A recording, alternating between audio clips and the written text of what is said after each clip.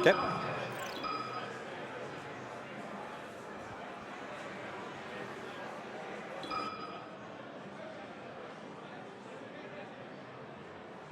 Winners finals? Yes. Doubles? We're getting the run back. Exciting. HBox and Ziff, they have warmed up like 4 different times already while we were waiting for a bit of a technical hiccup that we had to get fixed here. But yeah, HBox Ziff on a bit of a run, I would say, after they were challenged by Geo and Moose just now. Yeah, you know, it's been scrappy, but they're persevering. You know, HBox showing that he is indeed still out here to win it. Yeah. Up against Panda Crudo, who, as we've established before, probably the you know, theoretical first seed in the absence of Axamsa. So let's see what they can do here. All right, we're already off to the races. And man, Panda and Crudo are already doing such a good job of team comboing for a huge first stock. All right. I mean, this is where, again, like, this team comp against floaties, you just die. If you take a back air or you take an unfavorable hit from the Sheik, as long as the other teammate is in position to get the little sandwich combo going. Yeah, and I mean, Crudo and Panda already have shown in the previous... Bogo! Doesn't matter, though, if you just eat the fattest rest. Yeah, dude, I mean, Panda had such a good idea to just stop that from happening, but just a couple frames too late. But already we're right back to ping pong, tossing around green team. And... So I think a big question, and we do see the rest, this is related to that. How much of a playmaker are Hungrybox's rest going to be in this set? Wow, that was a crazy wait. I mean, you kind of actually get the shield poke or the shield drop hit either way, but good awareness from HBox to make that work. But yeah, compared to singles where, you know, if you whiff a rest, you're eating a combo. If your teammate is in position to wake you back up, it can be sometimes pretty reasonable to just rip a random raw rest, trying to make a positional movement read and get a huge swing out of as a result. Yeah, because I mean, look, we saw how that first stock went against Ziff, right? Like, so if you miss a rest, you're probably going to die in a lot of these positions, but if you hit it, keep gambling. Of course, yeah. So. And I mean, HBox, one of the things that I think really separates him as a player is just his awareness of people's movement patterns and positioning and spacing, and leaning into that is a great idea. Yeah. Got to play to your strengths. Let's see, falling fair should be enough. There's no good angle for Crudo to be able to recover back. So green team's maintaining parity so far. Ooh, great actually little takes the edge lead. I like that. I like that. Yeah, I would say a lot of this is kind of reliant on HBox being a big playmaker, whether it's through the rest, whether it's through the edge guards. Gonna have to do a lot. But at the same time, Ziff has to make sure that he's, on his P's and Q's for playing defense, playing back, making sure he doesn't lose stock super early. Look at the percent on him right now. Yeah, because, I mean, when you're playing with 3 other top-level singles players, I think in the back of your mind is always, I don't want to be a liability. I don't want to be the guy letting this down, because obviously HBox can compete at the highest level with Panda and Crudo, but we don't see Ziff in singles at that main stage level. And so, what can he do to bring value to this team? Okay, is it going to be a stock share? I think HBox is waving him off, actually.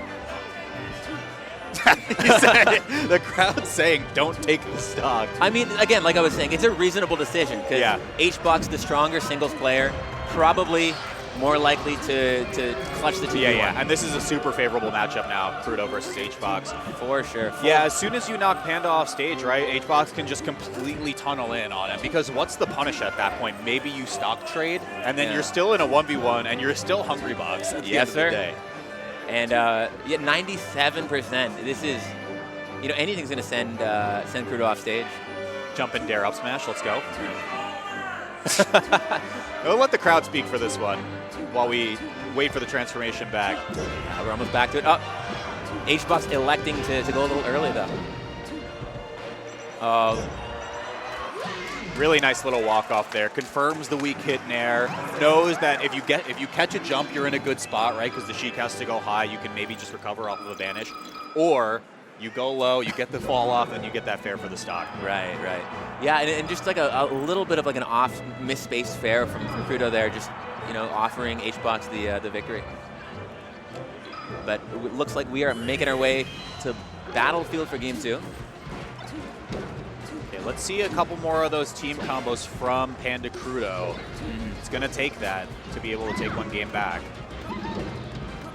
Yeah, I like them having some platform space to work with. I mean, obviously, Sheik loves Battlefield because of the platform height interacting so well with their short hop and full hop heights. Right.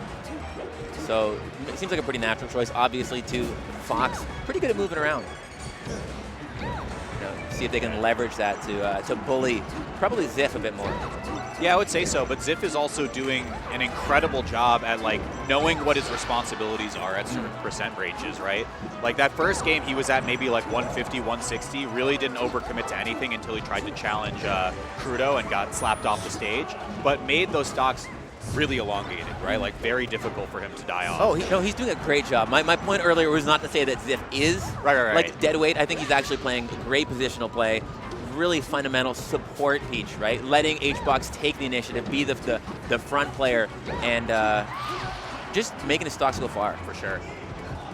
Okay, catches jump. Ziff challenging the shield a little bit, gets the down smash. Yes, sir. Love to see those. Okay, so how do you play if you're green team?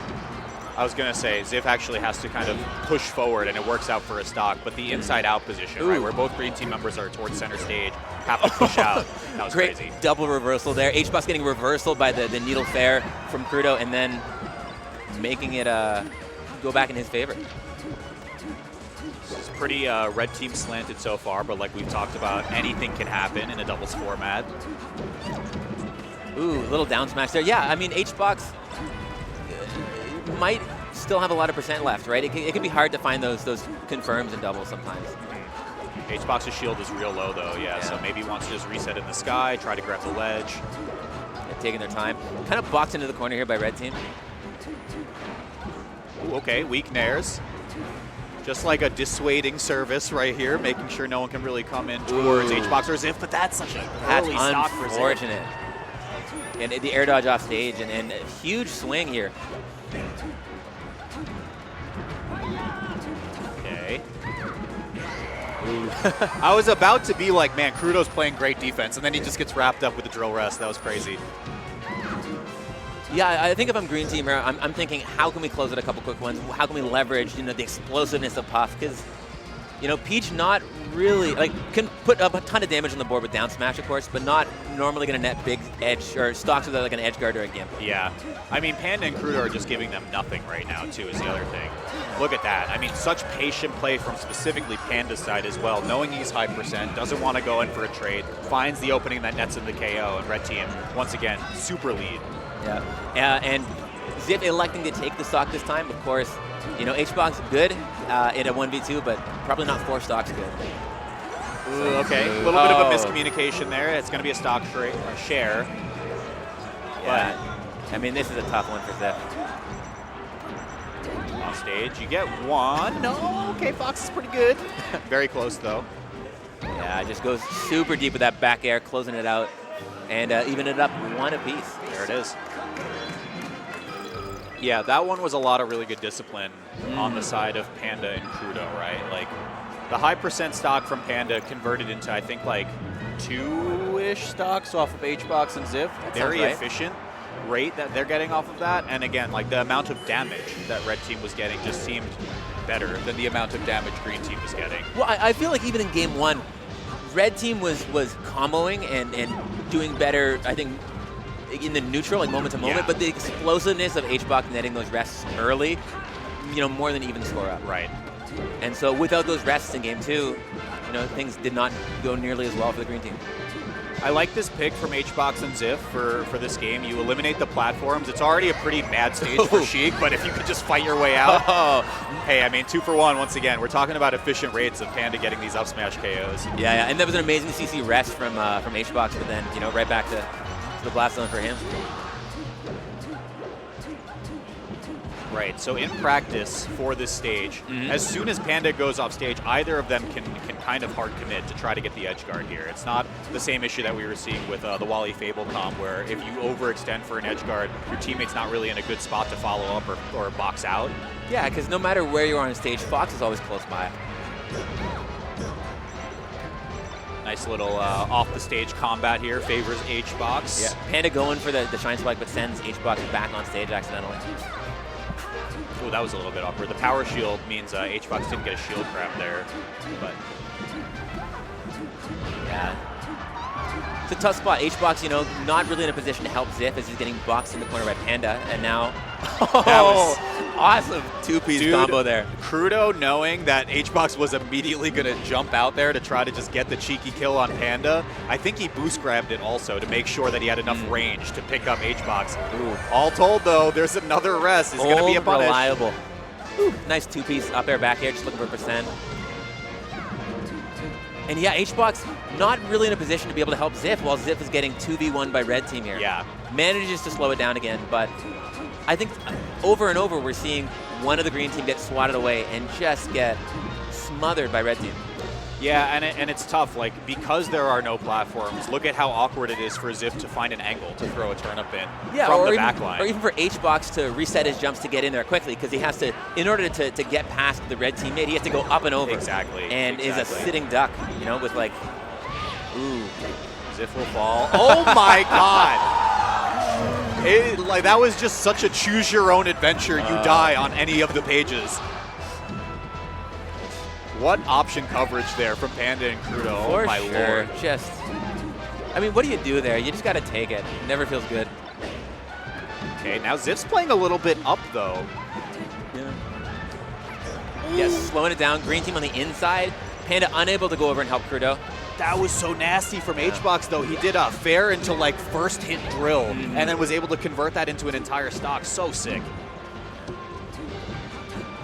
Okay. But last stock apiece. This is the stock. What a shine stall. He didn't save the jump though. Okay, not a lot of jumps. Those needles might actually. It's enough. Oh! You called it out perfect. Even Crudo knew. The miscalculation there. But also, Ziff at 99% means that, one awkwardly DI'd fair. Or a misplay. Oh, he's sleeping. HBox can't hear us. He has his AirPods in. Doesn't really get a good punish there. Doesn't get back in time to get a grab. But, any good raw hit. Oh my gosh, that is the worst case scenario for this edge guard. This is so doable for Crudo, but the slow get up. Oh, and the whiff grab. This is. Oh yeah, we knew it was coming. We all knew the grab pair was coming, but HBox knew further in advance than anyone else. Low profiles the grab, gets the rest. The old reliable, after a disaster of an edgeguard situation, somehow they salvaged that game. And that was so crazy because Kuro gets the power shield on, was it a Nair? Yeah. Did he power shield? I think so. And just a little bit too slow on it to manage to get the grab. HBox managing to get to the ground on time, and obviously low profile Sheik's grab. Wow, that was nuts. And I know we don't like saying this. I think if you're Ziff, you have to let HBox take that stock at the end, right? Especially versus a Sheik. It still worked out. They're one game away, and they're looking pretty solid with the early stock onto Panda already. Yeah. That was so pivotal for this set too. That advantage is gonna benefit the green team so much. For sure. Okay, a little bit too high up for HBox to confirm up air to rest onto Crudo, so you just have to settle for the single hits. Ooh, nice.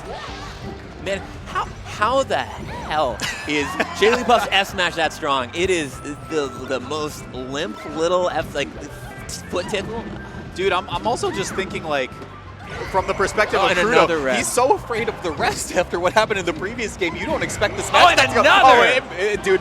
Oh, and he missed too. Oh, no. This is looking rough. Yeah, this is looking rough.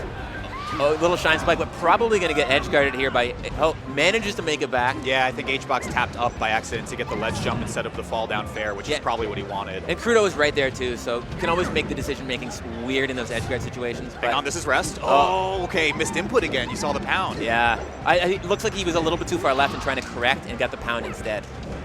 But, I mean, look at the stock count now. Even though HBox gets an off the top KO, they have to convert on this, and they do. Just like that, this game has turned on a dime again. Yeah, we're even back up. Red team's still in this for sure. I mean, this is, again, the spiritual first seed of this event. Now that Axe and Amsa were taken out of the tournament, or DQ'd from the tournament, excuse me. Ooh. A little bit choppy here, but, Okay, big shine, huge What's shine. happening here off stage on the right side? Wait, HBox no jump. No, you saved him. I think that saved him. I mean, Randall was still in the mix, so it was a little bit awkward, but the stage spike was so crucial, and that's an enormous reversal. Crudo has to play the 2v1 now. This is huge, man. This is going to be very difficult, because confirming anything to get this stock is going to be really, really difficult, because, of course, the other green team member is going to interrupt any attempt. Wow, this is a very big challenge for Crudo. I think you'd rather have Panda in the 2v1 just for the straight KO power you can get. Right. One recovery means Crudo's probably dead, 2 arrests too, as long as he recovers on stage. And there it is. You called it, sir. Doesn't interact with it this time. Ziff doesn't get wrapped up in the mix of that rest. And a 3-1 victory will mean the old roommates from down south will make it to grand finals, a tipped off 16. That was honestly really impressive. Again, I think the level of coordination that we were seeing from Crudo and Panda was really, really impressive, but HBox, like you were saying earlier, being such a playmaker, getting in the fray, finding those rests, both on recoveries and just in the scrap, really made a huge difference for that set. And not to sell Ziff short, he was really holding on to his stocks, playing great position, spinning when he needed to spin, but I don't think you can understate just how much that stock lead from a rest makes a difference. I think that's such an important component to the double floaty team comps as well, because when you have like Fox Sheik, Fox Marth, those types of like fast faller plus like a mid floaty or something like that, or even Fox Puff, for instance, you kind of know who's supposed to be playing back and who's supposed to be playing front. When it's a little bit more ambiguous like that, if HBox looks at Ziff and says, I got this, let's do it, right? Right. You kind of just like sit back and let go of the wheel for a minute. Let them do it. So. I mean, when you're teaming with Hungrybox, you know what you're doing. For sure, yeah. And I mean, great stuff to HBox and Ziff. They will be sitting in grand finals for now. And who their opponents will be will come after the next couple of sets here. This is going to be Moose and Geo coming back up on stage versus Wills and Super Armada. Right. So this is, I believe, is this Sheik Falcon? Yeah. I think Super Armada, for some reason playing. Yeah, well, I mean, maybe you're just a big fan. Yeah. But let's see. I mean, look, Geo and Moose really impressed both of us. They took HBox and Ziff to Game 5 just a couple sets ago. I'm looking forward to seeing this one. A Falcon on the screen is always a treat as well. I wonder. Oh, actually, we don't get it. Is that not? That's not. I see Puff Puff Peach. But yeah, they're on the wrong colors anyway, so we probably will get Falcon. Yeah, this is... are they button check? I guess so. I mean, this is probably just stuff from last set. So, yeah, I mean, we have not seen Wills and Super Armada play, at least on broadcast today. No. I don't know if you have any early preliminary predictions based on what we're seeing from Moose and Geo earlier in the day. I honestly, with the way that they're talking right now, I kind of think that they're probably trying to figure this out themselves. I imagine that we're going to see a very similar game plan to before, with Geo playing support and Moose taking the initiative. It's hard to say. There's going to be such a different setup than the Peach Buff they had to play earlier this stream. But, do you have any thoughts about how would you tackle this? If it is Falcon Peach, I'm very interested in this. Falcon's like a weird character, was like very thought of as like the exploding character, like more glass cannon than Falco. I remember talking with Pew Pew a lot about this. There was a video actually from many years ago where he said, what did he call him? Falcon was like the smelter, where he's like, you just get to knee whenever you want, and sometimes you get stocks for it, but you're also extremely exploitable in terms of recovery, in terms of your weight being very similar to Fox Falco, and especially for a team like Geo and Moose. I'm sure we're going to see a couple of sandwich combos that will lead to a dead Falcon, assuming that's the character we get on the CSS. Yeah, I also wouldn't be surprised if we see Geo really trying to play that laser game to intercept the approaching aerials from Falcon. Because like Falcon can hit you no matter where he is on stage, just by full sending a knee or a stomp across stage, or a nair, of course. But being able to lock him down, intercept that with the laser, and force him into positions that are maybe uncomfortable for him, where he can't immediately interact in a favorable way because of the startup on his moves and because of just how much space he needs to move around in general sometimes. I think if they can put him into unfavorable positions, it probably will pay dividends in terms of them being able to outmuscle the other team. Totally agree. And for the folks at home watching, it looks like we're going to get the other losers' quarters set as well. So we'll get to see Fable Wally versus Salami Dark Atma. Right. Or at least it's listed as 0-0 right now on the bracket. I think I'm being dumb here, and it's actually... So Super Armada is Panko. Oh, yeah, okay. Right. I did not recognize Panko with the hair like that, like super long hair. Hey, look, I'm a bit of an online warrior. I feel like it's hard to remember everybody's name and their gamer tag and their face and their character. That's fair. Why is this tag Super Armada? That's just to make our lives harder. So we will be seeing Peach Puff then, right? Yeah. I thought Will's plays Sheik. I must be mistaken. Okay, let's get underway though. A lot of Peach Puff. Yeah, this is just this. So throw out everything we said. We have seen this one before. I'm going to eat those words. That's on me. Hey, look, I mean, just by the virtue of the fact that Geo and Moose got really close to beating H-Box Zip, I'm feeling really confident if I'm green team, Yeah, you know what? They have the experience. They have, we've seen the game plan. It's going to be hopefully the same game plan.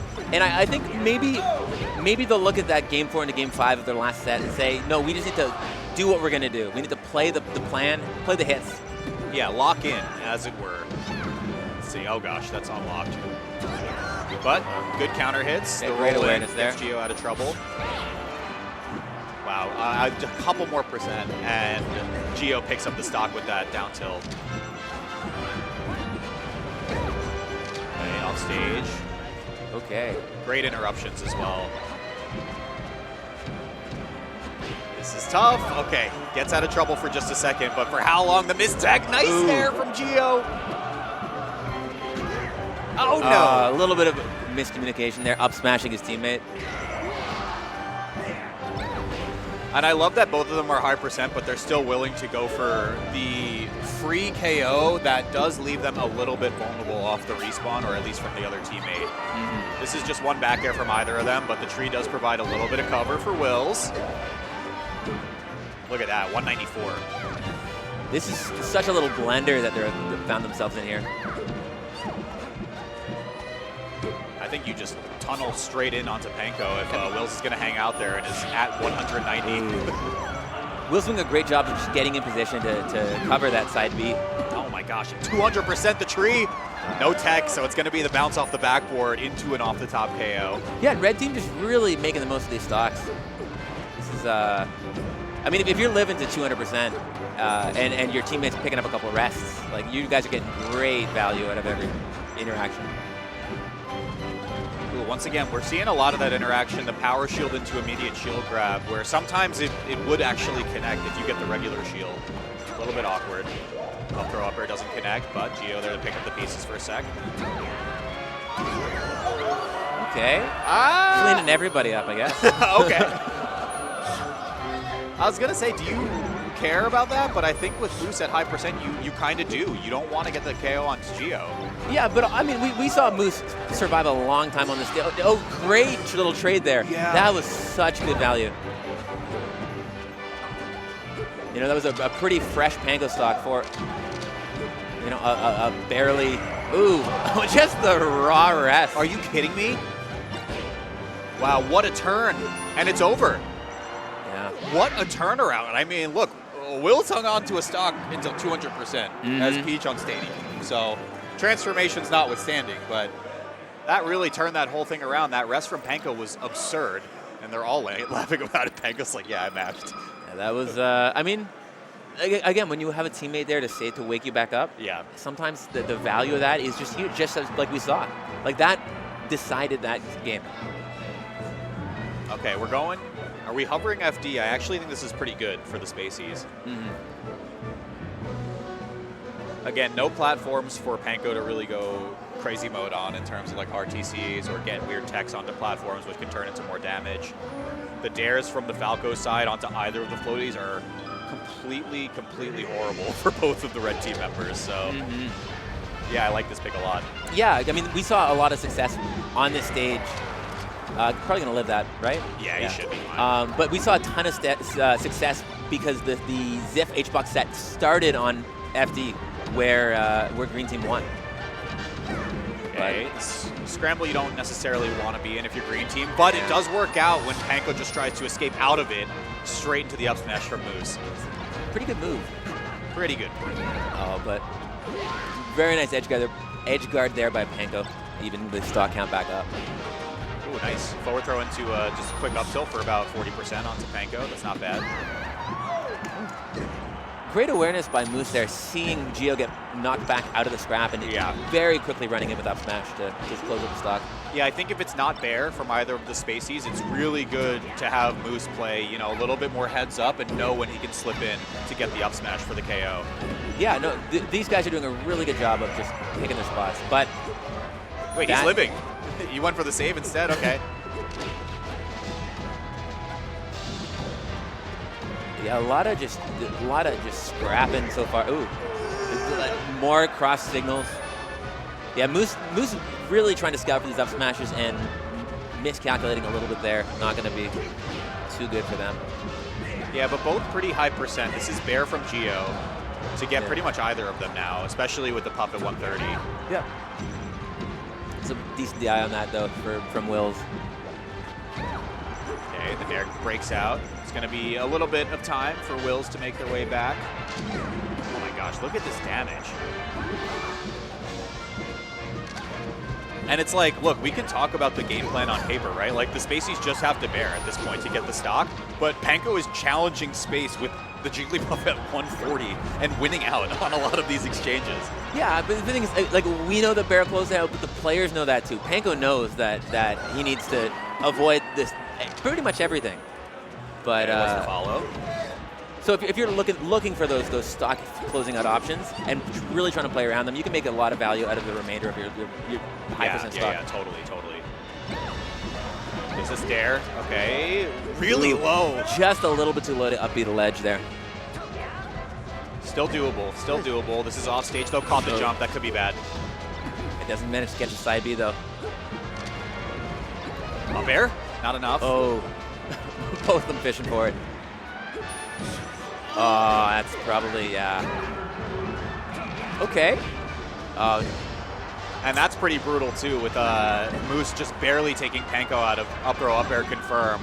Gonna be a game number 2 going over to Panko and Wills. This is such a crazy turn. I mean, once again, we saw Moose and Geo play a really competitive set against HBox and Ziff, who I would argue is probably the superior Puff Peach team. I mean, but I'm wondering, like, what do you think is going wrong right now? To me, it feels like they're getting caught in the scrap a little bit too much. Like, coming back from that previous set, they were at their best when they're slowing it down, playing really methodically, taking their time to engage, and hopefully not getting rested. But it feels like they're getting caught in these scraps, getting caught by stray hits, and just like they're not making enough value. So I'm gonna, hopefully, we're gonna see them keep that pace down and really play to their strengths, which seem to be the coordination. It's gonna have to be a reverse 3-0. This is for what, 5th? I believe you're right, but see if they can do it. I haven't been too dialed in on the facts in the past 10 minutes, so. Okay. Yeah, that dare from Geo onto Panko. I think you just dare again, force the knockdowns. Ooh. Again, that's such a core tenet of Falco Puff in singles. We really have to see that work out here in the double. Great lasers from Geo there to save Moose on the recovery. Nice tech. Just nice roll up smash. Shades. Oh, the double? If it was Fox. Yeah, you guys just swap controllers maybe. Okay, there it is. That's better. Nice decision. Yeah, and Moose, like, staying very, very close to the edge, did get a couple of hits onto Panko on the way out. Yeah, I like what I'm seeing, though. I feel like we're seeing a little bit more of Moose on initiative and Geo playing back again, and them really swapping when they see the opportunity. Yeah, a little bit of miscommunication. That up smash I'm fine with, though, because it still maintains their lead. Yeah, and he was like 164 or something. Right. Yeah, and I think it goes both ways, right? Like, if the Puff is just going to liberally rest in a lot of these positions, the Fox is like, you know what, I'm going to start up smashing a lot more. Yeah, it's almost the same thing. That's a stock. That is early. Disgusting. 66. Yeah, again, I think it really does feel like they're oh, the double. Oh, it hurts. Make it go away. Oh, that really evened it up. Can still play the perimeter, make Wills have to take his time getting back. Air dodge doesn't go towards platform, but we do see Moose once again fishing for that up smash. Accidental grounded laser into rest. That's tough. Oh my gosh. The shoots and ladders, the rests and up smashes, I don't know which one it is. Who's winning out? It's really hard to say because the stocks are even. Slightly green favored though. Yeah, I mean, but okay, bad DI on that Nair is going to close it out. But this could go really sideways for Green Team, though, if they get rested or gimped.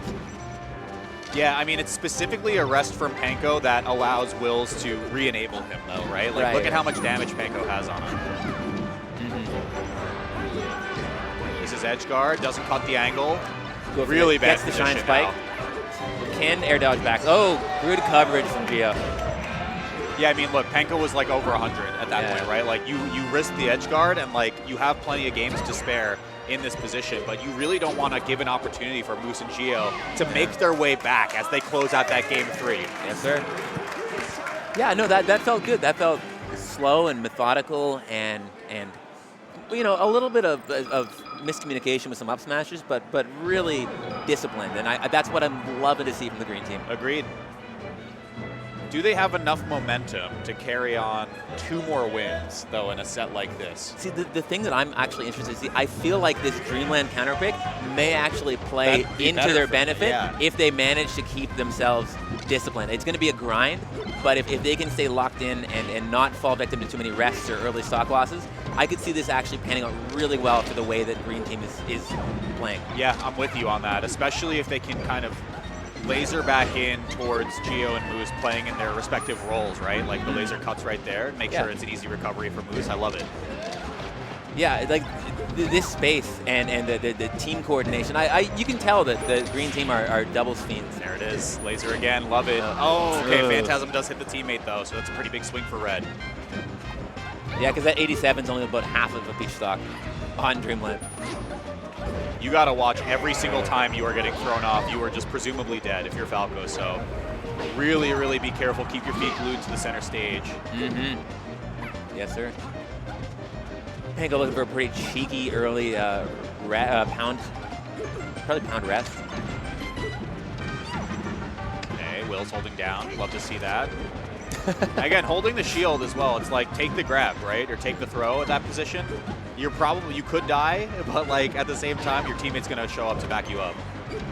Yeah, like again, these guys really doing a great job of holding their space, playing really vertically, not like moving too laterally, and just boxing out the red team. Ooh. Okay, that bear hits both, but it's totally fine for green team. Yeah, with Will forced to the ledge there. Oh, and that's pretty unfortunate. Facing the wrong way with that B. Just a bit of a flub. Right, we are pretty much even here. A little bit scary. Gio's going to have to do his best to keep himself from losing the stock too early. I'm thinking probably going to play very cautiously around the perimeter, shoot some lasers. Cautiously, right? You saw the dare come in right on top of Will's shield, immediately rolls away. Yeah. Like, I don't want to try to get lost in some tech skill and get picked up. Nice up air to get the KO. A taunt? He like that? You got to take those, man. I don't know. Peach Puff makes me feel things too. I can't blame him. I don't know about that air dodge. He had the angle. I don't think red team was clued into Gio, getting his jump back. And that's three quick bears for 25% on Moose.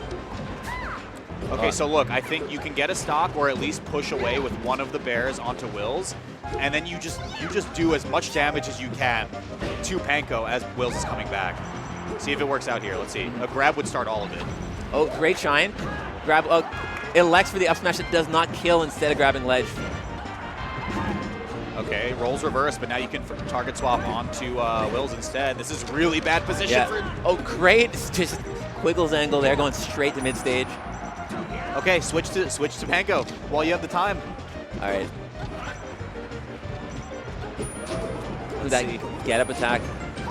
171. Oh, closes it out finally. Oh no, Gio's dead. They're both dead. It's just over. That's it. Panko and Wills. It wasn't H-Box Ziff this time, but instead a different Puff Peach composition, enough to eliminate the Spacey duo from tipped off 16. Yeah, that final interaction just shows how quickly things can swing for a Spacey team in double. Yeah. Both of them just ending up off stage and immediately just melting. For sure. I'm not going to say it was necessarily like a mistake from both players, but I do think like you want to be a little bit quicker to target swap onto the other floaty, because that's the thing, right? The more time you give floaties to return to stage, find those neutral interactions, like you said, it was like one bear, and then it just turns into a double KO in the set for Panko and Wills. I think if you switch your targets a little bit quicker, maybe you find a stock, maybe you at least get them staggered on their respawns, and it's a different story. Yeah, it can just be so hard, because like playing the spacing around, like floaties in particular with big hitboxes and especially Peach in particular, really difficult to scrap with if you're not in the right, like, set up properly for it. Right. I can get like having tunnel vision a little bit and not, you know, feeling the full context of the decisions that you're making. Yeah, but completely agree. Tough though. Hey, at the end of the day, that's Gio and Moose with the 5th place here, so not too shabby for the pretty doubles impressive, bracket. yeah. Yeah, and I mean, look, they almost took a set off H-Box Ziff, which is pretty insane. Yeah, so. and again, beat Cobalt and Gatsu. Yeah, so. I would say it was a pretty good showing for Upstate. But on the other side of losers, I see losers semis as what production is telling us our next match is, which means the Salami set probably happened. Okay.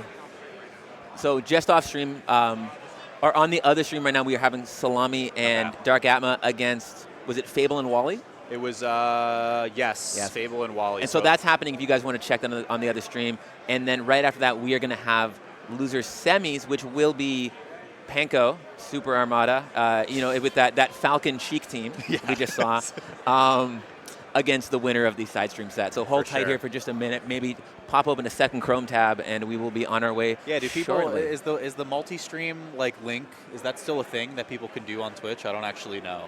You remember that? I do. Like it would pull it, and then you could like choose which one pulls the audio or whatever. I bet you it does. Or you know, one of the countless restreamers. In the category. I'm kidding. I'm sure there's plenty. But yeah, so loser semis will come up, which means our top 4 will be the winner of Fable Wally versus Salami Dark Atma. We just saw Wills and Panko make their way into loser side top 4. Panda Crudo are sitting pretty in losers finals for the winner of this next set that we'll get on this side. Yes, sir. And then in grands, Hungrybox and Ziff. Right. Not bad. They still got it, man. They still got it.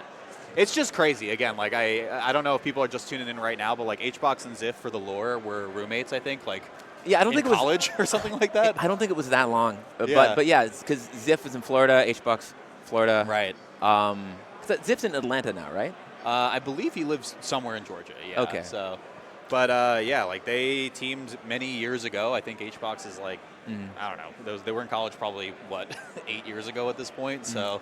Well, I know I was looking at some old like Tipped Off 4 or 5 footage of them together at. I mean, they have been attached to this tournament series for a long time.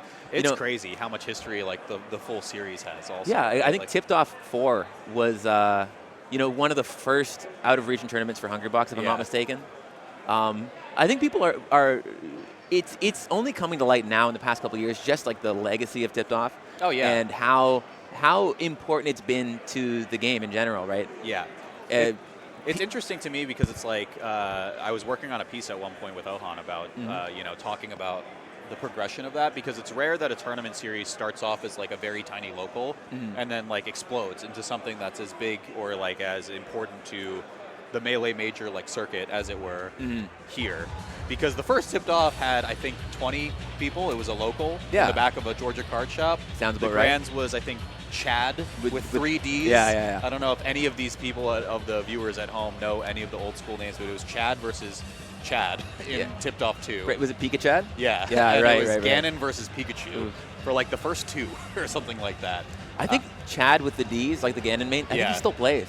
Yeah, I think he does too. Like, there's so many weird old school names that like have cropped up through this series that players who maybe learned from the documentary or even after the fact, the Slippy era, you guys might not know all that like full history. And that was the first Tipped Off was what 2009 or 8 or something like that. So it was a long time ago.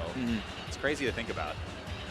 Yeah, because I think we're up on 15 years of Tipped Off. Yeah, it's technically the longest running Melee series that exists.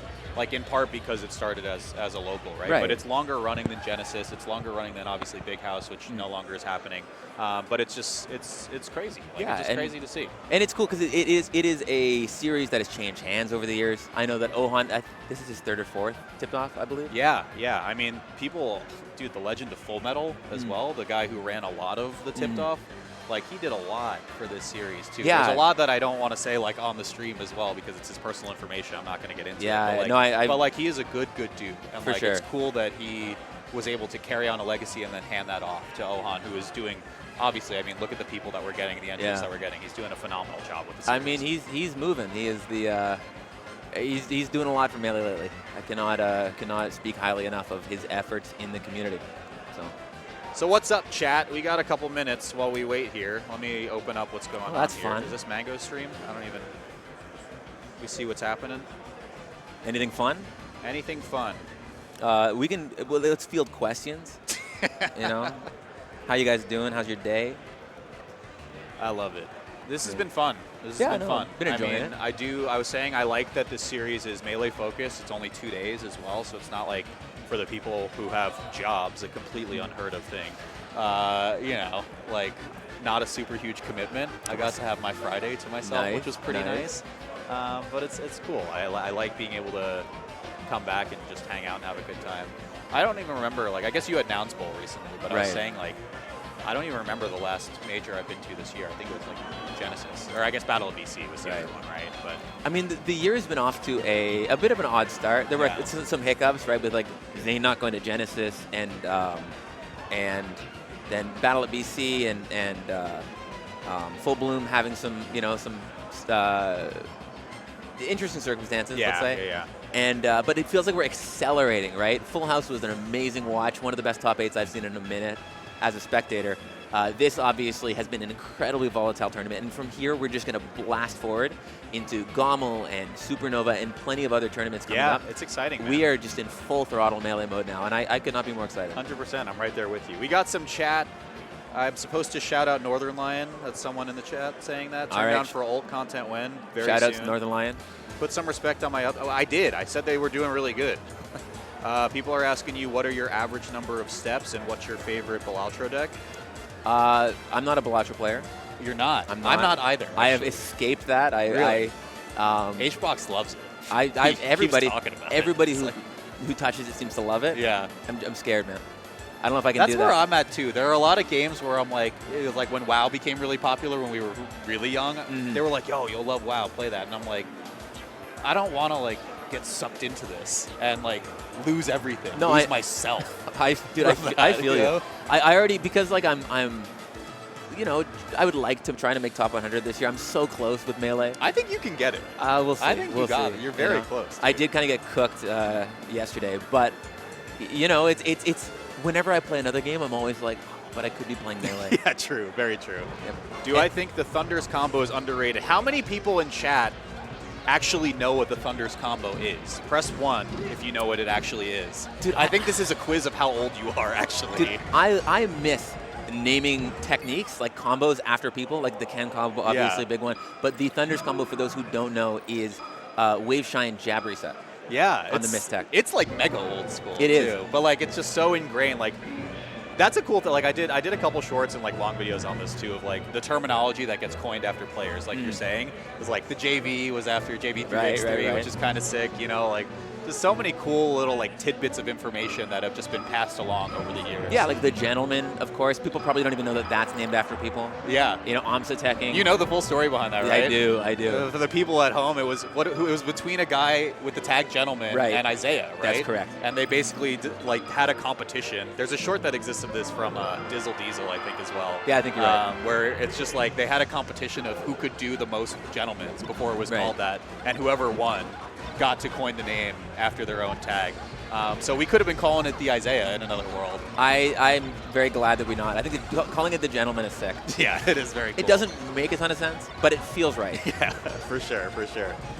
It looks like we are getting back to our set here. So Dark Atma and Salami came out on top of that loser's quarters set. Yeah, actually, Salam and I were talking about teaming at this event before he knew Dark Atma was coming. I think he's probably very glad that he ditched me. I'm glad too, because I get to hang out here and yap about some double sets. But it's you know, it's been pretty impressive. I mean, Dark Atma is one of the goats of doubles.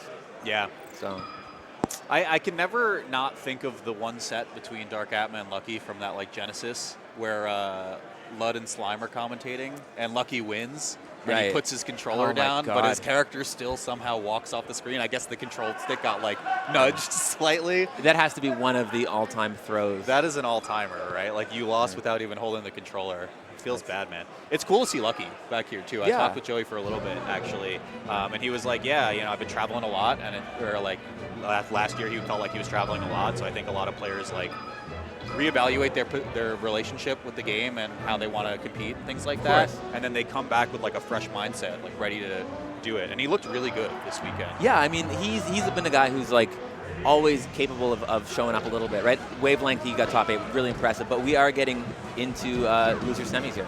Yep, let's do it. The Puff Peaches are making their return. Half of the teams in top 4 are representing. How many floaties are we There's a lot. See, dude? This is like a Pacific Northwest regional that's happening. You remember those graphics that used to come up where it was like 5 Peaches, like 2 Puffs, and then like a Dr. Mario or like 1 Fox for whatever reason? Or like Jersey had that for 2. Yeah, so nuts. God. Cake Assault in absolute shambles, having to only fight Dr. Marios in his region. But anyway, I digress. Let's go back into it.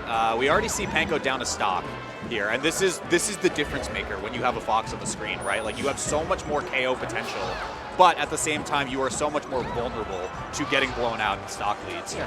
I appreciate Salam in this moment, though. A little bit of volatility going to really keep things lively. But, I mean, he's taking his time, sitting in the far corner, waiting for an opportunity to go in. Salam really good at being patient and picking his spots. For sure. Okay, that's going to be an air-to-air from the Dark Atma, being able to take that one. Yeah, he's just waiting on the perimeter. Oh, missed rest there. Oh, and he finds it. Never mind. Yeah, but Salami was holding down. That's actually a crazy recovery from him. Really, really heads-up play. Yeah. Potentially going for like a shine in there. I mean, he's been playing a lot of CC in this mix, too. Very scary, though, because if you get in the down smash blender, you're taking 50%. Totally. But yeah, it looks like he's being very careful to try and play around the cacophony of floaty characters. Oh, yeah. Okay, good patience as well. The up air from Dark Atma will secure that stock. Dark Atma getting hit in the face with Wills there, unable to follow up on the team combo. Okay, yeah. Oh, this ledge dash. I was going to say, like, great resource management from Salam, right? Like, you just immediately go for illusion. You don't want to jump and give Panko more time to set up that edge guard, but missed the ledge dash, so. Yeah, but Salam also doing a great job of letting, I mean, never mind. Crazy. What a bunch of swings that was. But yeah, great awareness of just like giving his teammate Dark Atma the opportunity to succeed. And Dark Atma playing point in this mix, which I think is not what I would have expected, but there's a reason I guess these guys are on the stage and not me. I think the thing that gets really scary is if like, oh, that's a brutal angle. But I was going to say if like Salam crashes in onto Wills' shield and gets shield grab with lazy pressure, then you just lose a stock, right? So I'm with you. Like I think he probably should be playing front in this position, but it's not super bad right now. Yeah, I don't even want to say necessarily that this is wrong. It's just not what I would have expected, but because he's doing a great job of using that speed to push in when he sees an opening and make a ton of value for his team. Yep, and back to the ledge for sure. We saw the back air start to come out, but Panko played the air-to-air pretty well there. Has to weave around this real carefully for a shot at the 1v2. Yeah, because 141, pretty much anything's going to be a KO here. Yep, there it is. Yeah, nicely done by blue team, taking the early lead. It's I wonder what our counterpick's going to be here, because I think intuitively you think floaties, big stage, Dreamland. Yeah, but I think to your point earlier, it's almost like to their detriment to give themselves more space, which allows maybe like in this case Salami to play a little more backline, wait for some whiff punishes to come up. You can just let some up smashes rip with a little more reckless abandon in some of these situations. Yeah, and it looks like we're going to FD, which I think makes that sense, right? Because it gives Salami no platforms to navigate around the floaty mix. Hopefully they can maybe box him out. Because as you know, both the red team's characters are good at doing. Okay. Oh, facing the wrong way again. What a mix. This is a mess. Yeah. This is an absolute mess. Okay, great reversal hit. It's not going to be enough to get the kill on Panko, obviously, but at least Salami gets out of it for now. Yes, sir. Yeah, taking their time here. Just trying to the saunters his way over. Oh, yeah. That's funny. But you got time. I mean, Fox probably walks faster than half these characters run. Oh, yeah. Yeah, and this is what I like to see. Like, hold your ground, secure the space, establish the tempo if you're a blue team, right? You had a complete disaster of an opening game, but you're somehow completely fine now. A great up B from Dark Atma to just push Panko out of the way so Salam could recover. This is a little bit too far. It has to be a save. It doesn't connect with the turn up. Really impressive awareness by Dark Atma, though. Paying a ton of attention to his teammate. Also great awareness by Salam taking out the Peach before waking up Jigglypuff. Yeah, and I mean, just like that, a disaster opening for blue team has turned into even stocks across the board. Yeah. That was a really smart play. Illusion gets caught. Great pickup from Wills. I really like that nair, just immediate, right? Mm-hmm. Yeah, wow. They just... Man, I love seeing good doubles players. Like the coordination between them. Oh, where's bro going? He's dead. A great attempted save from Dark Atma. Not going to make the deal, or make the difference, though, sorry. Okay, a little aggressive from Wills to come back in with that fair, but don't really blame you trying to reestablish some space for the team. No, for sure. And I mean, it's hard to anticipate your opponent being that good at target switching to immediately zero in on the Peach coming in. I mean, all told, both of the red team members are drifting in a lot, so Salami's going to start getting some juicy up smashes here if they keep doing that. Yeah, going for it, right, just as you said it. Okay, nice pickup. Optimal with the golf club as well, like perfectly sent him into Salami. Oh, okay, great up air there too. And now we're down to one Panko stock. Yeah, and yeah, I mean, sure. Oh, would have been cool, guys. But it wasn't. Instead, you're going to have to settle with a boring stock. Unless. Oh, you know, take our time here.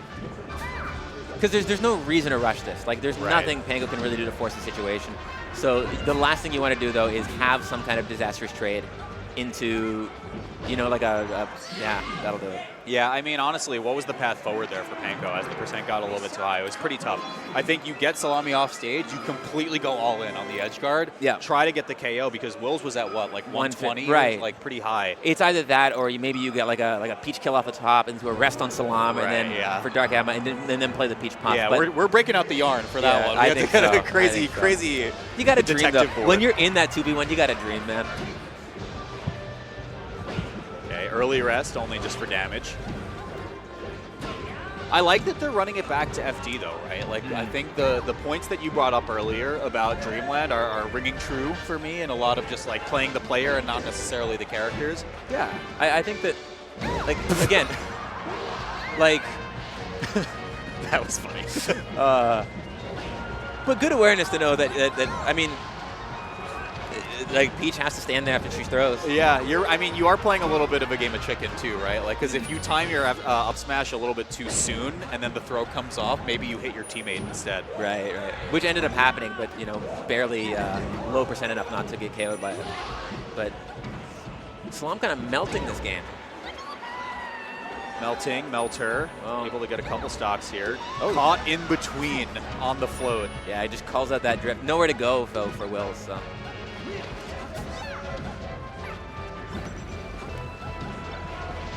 Okay. A little bit of scrapping for the first time in a while. Yeah, the 4-player piles are pretty tough for Red Team in particular. I do think what they've been most successful in is Will's getting a grab and then Mang0 just being like a heat-seeking missile going in for the rest no matter the cost. Oh, no! Just gets barely pushed off stage. That's funny. That was a little bit of a miscommunication. I think Will's wanted to get the follow-up hit to maybe allow for a rest follow-up.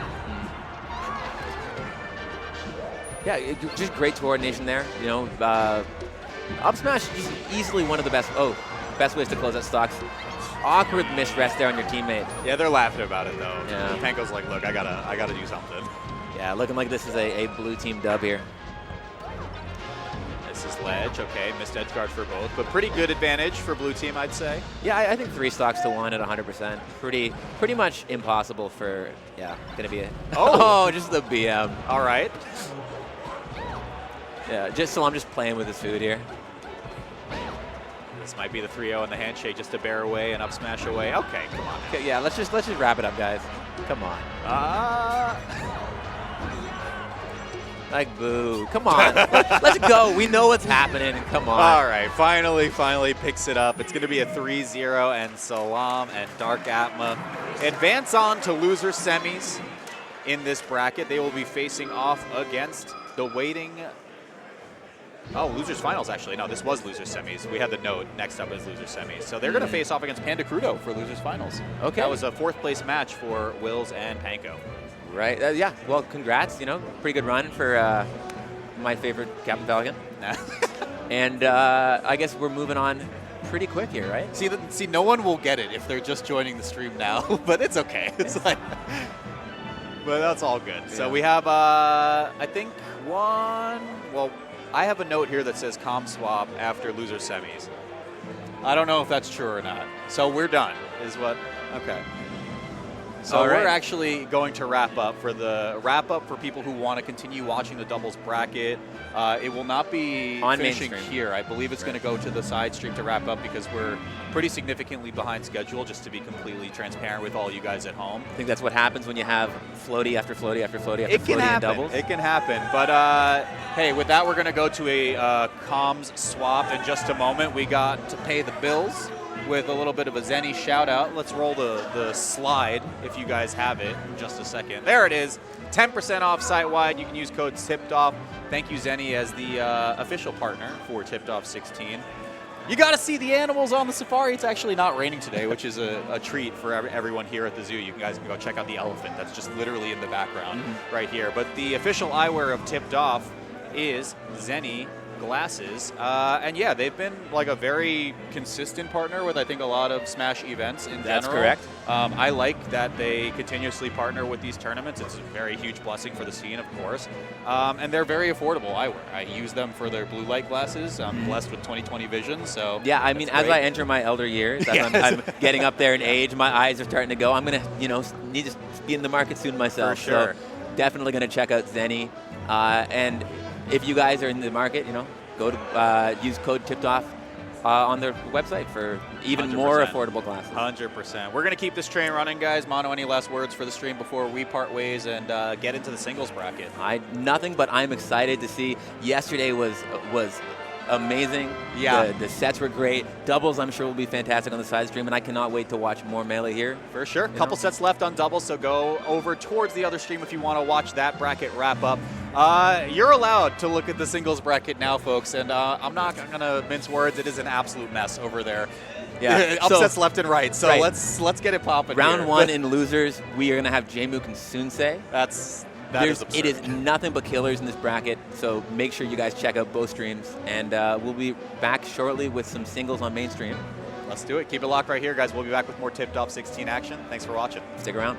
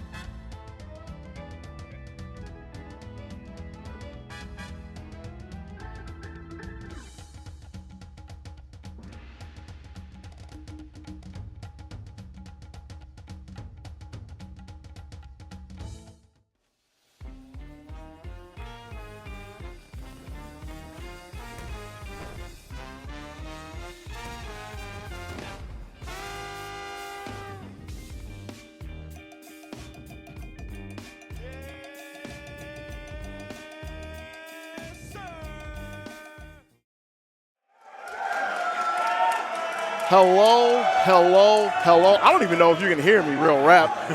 Good afternoon to everyone out there. Welcome to Tipped Off 16 Safari's Top 32. Dogysamich gonna join Big Stude, and we're gonna walk you all the way down the top 8. And like I just said, you can probably see a couple people jumping in the back. We probably don't even need to tell you where we're going to start things off. But before we get there, Stu, how you feeling today, homie? Man, I'm feeling good. Top 32 is looking like it's going to be a bloodbath. So yes, like this whole tournament has been thus far. Like some people were tuning in. Like I caught wind of the chats yesterday, some of the social medias yesterday, and they were looking at the road to 128, and they were like, "How are these matches 128? These matches could be top 8 at any major you pick." So yeah, I think it was promoted and headlined as one of the most stacked tournaments, if not the most stacked tournament ever, and it's been living up to the monster. It's been one of the just most stacked, absolutely, I think. Like these matches from top to bottom have just been like, why is this happening here? Soon say none for like 33rd. Yeah. You know, things like that. H-Box Nikki 33rd. 33rd is a dangerous number to say right now. For it some really people. is, man. I mean, some folks have definitely fallen far earlier than they might in any other bracket, but you already know what's happening. It's going to be the GOAT up first. Yeah. You got to get Mang0 in there. From what I understand, he's playing a little wonky from what he says, but he's been looking good. Really? Yeah. He says that, but he's one of 5 people, unless I've miscounted somewhere. He's one of 5 people in this top 32 who has not dropped a game so far. Damn. Yeah. Really? It would be him, Cody, Zane, Moki, and SDJ. That's true. Yeah. I think, I'm going to be honest, SDJ's up next. Really? Really. I've been thinking that they have had like an incredible trajectory through all of 2024. And if they can somehow try to like surmount the next big hurdles, which I think is like the top 10 players, and start getting a lot of dubs over on them, we'll see. But we got Asify stepping up, another challenger whose resume has honestly been incredible. I mean, made a Grands in Full Bloom earlier this year, fellow the Cal Crudo, the Lion amongst Lions. But this is a funny one, I think, for Mang0, because the way he talks about the way Asify plays, he's like, all this guy does is swing. All this guy does is put hitboxes out. I feel like with the little bit I've lurked on some Mang0 streams, I feel like I've heard him say that specifically about him. Yeah. I can't say I'm too familiar with Asify's play myself. I was actually going to ask you if there was anything you could define of it, but is there any truth to the matter right there? There is. I mean, he's really hitbox heavy. He plays kind of like Zane when Zane's aggro all the time, right? His dash dance game is still really good. You can see that he's clearly modeled himself after a lot of the greats of the game, especially Zane in the modern era. Right. But he does tend to put out a bit more work out there in the world. He's just testing people's games, man. Just making sure they're valid and everything, making sure they're actually moving and grooving. Yeah, absolutely. I mean, with Mang0, I think he's always moving and grooving. Yeah. I mean, it's going to be interesting to see because, I mean, he's mostly been all bird, I think, throughout this weekend and through the past couple months. Right? Foxy's leaning on every now and again. I feel like I have heard that he is trying to play as much of the bird as possible to the tune of at Full House, I think it was. That's where he took the set against Acebox, only using Falco? Yeah, it was like his first set in a long time that he managed to do that. Because normally he's just been doing Fox, and they've been going back and forth for years. But their Falco spread, I think, like Falco puff spread is so much smaller. That's the reason why he's still in the game, though. That's what he said. Is, I know he said that for a fact. He a big bird man. He is a big bird man. All right. Yeah. And the crowd is already erupting, as you can see behind us. Yeah, I honestly hope that is getting picked up in the mic. As much as it would be a detriment to us to try to talk over it, it's just good to capture the atmosphere as we get into the first game of top 32. Again, Mang0 with the Falco, Asify with Mark. All right, coming off that ledge a little bit sloppy. He's going to get checked. Jump gets called out. That's going to be a stock. Yeah, Ripper start for Asify. I mean, he's taken sets from Mang0 before. Okay. All right. So, totally in the realm of possibility. He's playing like it so far. Got to see how he can get back to the stage, taking the high road. And Mang0 was probably expecting a forward air to come to him. Relents and lets him back up. But still, in pursuit, CC against the wake-up attack. Chasing the Omps attack. Gets him up out of there. 3-3. Good start. Good equalizer. Yeah, I mean, just quick to get that double dip into the tech chase, too. Okay. How do we finish this off? We just reset. Right. Keep it honest. And it was nice of Ossify not to try to up B immediately and run into the glint of Mang0 on the ledge, so it gives him another chance at this stop, rolling back to center stage, but still Mang0 in hot pursuit. Saw the tech a mile away. Gets another edge guard op. But he's baiting options out of shield, just like moving near him, just seeing what he can gauge. He's playing really well at like the 3 character length spacing right now. Ooh. Whoa, whoa, whoa, whoa, whoa, whoa. How did he get that turnaround ledge? Did he just do shine, jump to ledge? Uh-huh. Oh my God. That's why he's one of the best in the business, baby. Really though. I mean, I feel like he's playing that patient game. He's been talking a lot on his stream. He's like, you can't approaching laser anymore. He's like, we can't do it anymore, guys. That's how I feel even looking at the game now from what I knew back in the day. Like, I was literally thinking of when I started playing Falco in the tournament, and I could beat people just because back in my day, like, you literally just shoot guns at people and they don't know what to do. Exactly. But nowadays, people know like which way to face and make it miserable for Falco. Yeah, their counterplay nowadays is so strong. Wake up. Oh. Bit of a flaw, but still in a decent position, forcing Ossify to the side, gets the high bear to send him off, and a couple of guns just to stifle the recovery. 2-1 to Mang0. And Ossify's been keeping this pretty close, though, coming in down with the nair. He's trying to just find his pace. No, it's not going to do it if it's not on the tip. That hill hitbox isn't strong enough to break shield, but... It was close. Mighty close, though. Oh, double, triple.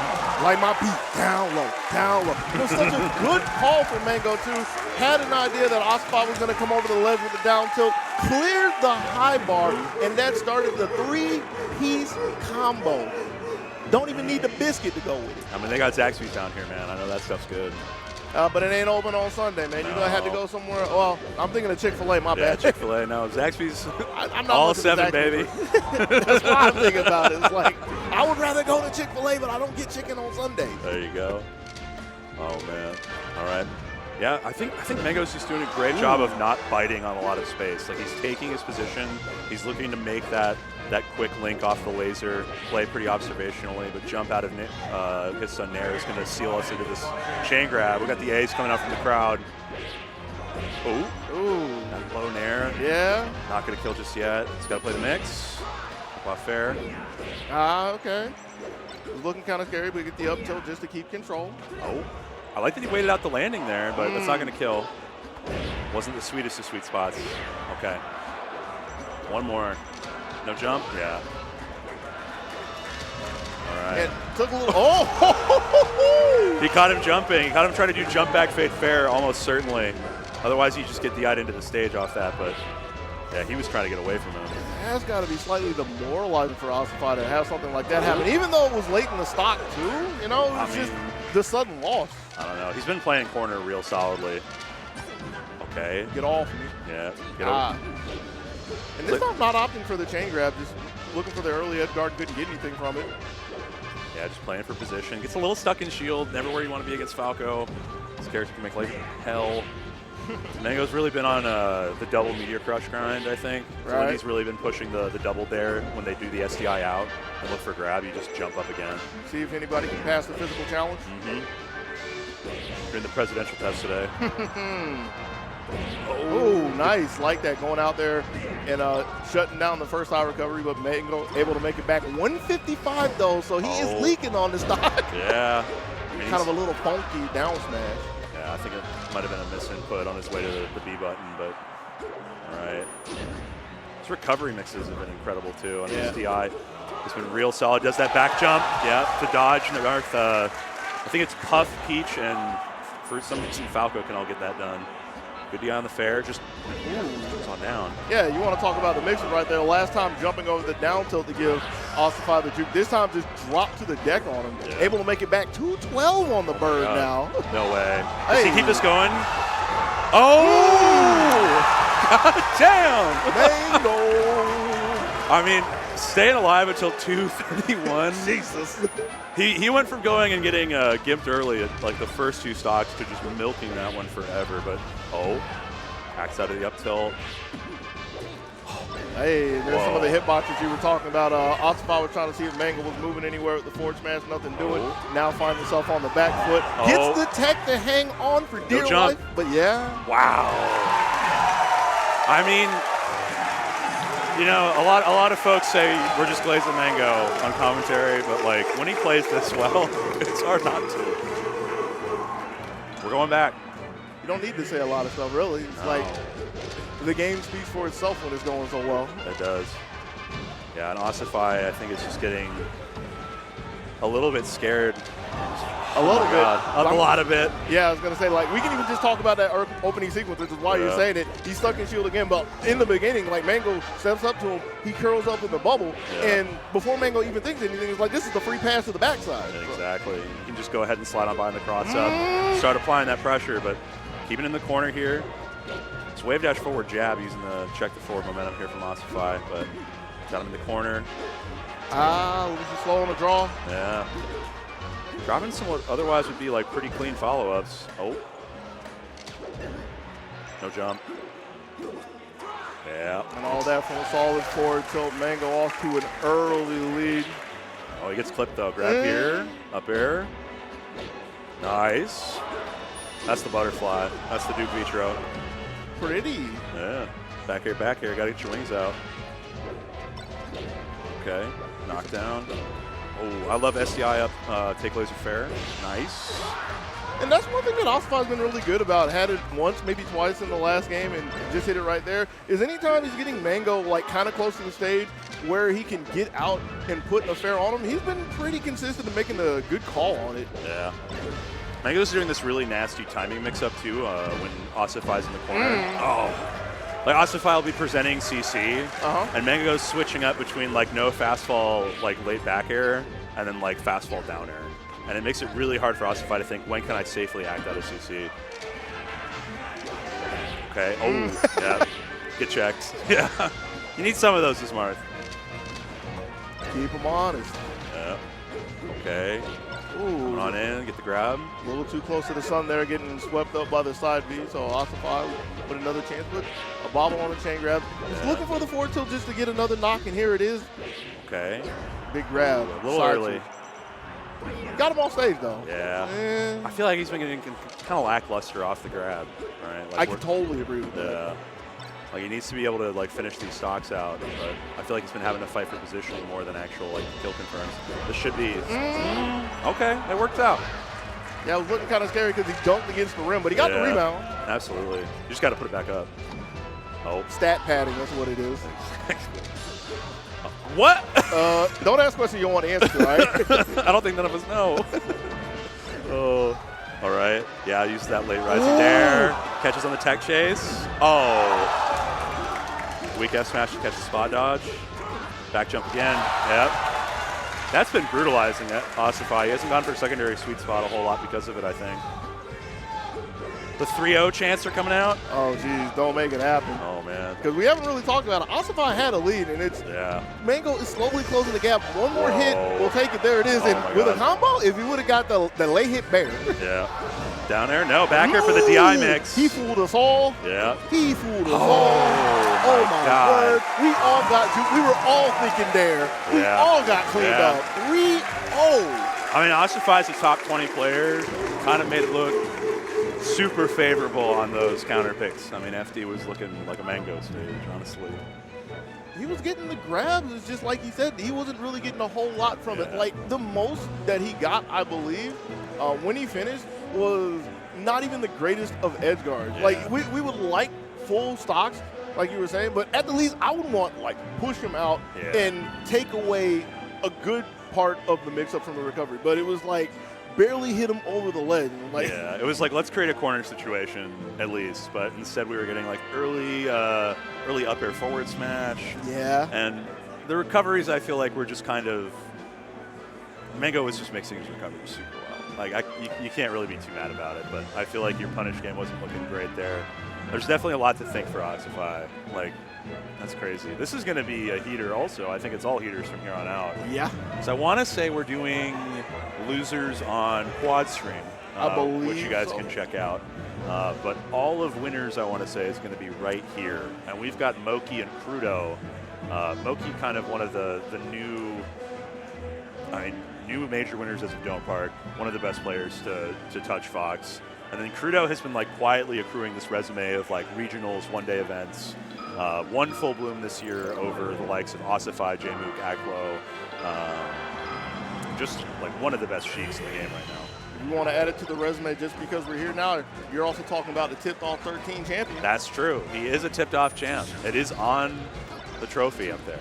That trophy is so sick. It's so cool. The fact that it has every single winner on there, and it's like your name could be here too.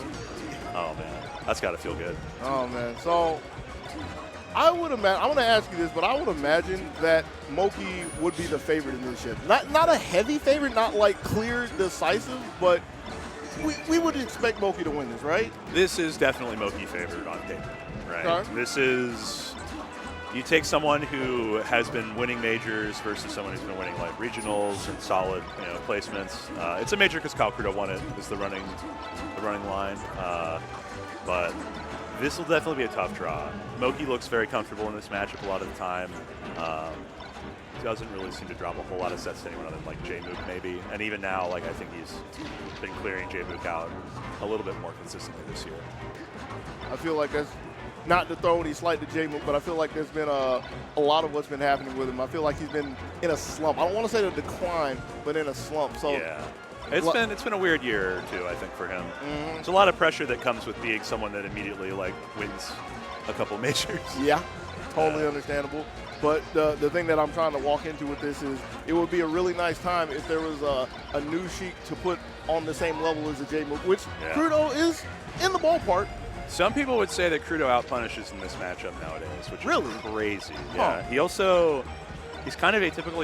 He will tech chase, but like he does find like pretty keen situations to start like pop-ups and really work just more outside of the knockdown too.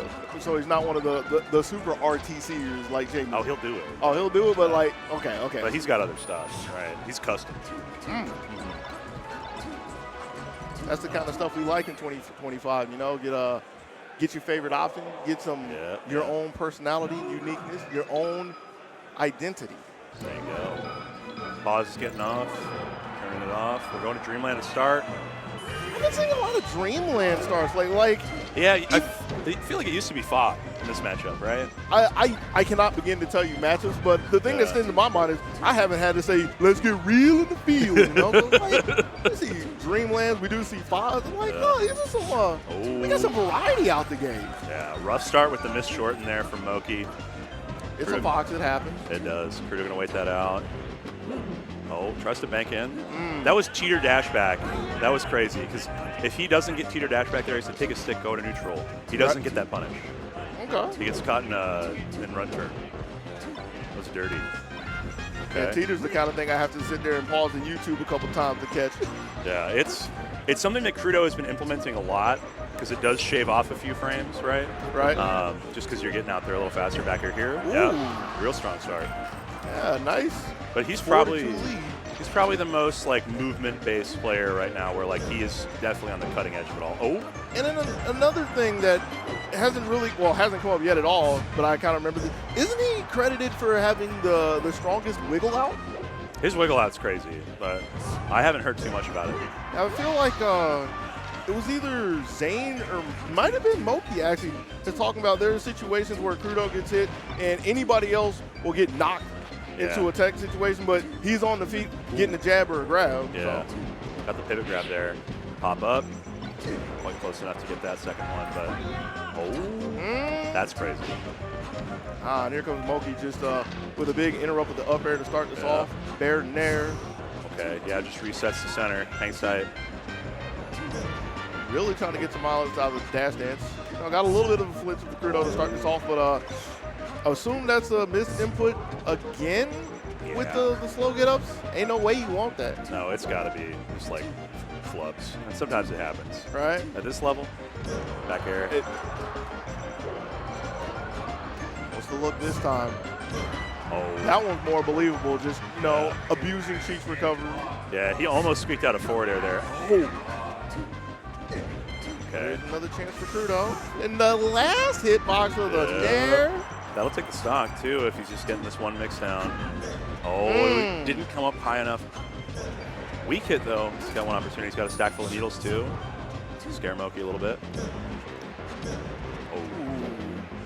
It's getting there. Oh, there we go. Okay, yeah, I like that. Do it for Zoo, you know? Don't want anything to do with trying to wake up and see what happens on the stage. Just go ahead and immediately get out of there. But the quick rebuttal from Crudo keeping the lead. So we got fresh stocks, 1-2. Right, trying to push through, nair out, knock down. Get past seal percent. Yeah. All right. Mogi's doing a great job of finding his overshoot grabs, which I think is like so important in this matchup.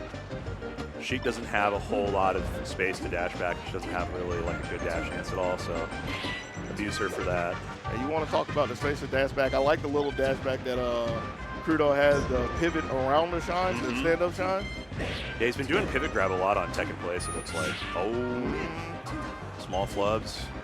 Yeah, it's like, I dare say the neutral has been solid. I don't know if I can say it's been like outstanding between the two, but they've been finding good openings, and it's just like getting to the conclusion of their statements. It's been hit or miss. Yeah, we haven't seen a whole lot of 0 to deaths. It's mostly been like, let's work piecemeal until we finish this off. Should be death. You get one. Yeah. Easy work. Sometimes it's all it takes is a little flick forward on the gray stick, man. That's all you got to do. That being said, that's enough for Crudo to kind of rock the boat a little bit, finally take a game off Moki. First person to take a game off Moki the entire event. Damn. And here we go to Moki's counter pick. You know those Phantomals love it. Yeah. Pokemon Stadium. Okay, boxing out a little bit here. I mean, Crudo kind of benefited from getting those 2 can opener stocks. I'm wondering if he can kind of keep that momentum. All right, double up tilt, pokes through. Yeah. Getting a little stuck, but picks it on up. And even though they had the DI there, it wasn't strong enough. Yeah, that low ceiling, man. 109 after the hit is a bad feeling. I mean, it could be worse. We could take it to the story, all right? We could get it low. That's true, we could get low. Drill grab. Okay, platform tech chase, back throw DI mix-up attempt.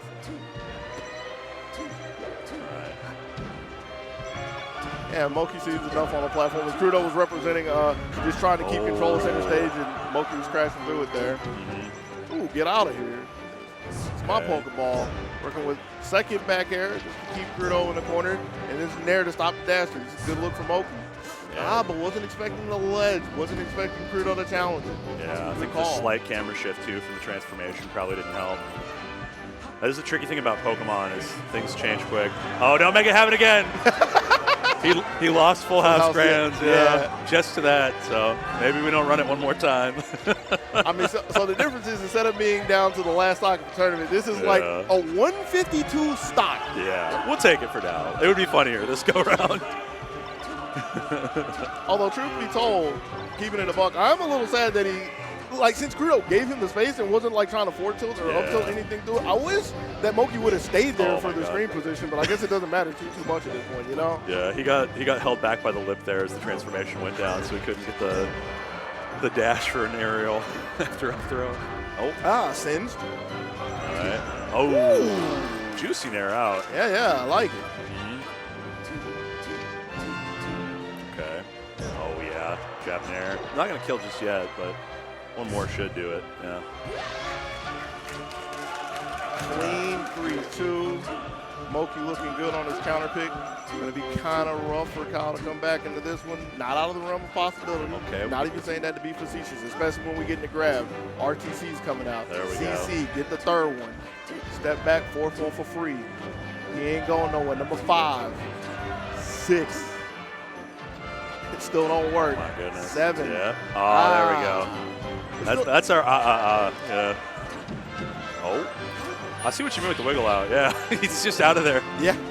He went from like hit stun to standing in the time it took him to get to the platform. Oh, yeah. Ooh, the trade that Crudo will gladly take. Doesn't really gets the position. I don't want to say doesn't get anything from it. The position is important. Ooh. Yeah, each one of the hits is really racking up the Moki right now, so it's not like Crudo really has to put himself in a terrible position like this thus far. Oh, check out the tree, but he still finds the slide off from it. It's beautiful coverage. Yeah, nowhere to run and nowhere to hide. Yeah, I mean, the It's so hard when you have the momentum from that that OMS attack after a hit like that. You either have to spot dodge to stay on that platform, or you just have to slide off and slide out. You want to talk about flubs? That's a big one right there. Uh-oh. Double up smash this time. We're going big mode right now. Getting good damage, catch the spot dodge. Yes, sir. Okay. I can't believe that clipped. And MAINSTAGE doesn't find the ledge. Yeah. His lead disappearing, but 115 and mounting. Okay, up smash. Yeah. 12%, we're shy of knockdown on F-tilt. It's going to get a little tougher. Nothing really coming from the power play either, so it's looking okay for MAINSTAGE, who winds up in the middle stage for it too. Just has to make sure not to get grabbed. Getting one of his own, that's a good look. It's good recognition of what Crudo wanted to. He found a shine slowly off the back end and trying to do slide off aerial. And the spot dodge saw that dash attack coming, so yeah, MAINSTAGE's still in good control. And you see him slowing down the play, going to the gun. He's trying to really sauce Crudo up and get him in a possibly up smash percent, up throw, back air, up throw, up air, and gets away from the RTC, so this is really good. Okay, overshoots the grab. Does he still have his jump? He does. Yeah, goes for the straightaway. And even though MAINSTAGE would have been looking for Crudo to go on stage, I'm perfectly okay with him backing up until this happens, able to get down. Catches the roll. The fear. Okay, he's got one opportunity here. Oh, that's a hard shadow to hit too. I mean, you get out there, your options are maybe to back jump, maybe to instant side B, but caught him without resources. Lanky. Knew what he had to do. Had a lanky legs from Sheik, able to get Crudo up to 2-0. And that was, again, on MAINSTAGE's counter pick, so which is why we're back. But I mean, I'm kind of surprised no FD, honestly. I mean, I guess with transformations, you think this is Fox favored. Oh, slap hand, turnaround. Seals the deal. I mean, I feel like Crudo's just been can openering these first couple stocks every game, right? I think, didn't MAINSTAGE get the first one the last game? Maybe the last one. Yeah. It's like, I'm not trying to take the shine away or anything, because, yeah, like, Crudo's been on fire out the gate, but I think this is just a back and forth between the two. But this one is looking really good for Crudo. Yeah. SDI, too. Jeez. Okay. Yeah, covered the opposite attack with the forward smash just in case, even though it didn't show. Ready for the air dodge as well. Making it rough for Crudo, not letting him get anywhere on the stage. The only way you get on the stage is back on the Angel plat, 3-3. Yeah. All right, presenting shield pretty heavily. Tries to get an overshoot dash attack, but pushing in. Yeah, good snatch, but one that Crudo wasn't really ready for, so accidentally got a back throw there. This time, good reaction to the stand-up. Yeah, use that no impact land jump to try to present back air, but he didn't try to dash through or shield drop, so. Oh, how'd that not hit? No, that's too high for my liking. Yeah. I'm surprised MAINSTAGE was able to get away from that. Had the recognition that was a deep fair and was rolling away from it. Didn't challenge it there, but not enough. Worked out. 64% here. Up throw back here is going to start comboing in pretty nicely, but he's probably looking for something a little bit bigger. Oh. Is it a needle trapping? Uh-oh. How's this going to affect? Yeah. I was worried about how the lip was going to affect things, but it looks like he got stuck in shield. Oh. Okay. Hey, you want to talk about Fox favorite transformations? That windmill disagrees for a second. Yeah. Move, I dare you. Wow. Yeah. I'm pretty sure that was a flub, but I'm more surprised that MAINSTAGE had the presence of mind to rip a CC up smash there. It's kind of impressive. Oh my goodness. No tech. You got the wave dash into that too. There's so much damage off that one knockdown. Yeah. Okay. Oh no. And you see MAINSTAGE was still feeding for more, was holding down, daring Crudo to crash into him again. Now has CC taken off the table, ripped away with a grab, but that was even an idea at that point. I can't believe that all of this is off the back, even if like MAINSTAGE went and got the slide off in the nair and he's still just in the vortex. Like he's not being let go. He's made like good defensive decisions, but Kyle Crudo's just on top of him. Up air. Yep. Flew a little too close to the sun there. Shine out of shield. Able to get MAINSTAGE. Oh. Improper refresh. Will cost him last stock game 3 here. Could see winner's side fade away for MAINSTAGE, but fire transformation, that's Fox favorite. It's Fox favorite, but is it MAINSTAGE favorite? Yeah. I don't like that Crudo's doing MAINSTAGE a favor. This is my treat. I want to actually play this one out. Yeah. Staying away from the wall. Oh, tacked on 2. Tacked on 4. Yeah, but Crudo's taking a little more position so that when the transformation comes back, hopefully it's just stuck in the corner because you know Moki's coming in hot and ready. Yeah. Stage time. All right. Tree's about to start coming down. He's going to need to reclaim that stage space as it comes in. Yep. Gets in there. Throws down some needles here. And Moki relenting a little bit, but just to maintain the space and to find a good angle through the air. Oh, and the drill. I like the idea, but couldn't get enough of the drift. So here we go. This could be everything. It's the dash back from Crouch. Knockdown. Yeah. Tag Nair. Could be the game. Whoa, whoa, Backside of the down tilt. I can't believe that tech worked. I can't believe he got there. He might be able to get something here. Up air, Nair. Oh, but that's look at him again. Back air. Oh my goodness. Yeah, he's got to keep him in the corner if he wants this knockdown. Oh my goodness, he wasn't quick enough. Okay, fair. There it is. The lion amongst lions. Kyle Crudo advancing, taking set over Moki. Oh man. And Fox Sheik. I mean, he made that look like an even matchup. That one's hard. Yeah. God damn. Big pat on the back from Spark. Yeah. There you go. That'll do it. Big one up for the Sheiks, you know. Hey, I mean, that's pretty massive. I mean, I don't know quite what the upset factor is because I think they both played as seeded, but that's definitely a good win to notch in the belt for the year. And just add a little more wind to the sails, took it 3 straight. Yeah, I mean, I think you said Crudo hadn't dropped a game either up until that point, so he's Moki. Well, Moki had. Yeah, Moki hadn't dropped the game. He dropped 3 now. Did Crudo lose any? Or was Crudo not on the list? At least 1. At least 1. It might have only been 1, and I actually started to think about maybe I should do like 1 or 2, but I stopped it, didn't drop a game because I'm lazy. I'm not going to lie. I'm not going to front or anything. Sometimes it's FD. Sometimes we're going FD. I'm surprised Moki didn't go to FD.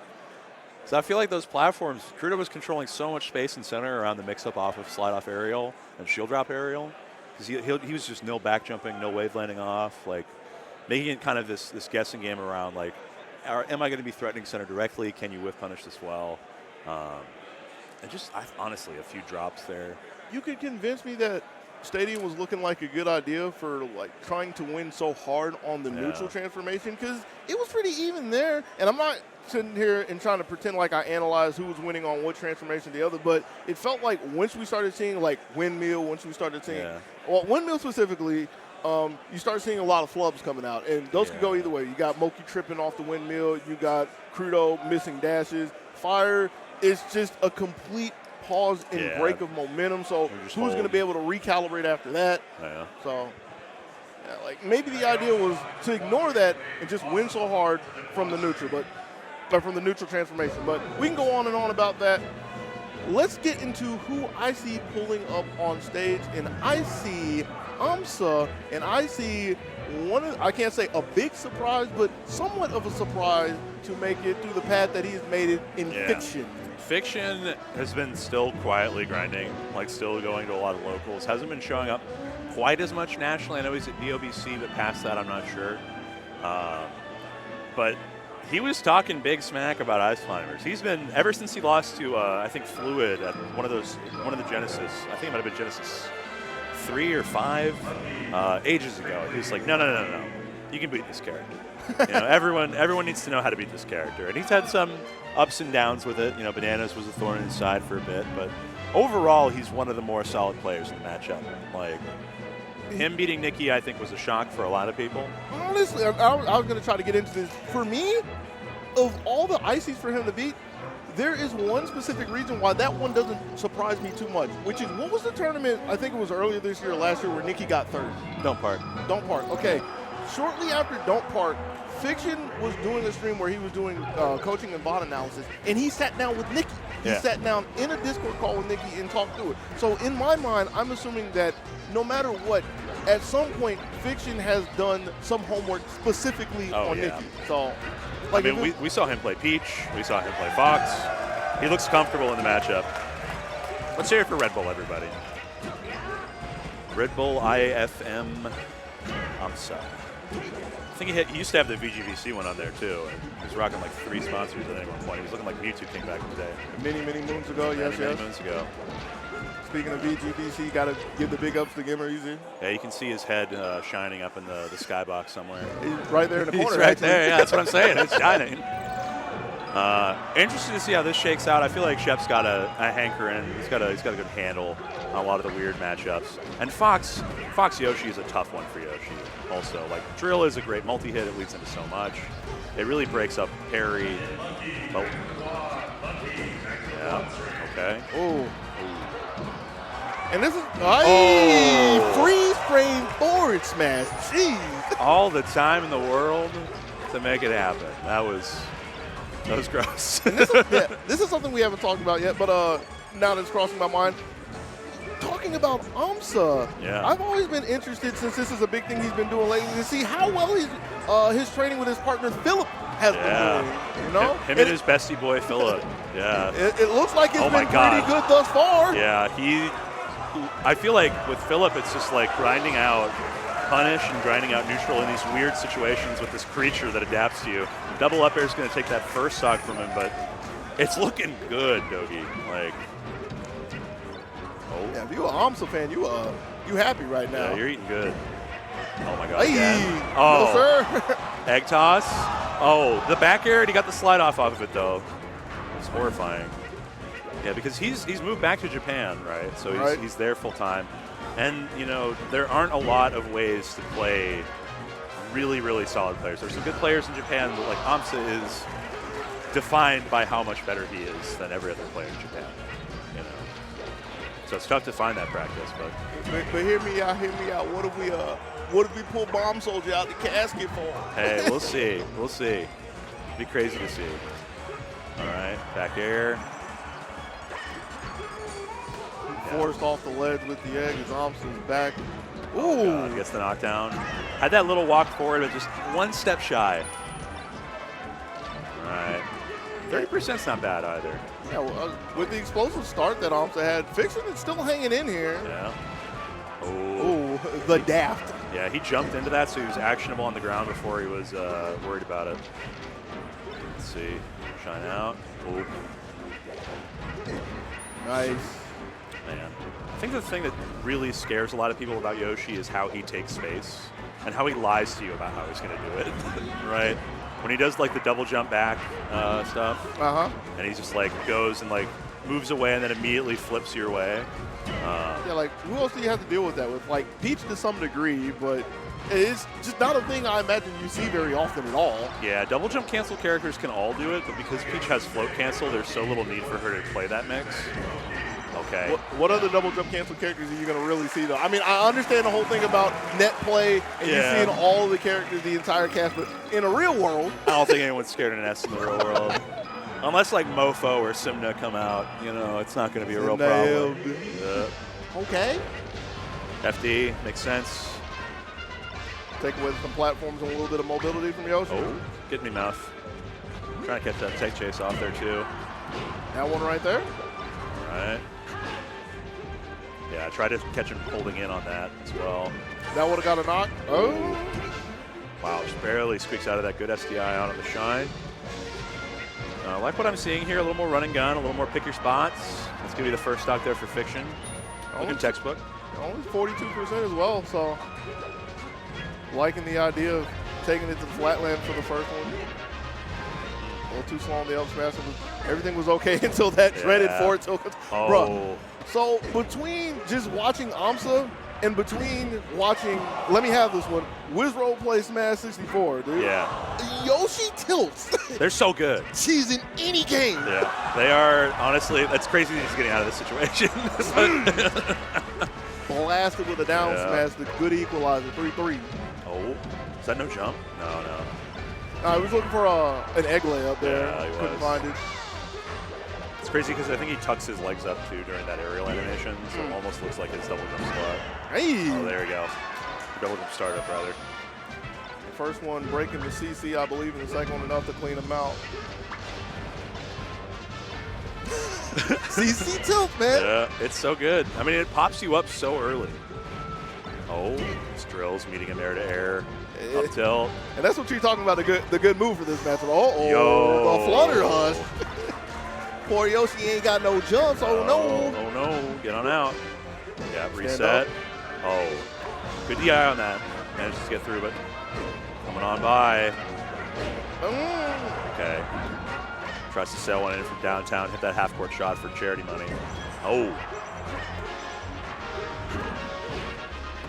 That's good damage, but he needs to finish the stock out. I think he almost tried to push him off there. Could have been an idea, yeah. Ooh. It's like, how do you deal with this? How do you deal with this? When they're playing that well, I mean, we're probably going to see, what, Yoshi's Story or Dreamland here? Anything with a platform. Yeah, give me a top platform here. So is that going to be one of the tales that we're going to have to deal with is having a fight through Pokemon Stadium once, maybe twice then? Yeah, this could be really tough. It's like Yoshi on transformations. I don't think nearly as good as just on base platform, with control stage. Nice. Thompson was able to get through though with the armor, the double jump, but when on the ground, no jumps on the table, no hope for survival, just shredded by the up smash. 4-3 Fiction. Yeah. Oy. Okay, great slide off there. Fiction's been picking these really aggressive spots off of Amsa's platform movement. Like, if he's able to find a point where he knows that Amsa likes to work off a plat, he's just putting a drill out there. I feel kind of scared for him, too, because we were talking about it's good finding the slide off. I feel like Amsa was looking for it was just a little shallow. Yeah. Oh. All right, gets clipped. But Amsa's a little slow, missing the waveland still. Able to catch Fiction in the shield. Got him coming down, no jump, I believe? Yeah, no jump. He air dodged into that. I look at the stock. 87. I mean, this is leading into Shine %, where we see Shine up smash here. Oh. Hey. Look at that. Catch that jump. Yeah, he's fine. Yeah, it's still scary, though. Yeah, it is. Oh, knockdown. Turnaround jab. Party down time. smash. Hey, oh. Okay, keeps it going. Up air. And this is after missing the up tilt. No. Fountain of Dreams, curse you. That was almost the sickest combo. Yeah.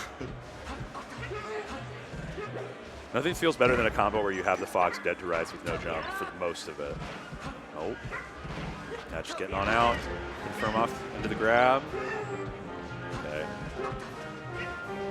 Yeah, low percents, he's doing a lot of like catching Amsa's action out of the scramble, right? So Amsa will throw out like a nair and he'll just CC it. And at high percents, he's just opting into shield because there's so little that this character can do against shield unless it's shield poke. Grab is super slow, egg lay is super slow. Ooh, dang. Okay, 80%. Yeah, control shine up smash. Too much pressure. Especially coming off of the power play, especially with no space to really work with. But Amsa was able to make it back. And was really feeding for a down tilt. Fiction going over the top to get this started again, looking for another air dodge and finds it. Yeah, just chunks through that armor here. Full stock lead right now. Yeah, Amsa catches the landing there. Okay, good ASD down tech. Okay. Was looking for, maybe had to go in still.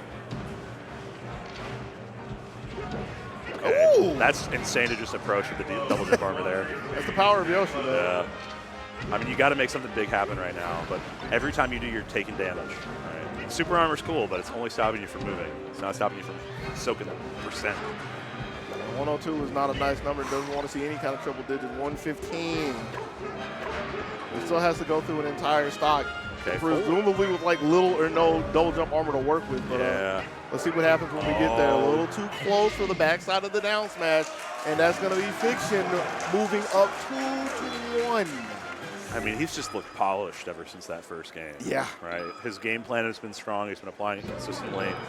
Amsa is going to have to start finding like ways to switch up the tempo around his CC or start opting for like raw grab, but it's close to reactable, right? Like I think it's a, like, oh man. Like he's hit a couple grabs here and there, yeah, but to the testament of the game plan of Fiction, I feel like if the grabs start coming out, we're going to start seeing a little more activity because he has interrupted a couple here and there. Okay, good pick up there. Grab ledge. Oh. Just daring him to land on the platform. Yeah. It's kind of felt like Amsa's a little bit slow to pick up off on the edge guards too, so. I can see that. Yeah. But even with that being said, able to keep enough control to get the first stock here. It was a nice first stock, 58%, so a lot to work with. Still have a lot of options on the table, a lot of defensive options. But you don't need it if the hits just start raining in. Exactly. No, he's been doing a good job, so he's not doing as many like approaching like double jumps, like trying to do like the fadeaway with it. He's mostly just waiting at positions where Fiction kind of has to make the decision first, kind of changing the inflection point of where we're interacting here. There we go. It was looking a little shaky first when the first time Fiction was getting up with a slow attack, and I believe Amsa saw it and just missed the double jump or something. Got the double jump there on the second one. Now 4-2. Yeah. And this was kind of how the first game opened too. 2 stocks down for Fiction. They're able to answer back with a CC down. Oh! Getting the egg. Raw grab? Is that raw enough? It's raw enough. It's over easy, if anything. Not able to get anything out there. Oh, parry through. And I feel that Amsa is starting to really take a beat, not specifically a read, but take a beat on the fact that Fiction is hold up. Okay.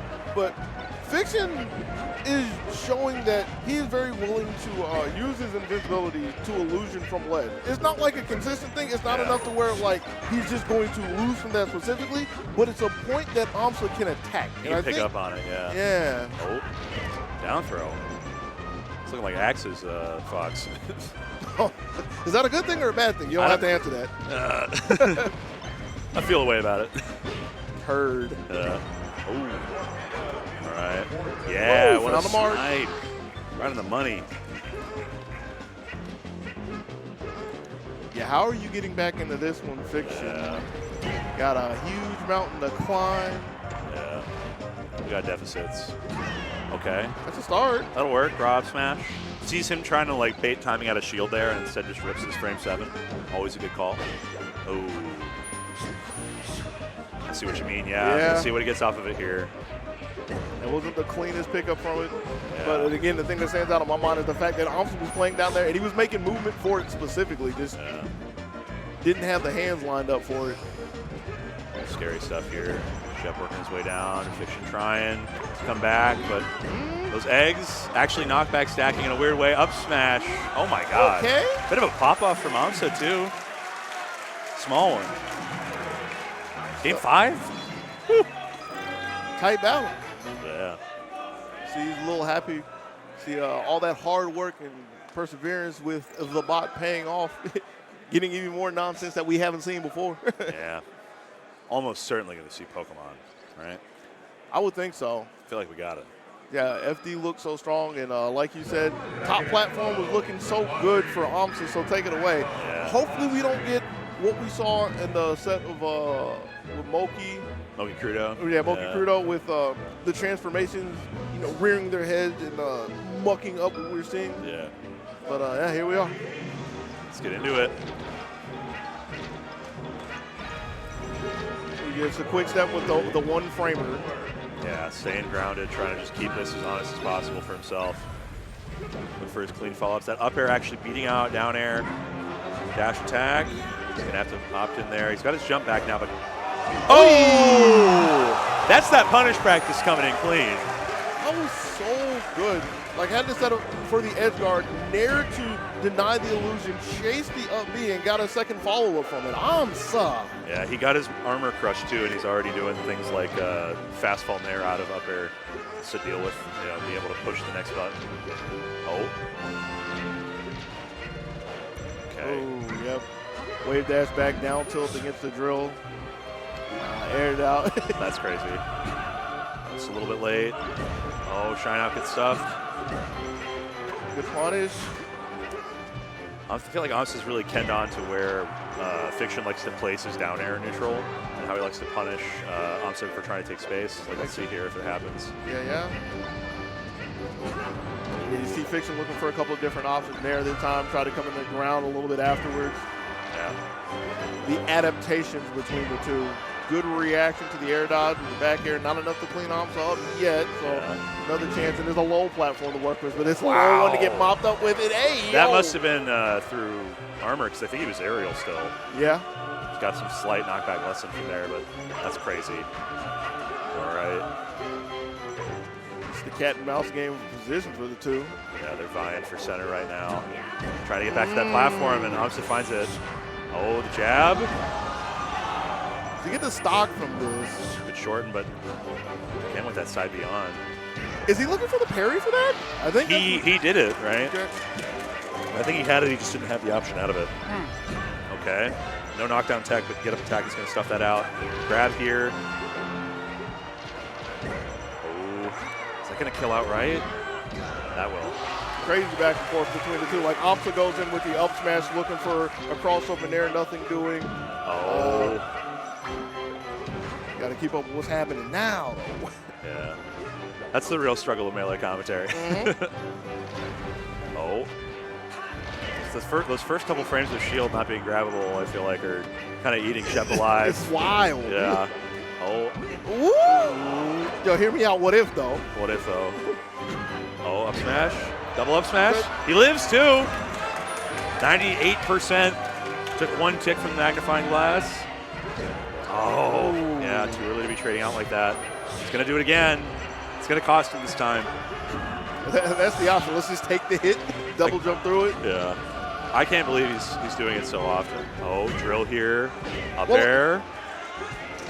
Oh, but he gets caught. He might have thought that he was going for edge cancel. Meteor cancel successfully, but he's not in there. 68% here. I'm surprised that Amsa had the timing for that. I mean, you know he has the experience you know he's looking for, but it was just in the moment. Okay, drills down from Platt. Oh my goodness. Slight height advantage there. It's over Shepard. I have the high ground. And both of them have been a little brave, if you will, looking for these like up smashes, anti-air up smashes, and stop like drops from platforms and crossovers. Oh, are you serious? Oh man, That. of all the ways for it to end, geez. That is a tragic way for that set to end. Super Smash Bros. Melee for the Nintendo GameCube, man. It be like that sometimes. Sometimes she's not your friend, right? Sometimes she's your worst enemy. But, I mean, good stuff to Amsa bringing that back after games 2 and 3 looking pretty dominant on Fiction's side. I feel like he really found the places where Fiction was wanting to put aerials out, like check his movement, and just made really good adjustments around those landings from Fox. Putting out down tilts, finding his grabs a little bit more. Yeah, I feel like they both kind of were flubbing some punishes towards the end there, but it was a good set. Flubbing some punishes. Again, I kind of feel like they started really trying to take hard read against each other, and they were kind of dying for that here and there. But it's in the game. Like they thought they had the good calls on each other, and sometimes they were right. Sometimes they were like, well, see you in the next time. I mean, that's the game sometimes is rock, paper, scissors, shoot. Okay, you threw paper. Cool. I got to hold that.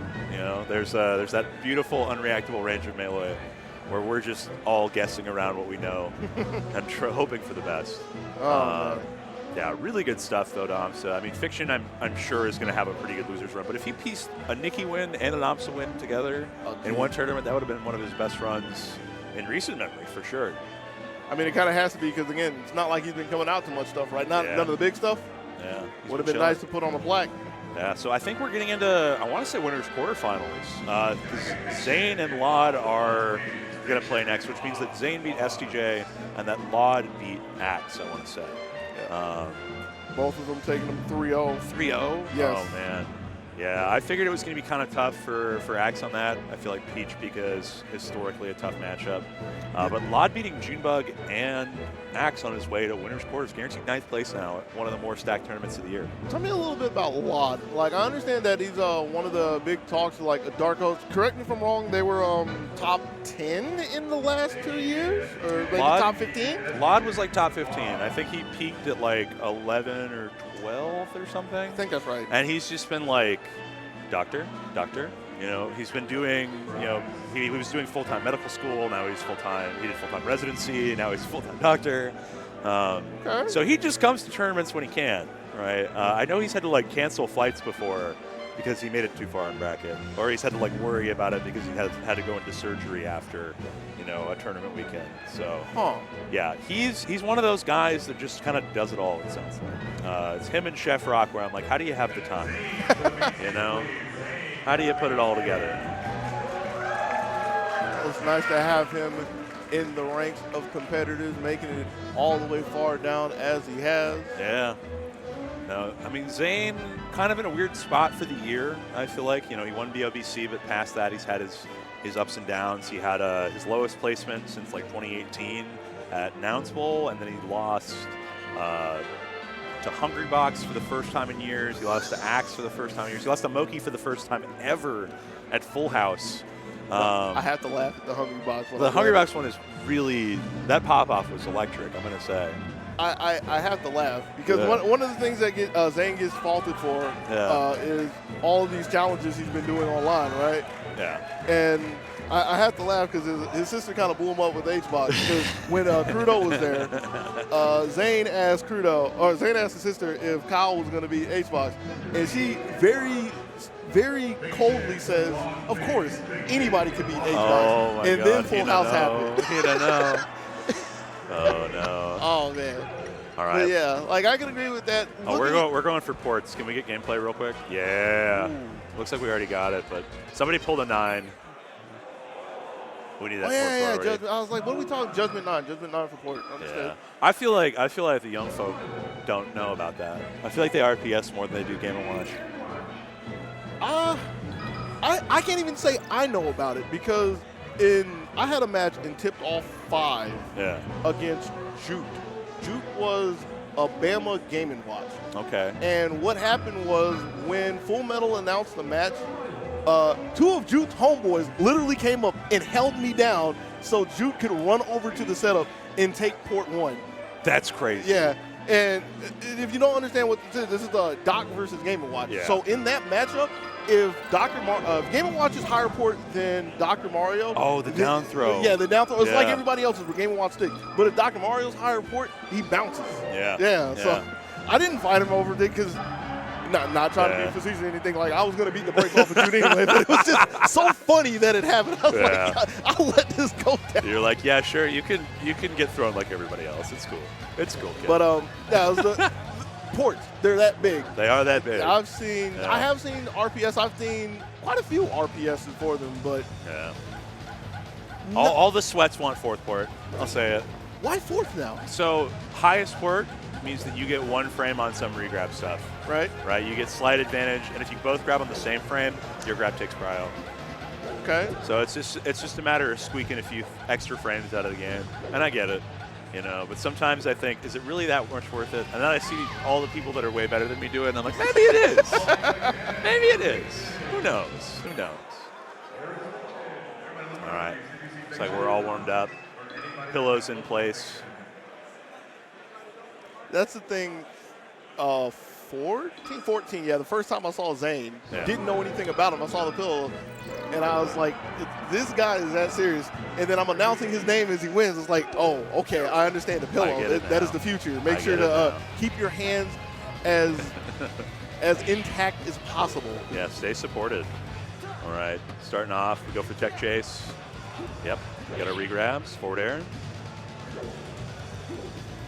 I mean, these 2 players also come from the same region, right? So they're both MDVA. Okay. They both came up in kind of the same crew with like Rishi, Junebug, and like Zane was kind of the late addition to that crew. You know, he came in a little bit later into the game, but it's now the best of them. Some may argue, right? I don't think some may argue. All may agree. I was going to ask, like, how often does Zane wind up playing a Peach? I mean, it's not that there aren't any, but it feels like he doesn't come across that many, like, later on into a bracket. You know what I'm saying? I mean, they're a rarer breed these days. You have, like, Bod, Trith, Aura, you know, really in contention for, like, top Peaches. Against Aura, he's looked very solid traditionally. Laud, of course, has a lot of experience. Rishi's his brother, so they played a lot growing up, I'm sure, and, like, coming up together in the game. And then, of course, having played Zane a fair bit himself. But Zane, I feel like, has always looked comfortable in this matchup. He picks his spots really well. Like plays the zoning game and just like works the corner extremely well. Case in point. Yeah. I mean, it's the stay out, and as soon as Lod has the ability to even get to center, Zane uses that dash away. Right, he's out of there. Case in point again, as Zane was, instead of dashing to the center, dash to the side. They had a little bit of reprieve, but not enough as Lod is able to hunt him in the depths with the turn to get the equalizer. But still a lot of work for Lod to get back into this one, because yeah, this has been a slow burn so far. I will be. I mean, this matchup is dependent around turnup, right? Oh, crazy call out on that jump. I believe it's dependent around forward smash if you ask the Marth player. Yeah, if you ask the Marth player. They'll say that about most matchups, though. If I'm fighting my tippers, I'm always winning. I don't know what it is. Watching people get tipped off. But okay, yeah, forward air bat away. Trying to see finally get down to the ground for the down smash just to flip the script and get control is Lod, but didn't believe Zane would just come in the front door and snatch him with the grab. This is kind of the story of things. It's like you got Peach on ledge. You're going to do everything you can to just keep her from getting back to center, because she does not get to make moves here, right? She does not get to make a lot of whole proactive decisions. And she is the character, like she is the tournament character that struggles on ledge, correct? Yeah, it's her and Marth, and her way worse than Marth. I'm about to say, like, Marth can at least waveland, right? Like, he didn't have anything. If I remember correctly, he only has, like, waveland nair, and you don't really care about that. Or just had nair, and you don't really care about that. But Peach is like, what is a waveland? Yeah, double jumping back onto stage takes so long. All your other options are pretty well broadcast. There should be no jump, though. Back air, yep. Not doing a good job of finding his spots where he can, but golly, it's hard. Okay. Yeah, jab check. Yeah, found a spot dodge against the grab, but still couldn't find a way in. Instead, finds himself pulling the parasol for dear life. Air dodge, not good enough, but there's a nair for a little bit of a break. 109 to try to get back into this. Okay, yeah, trying to push through. Up he has a shield. Does anything to reset the neutral, because Zane has been looking so clean in there. Okay, get some punishes on some whiffs. Zane has been looking so clean, immediately gets smacked twice. That's just the way of things, though. Yeah. All right. Yeah, not going to be able to finish that outright, but yeah, gets caught on that. Struggles on the ledge, but against a character that has very poor vertical agility, you know, ledge dash up tilt sounds like a pretty good idea. Pretty nice. It's pretty nice. Here, people getting in Lod's corners. Yeah, trying to hype them up a little bit as we go to Dreamland for game 2. A little more space to work the turnip game. But yeah, I have to agree with your assessment at the beginning. This is really looking like an uphill battle for Lod. Like, how do you close the distance? Not just against Marth, but against the kind of player who loves to use the mobility and is very confident in maneuvering and picking the strong spots to attack from. Oh, man, no resources. We got to air dodge. We got to air dodge back. We got to do it again. We got to run those lines a few more times. Oh, my goodness. Using Marth's absolutely dog shit item throw. It's so bad. It is. It's so bad, dude. It is. Yeah. But I mean, it's a sign of intimidation. It is. Slightly. I mean, he'll catch and Z-drop immediate fair a lot of the time, you know, to deny space and deny turn-up. And I think that's really good, but using the item throw is not it. It's so laggy. It's nowhere near like Brawl. Oh, we don't talk about that game around there. Hold up, boss. Yeah. That's a man word. There's the side B's coming out. You were talking to me about that last year. Zane was the one to, I believe, bring that to the table for Marth. Side B is like a dash check, but also as like, he didn't do back air. It's just good for popping up into up tilt a lot of the time. I feel like he uses it to great aplomb, right? But I think people have been doing it for a while. Yeah. That's tough because you have to DI off stage if you want to survive that. Oh, all right, 14. It's enough for the lead. Hold. Yeah, Lod's trying to present CC at ranges where Zane's been throwing a lot of forward air and down tilt out. But I think eventually he's just going to start ripping grabs on that. Yep. Case in point, even though that was a grab on the shield, it's still, you know, the spacing that you're talking about. I mean, it's just like, what are you afraid of as, you know, Peach here? It's getting caught up by an aerial a lot of the time. Grab, at least you get to reset, but Zane's so good at taking that positioning all the way to the bank, right? Speaking of positioning, like the idea to keep dashing to the corner out of the reach of the Peach. Oh. Able to get her off stage again. Golly. Yeah, this is... It's not like supremely clinical or anything, but it's looking good. I would say it is, Yeah. but it doesn't feel bombastic, which is why it feels like a grind. Yeah. You know, it's not like... I think that's the matchup, though, right? Yeah. Oh, okay. That is the biggest statement that's been said so far. Yeah. And that feels really stark and defining. But the rest of it feels like you're saying as it should, but the reason why it doesn't feel so bad is because there's not like huge outplays everywhere. It's just the minor battles that keep going in Zane's favor and giving him the lead that he has now.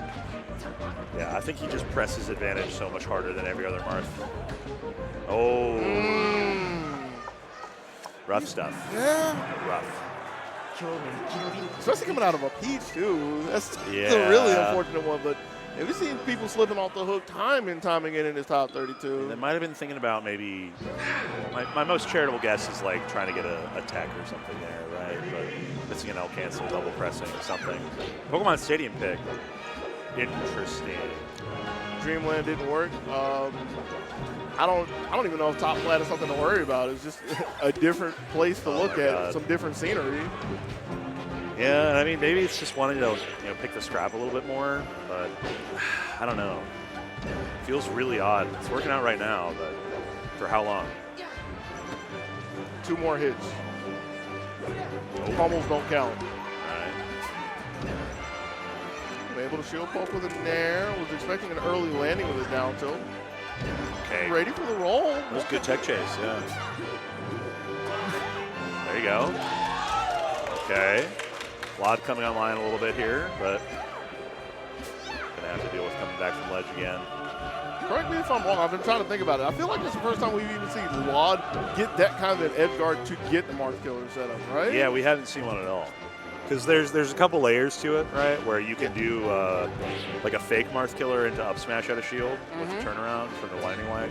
But I don't know. We haven't seen a whole lot of like him getting Zane into those positions in the first place. Yeah. Most of this game, like this whole set, I feel like has been played off on the left side in some way, shape, or form. And I got to give props to Zane for the awareness right there in the same situation from, I believe, game 1, where he sees Lod on top of, above him with a turnip, drifts back to get out of firing range. Okay, another up air there. Won't do it, but his Z catches have been great. But the tracking from Lod. Now, wait a minute. We were questioning this pick, but 4-2 Lod. I mean, I guess it's working out with, just being able to kill off top a little bit easier. And I feel like he's been playing, like, his scrap well. He's been, like, waiting around a lot. And as soon as Zane gives an opportunity, it's like FC Nair, FC back air. Get in there. Maybe just a broad stylistic shift is what he needed. The last FC Nair being a little errant, getting cleaned up with a side B, but have to see if we can get in a little bit deeper for him. We're trying, and as soon as Lod tried to throw the DD dash attack, Zane, in response, in time, dashes around and gets the grab. Just very aware of the timing that Lod is using to attack. Oh, okay. Wow, come on, man. I mean, if it works, it works, but okay. Yeah, scoops off. Overshoot the grab. Ooh. Hit a temper. That'll do it. I mean, 88%. This is going to be a little tricky to work around, but yeah, okay. Word. Hey, yo. Forehand, backhand. Okay. Reverse snare. Oh, had us jump in the pocket. Held it very tightly, too. Yeah. Good damage here, but nice jab just to stop the dash back. All right. I like that. Yeah. And showing many different options against that. Still got cleaned up for it at the end, but again, we're starting to see Zane off the stage a little bit more, but even though he hasn't really had to like show his chops for a recovery yet, it's showing multiple options for what Lod is presenting. Yeah. But he's going to need a little bit more to try to get back into this game. Force smash is not going to be enough as Lod is able to skirt back one more time. 112. Man, he's swinging. He's trying to just seal this stock out. It feels like he's getting a little bit antsy on it. Could possibly be done with the game, but let's be real. He's got two to work with, so it's not the worst idea, but winnable. If you're in the Zane camp, winnable. Caught him at a float, too. I mean, getting aggro with these dares. Jump back down air. Getting a little too close for Lod's liking. 2cc down smash and representing it again, but a little overzealous with the dash attack one more time. While recognizing that Zane's probably going to start looking for overshoot grab if he tries to plug turn up. Reverse. Oh, that's going to be the game, I think. I don't know if he has resources right now, but. What? Just toss it away. Why not? Don't ask questions you don't want the answers to. We still got more game to play. Okay. He's got float. Air dodge through. He's going to just go full send on getting the ledge. Oh, my goodness. They're just dancing around each other. Yeah, that feels like Zane's in the zone and looking for one good call. Up B not enough. Jab. Just to break the momentum a bit. Oh. Wow. I can't believe he still managed to get that grab off because eventually it does grab break. Right. Okay. I feel like he was trying to bait the forward air there. No. He's keeping control. He wants one big hit to close this out. Side B's not good. Caught Lod and shield again. Forward thrown off the stage. Side B up tilt. See ya. Bit of a pop off from Zane there. I mean, he ground that out, made it work for him. Real good stuff here. Just looking a little shaky at the end there. Right. You know, trying to piece it together with some crazy dares. Yeah. Oh no. Cody's coming up to the stage because he's got to play Trip. And someone has a sign that says, "Where is Hungry Box?" Oh no. Not now, dude. Not now. He's just laughing, and I'm laughing. Too soon. It's brutal, man. It's too soon. It is brutal. I mean, 33rd is tough. Oh, man. 33rd is tough. All right. Man, this is going to be – I'm interested to see how this shakes out because I don't know if these two got to play at Full House. I'm not entirely certain if they did or not. I'm trying to practice doing this. Hold on. I want to look. I got you. But this should be interesting, dude. Triff's controller is so weird, too. He plays on a strange conch. It's like fine visually, but like once you learn the intricacies of its innards, it's. I feel like I've heard about this, but start talking to me a little bit so I can start scratching my head and wondering what in the world is happening. So he's got a ground down X button. His L is set to jump. He's got a heavily perforated like pad on his jump too, so it's like very responsive. And he has oh God, there it is. Where is he? Oh no. Where is he? Savages. This is brutal. Actual savages. This is brutal. That's brutal. That's crazy. That's the people. The people are conflicted about this one. If I am seeing this correctly, the last time these two played was at the Eggdog Invitational last year. Oh wow. And Cody mopped up Triff 3-1 2 times. I could see it. I mean, Cody, I think of the field, looks so far the best for the year. Yes. Right. Like he's won multiple events. He's done quite solidly, like across the board. And from what he said, talking to him about the game, he's in a good spot with it. You know, he's trying to be on that 2023 mental, like really just like process oriented as opposed to results oriented. And I think having the number 1 to number 2 year kind of helps a bit. Makes sense. Yeah. Apparently is having a good event thus far because, again, one of the last few remaining who has not dropped the game thus yet. Yeah. So, do you remember who he had to fight to get here? I can't begin to tell you because it wasn't one of the pools that I looked at. Fair enough. I feel like Salt. Yeah, I think it was Salt. Yeah. Okay. It was indeed Salt. And didn't drop a game to her. Yeah, yes. Damn. He has been kind of working her over, unfortunately, and I say that with love because she's one of my favorite players to watch. But oof. Same. Oh, nice grab in the corner there. And went to the right a little bit to try to chase a smash DI if there was anything doing, but and Triff is just, even though he has the lead, just struggling to keep Cody in check. Yeah, I mean that's kind of the thing about playing Cody Schwab is there's like a 3 character length in front of him, where he is without a doubt the best player in the game. Right? His scrap, I think, is better than anyone's. And just like his decision making and his ability to make sure he's playing, you know, fast and tight is just like, oh, okay, Triff. A little too much dip on the chip. Yeah, yeah. It's kind of a sad one to throw away there, even though we got a little edge guard to work with. Ooh. Yeah. All right. Hand up in the penthouse, but Cody Schwab taking the elevator up. Yeah, relentless. Oh. No room to breathe, not even in the skies. Looking a little bit deeper for the shine, but couldn't get there to get the up smash afterwards. No, don't come and just say, you better slow your brakes, pump your brakes. These Atlanta roads, man. I gotta say, there's something. Around here specifically, I've taken 3 different routes, to get here. Like every road, Kind of it's rough around here. It's rough around here. All right, dash attack up with the platform.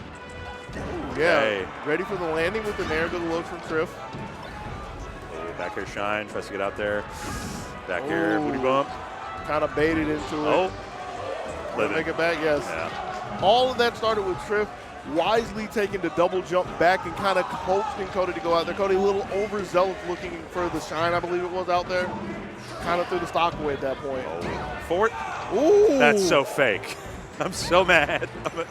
Forward throw dash attack, forward smash is so fake. If you close your eyes, it's real enough. It's real enough.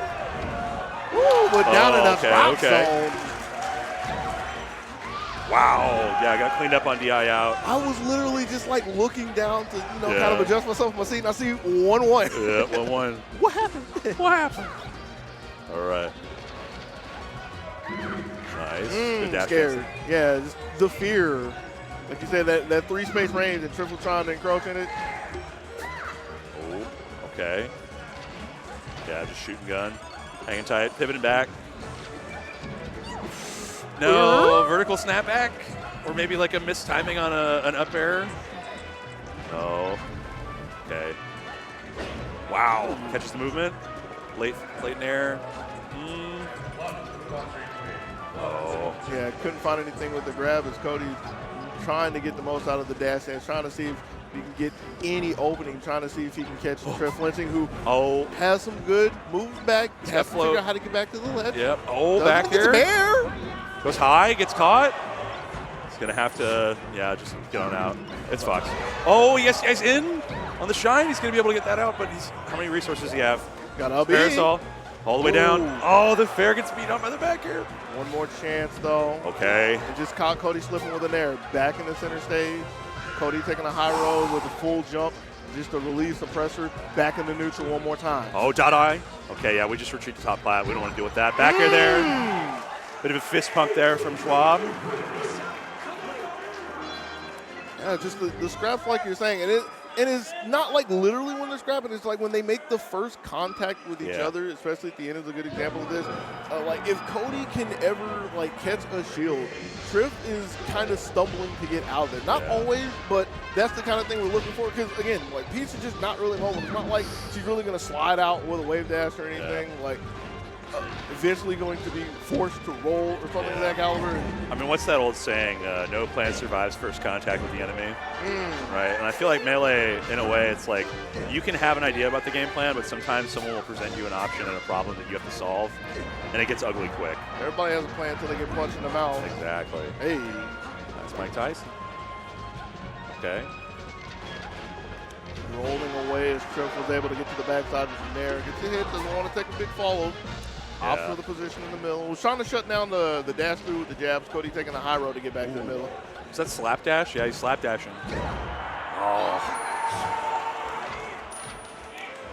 I mean, that was 100%, but this is 167. So if Triff can get an early one, a quick one, not the worst. Any hit should be able to do it at this point, right? But how much extra credit can Cody earn? 21 thus far, 24 thus far. Okay. That almost kills out right off dash attack. That'll be it. Good shadowing there from Triff. Gonna pick that stock up. Gonna have to work his way out the corner. Yeah. Cody just opted to use the gun. Tries to get a jump across, shine grab, turnaround grab. Okay. Yeah, I kind of wonder if it's more so like using lasers to tack on the damage or not willing to play in the corners. I mean, it's a little bit of column A, column 1, you know. Yeah. I mean, you get grabbed trying to go in on an aerial, and it's a bad time. But Triff doesn't seem to capitalize off that too much. All right. I think that says a lot that Cody looks at the ledge jump and doesn't even flinch. No. I mean, what do you have to fear, right? Okay. Yep. Nice. Checking that dash in. Oh, he's getting on tech, but yeah, really starting to attack the CC time and time again, kind of taking away from Triff. I mean, he's got to be well out of it for most anything at this point. Not out of forward airs, though. No. Been able to find the mark against the dash dance a couple of times with it. Lets that one bounce off of him. Ooh. Good SCI. Very important. Okay. Like, nice sequence to get back to the ground. Got around the back air. Broke through the up air, like you pointed out. Ooh, and a big shot. Sharp shooting. Good catch on the jump there. There's a dot eye right here. He's going to go ahead and recatch. Hold that in hand. Yeah. Come play this ledge. It's nice and comfortable over here. We got air conditioning. The knockdown. He missed off on anything, but that's a shine. That's death. Yep. All right. Maybe we don't want this fox over here. Six blue lines kind of scary. Hold. All right, he's pushing. And now you start to see a little bit of the desperation of Triff looking for the grab against the dash dance, who's whiffing air with it, and is already down 82%. Yeah, I think honestly, like, FD is great in a way because you do get to just like make the punish game so linear. You get your chain grab on deck, you get to really like do these pop-ups. But Fox dash dance is so hard to deal with if they're playing well. You said chain grabbing. Because I'm not super seasoned in commentary, I was like, wait, there was not a single grab that entire game from Triff, was there? Yeah, he got like one or two in the corner there, but he hasn't made it like a full part of the bread and butters. Yeah, CC grab there from Cody.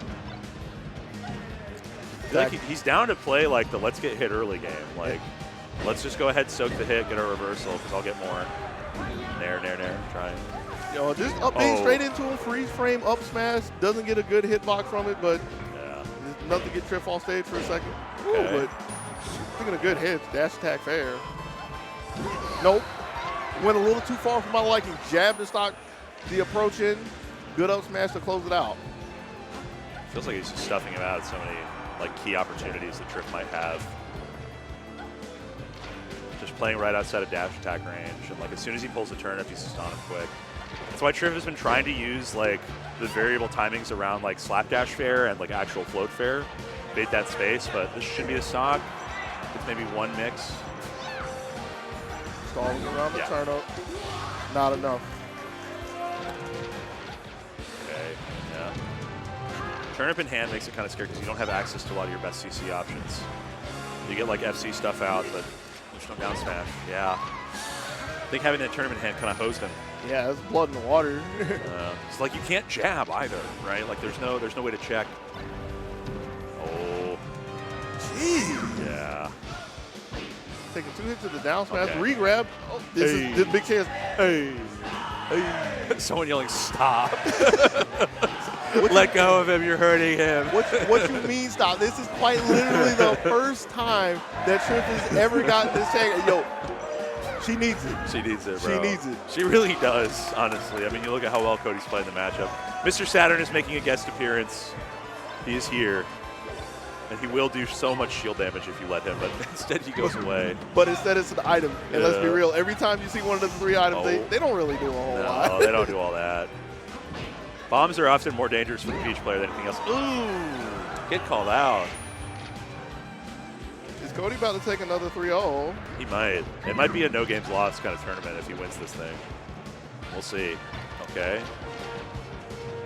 Oh, baiting space. Ooh, but coming off the ledge, using the invul with the drill to get out of there. Just sails in. Late nair. Oh, yeah. Yeah. Just refresh that ledge. Please move. Please. I still want to play this game. Grab my ledge, please. Oh, Cody man. looking incredible right now. I mean, Triff obviously putting up a good fight, trying to get a lot of those mix-ups earned, but It's hard for Peach, man. Yeah. She does not get to like work that range a whole lot where it's like the game is really played. She has to make a lot of like decisions around you making that decision sometimes. And like I feel like Cody's just not the type to sail in there and like get down smash for it. He's just playing very compact Fox all the way through. Is constantly out of dash attack range, like you pointed earlier, like constantly trying to entice Triff to come in, very ready whenever there's any kind of approach, which, I mean, there have been a couple good ones here and there, but there wasn't really too much to do. Yeah. And the moment Triff put his hands in the ground to try to pull a turner, it was like, that was like trying to wave the right flag, it's really, like, because it's green light, we in there. Yeah, yeah. Oh. We love you, Stu. Oh. You guys are going to make me fucking cry. Oh, man. Soak it in, man. You man. earned it. You earned it. Always doing great work. Thanks, guys. We've got Take a second. We got Magi and Amsa up next. Magi looks like beat Chem. So she's been having a pretty solid run so far. She was seeded to have to fight Hungrybox. So that seed has now changed hands 3 times. Yes. So it went from Hungrybox to Maelstrom, Maelstrom to Chem, and Chem to Magi. And Amsa, of course, defeated Fiction in that Nailbiter of Game 5. Yeah, I'm really excited to see this. Magi, of course, Songbird of the South, prettiest Falco.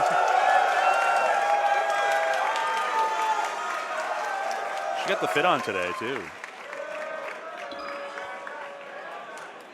Look, I promise I'm here. I'm just so bad at this looking up stats thing. No, and you're I good. am curious. Yeah, I don't know when these two have played really at all. Oh, you don't want to know. Oh, is it all Amsa? It's all coming up dinosaur? Let me see how recent it is, because I just saw Amsa has won 6 sets, but they have not played since Riptide 2023. Oh, so it's been a little bit. Yeah, so it's scary if you look at the numbers, but if you actually look at the asterisks and everything, it's been a minute. So It's been a while. Magi, she's been on the grind.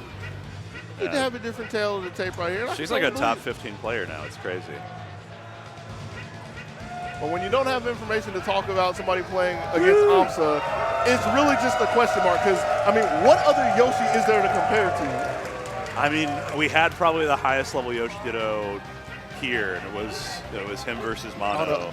I saw that when I was looking through the predictions. I was like, that has to be Mono's nightmare of a matchup. He was excited. I mean, I feel like he played pretty well. I don't think Egg Money and Amsa have had tournament sets before. Right. So I think that would have been probably there. But like V-Man, Peanut Phobia, like all the old school Yoshis, I don't know how much time they got with him either. So I mean, he's been coming to the States for like 12 years?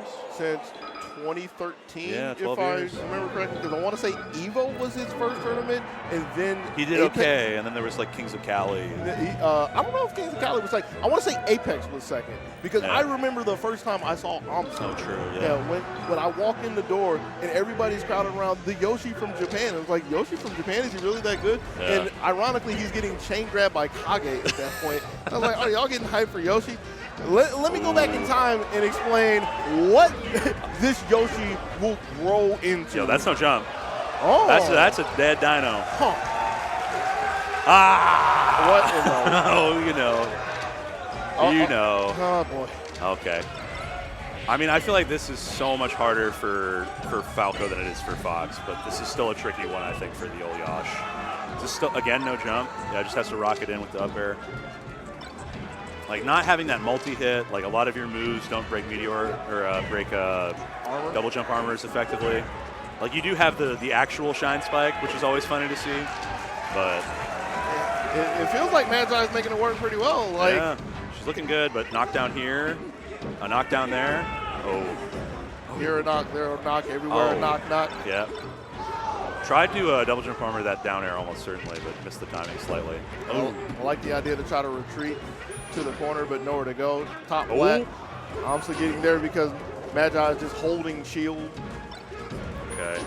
Yep. Makes her back, but she's been fighting for her life. Yes. Yeah. Okay. Is literally trying to hold on and find any corner of the stage to be allowed to play.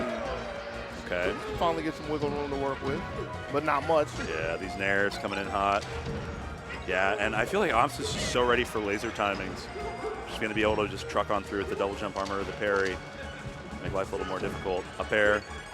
Doesn't get a knockdown, gets crushed out by the down air. Yeah, you can see those parries coming through.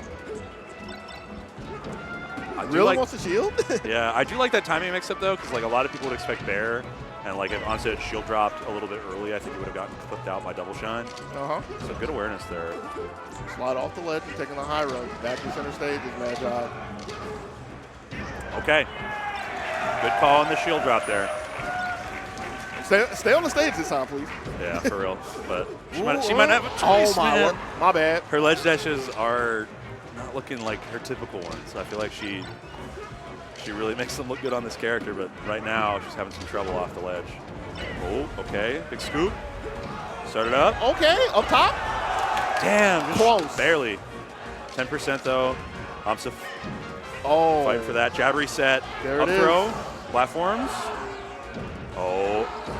Jeez. Okay, wasn't quite able to get there, but the DI up off that was actually pristine, but she's gonna have to make some decisions here.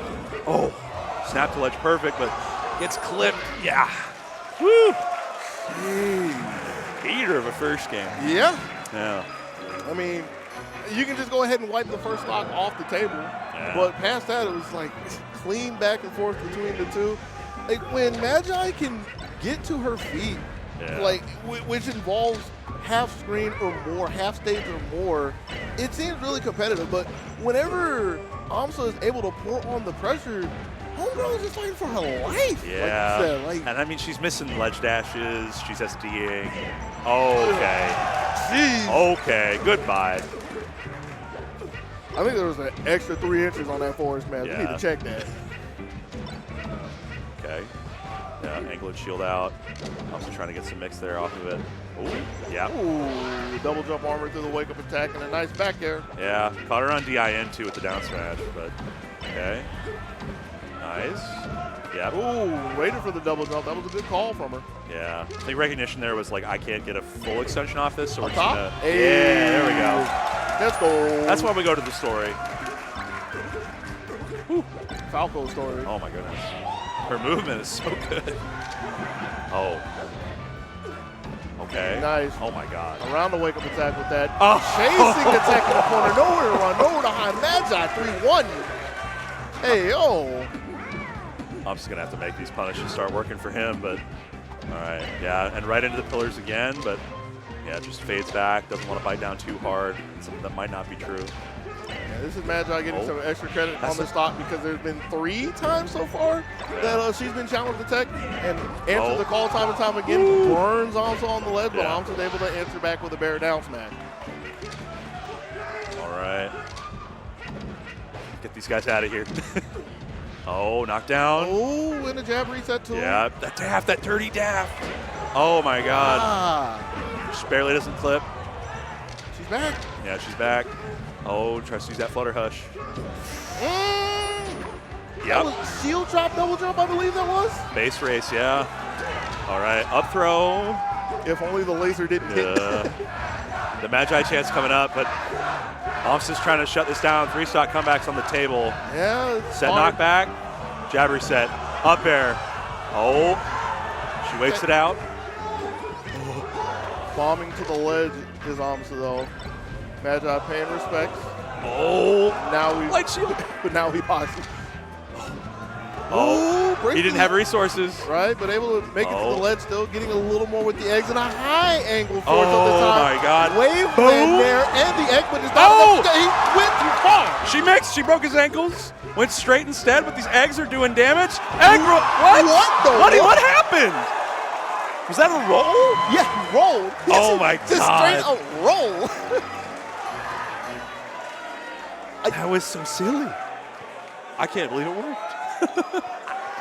I'm pretty sure Amsa doesn't believe it worked. I don't think anybody believes it. I mean, she had momentum. She was pushing so hard there, and all of a sudden, it's just all just neutered, right? Amsa just takes it all away, starts playing the real chip game.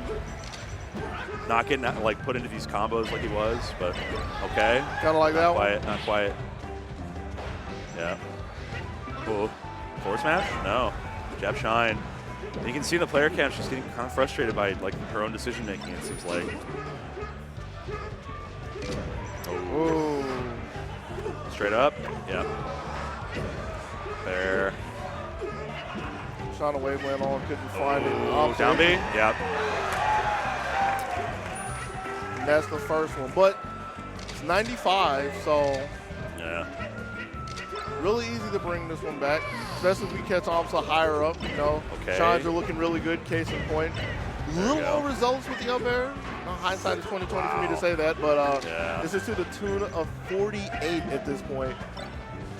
I mean, the eggs have been like so good this game, especially. Yes. Oh man, up air chain, back air to Daft. But kind of fumbled with the slide off there, got an air dodge, so that gave Amsa a little more time to get in there. And even though he's getting mopped up for it, he got a nice chunk of damage from that. Oh, great tech, but even then, yeah. Do anything with it? This is looking tough. Yeah, you gotta just take the throw. We gotta get this first stock somehow, some way. Get a little bit of wind in our sails. Yeah, I feel like she's trying to slow it down, but it's also just making like the moments when she does come in seem a little bit more obvious now. So that is going to kill off top. All right. This ledge dash, jab reset. I mean, all that time with Philip is making the punish game look awfully consistent. All right. I dare say insane. Yeah. Oh. Okay. Ooh. Yeah. Oh. All of this coming from a shield drop up there. Amsa one stock away. I mean, she's got to pull the same thing that he did to her just a second ago, and that's set knockback down tilt, getting a little scary. Double shine.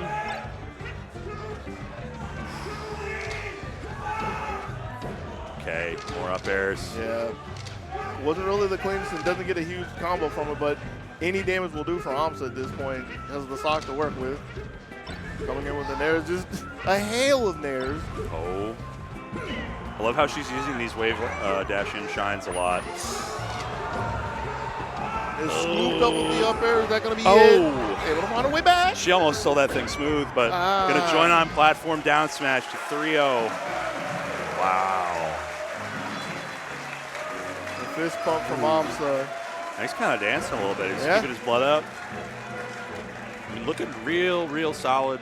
I think so much of that was kind of just off the back of like that comeback in game 2. It felt like all the momentum just drained out of Magi after that. I totally understand, totally agree, because it's like you have to think about, again, we were talking about in the beginning where anytime Amsa had control, like Magi was just fighting for her life. And then when she finally got a sign of life in the second game, like you're saying, just like just to have it completely fall flat at the end, just how do you drag yourself back together? How do you collect yourself after that? It's hard, especially in a matchup where you have to be that precise. Like Falco has to work incredibly hard to like deal with a competent Yoshi.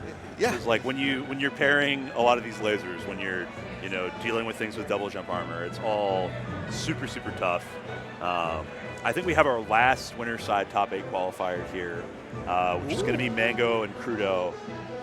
Crudo having 3-0'd Moki on his way here. And Mang0, I believe, who did he beat? We saw him earlier. We saw him versus... My memory is so terrible, though. Ossify. That's crazy that he just 3-0'd Ossify. Yeah. Or was it 3-1? 3-0. 3-0, damn. Yeah, he is still... He's still the GOAT. Yep. Still the GOAT. Still rocking not a drop game. Yeah. Still clean ride, clean record. Yeah, man. I mean, I think the Crudo draw might be a little tricky. Him and Moki have been having battles. Oh, we got the Go Birds lined up here. Check that out. Big Bird. Oh. That's us. That's us again. Hey. We're back. There we go. Big Bird. Hey, there you go. Why? And I mean, I understand this is a space animal in general. Why are we faulting back to Moki and not talking about like, well, I was going to say Magi because I'm thinking Falco. But this is the thing that's kind of been said about Falco is like, you have a bunch of the foxes at the top, and there's Falcos there, but like literally half a step behind. That's a good one. Oh. I love how smug that Falco is. Yeah. Oh, there we go. We're waiting for the goat wherever he is. Taking his time. Taking his time. Yeah. He might still be up in He VIP. might be up in VIP, who knows? Kyle Crudo, I don't know if he's taken a set from Mang0 at all. I don't know if that's been in the cards yet, but this could be his moment. I feel like he's been on his way to crack it through the next echelon. It looks like we got everybody wrangled. Got the Mangus. There they are. Look, I'm sorry, I'm that guy. I want this practice. Good, bro. I'm doing this. He's got the new Mueller gear on. No, these Kyle hasn't taken a set from Mang0. The last time they played was Supernova last year. Okay, so it's been a bit. Yeah, a little bad news for that, even though it's been a while. 3-0. 3-0. Okay. But yeah, that was the Supernova Mang0 won as well. Yeah. He got tipped off in Supernova, and then he was like, "All right, I can chill a little bit." I think a scarier thing to say, which goes to the record that he has today, the fact that we're talking about him vying for top 8 is for the people who are like, "Well, is Mang0 showing up? Is Mang0 sliding?" No, this is the Mang0 that is also here and trying to repeat. Yeah. So. I mean, this is the tournament that kind of brought him back as like from that slump he was having. Right? I mean, we were kind of dry for a bit on the Mang0 Nation. But we're back now. Oh, it's party time. It's party time. Not out of the realm of possibility for Kyle, but it's good luck. Tough. It's tough. Good luck. This is a weird matchup for Sheik. I feel like she wins a lot at like mid high level. But really good Falcos just like control their space so well, and they lock Sheik out and they make it really difficult for her to find her openings. Mang0's already in stance, 1 foot under. Oh, he's one of them. Yeah, he is one of them. Yeah. I told one of, I think it was Fred Crackman, I was like, "You even sit like him." And he didn't notice, and I was like, "Fake fan." I was like, "Fake fan." Getting a small warm up here.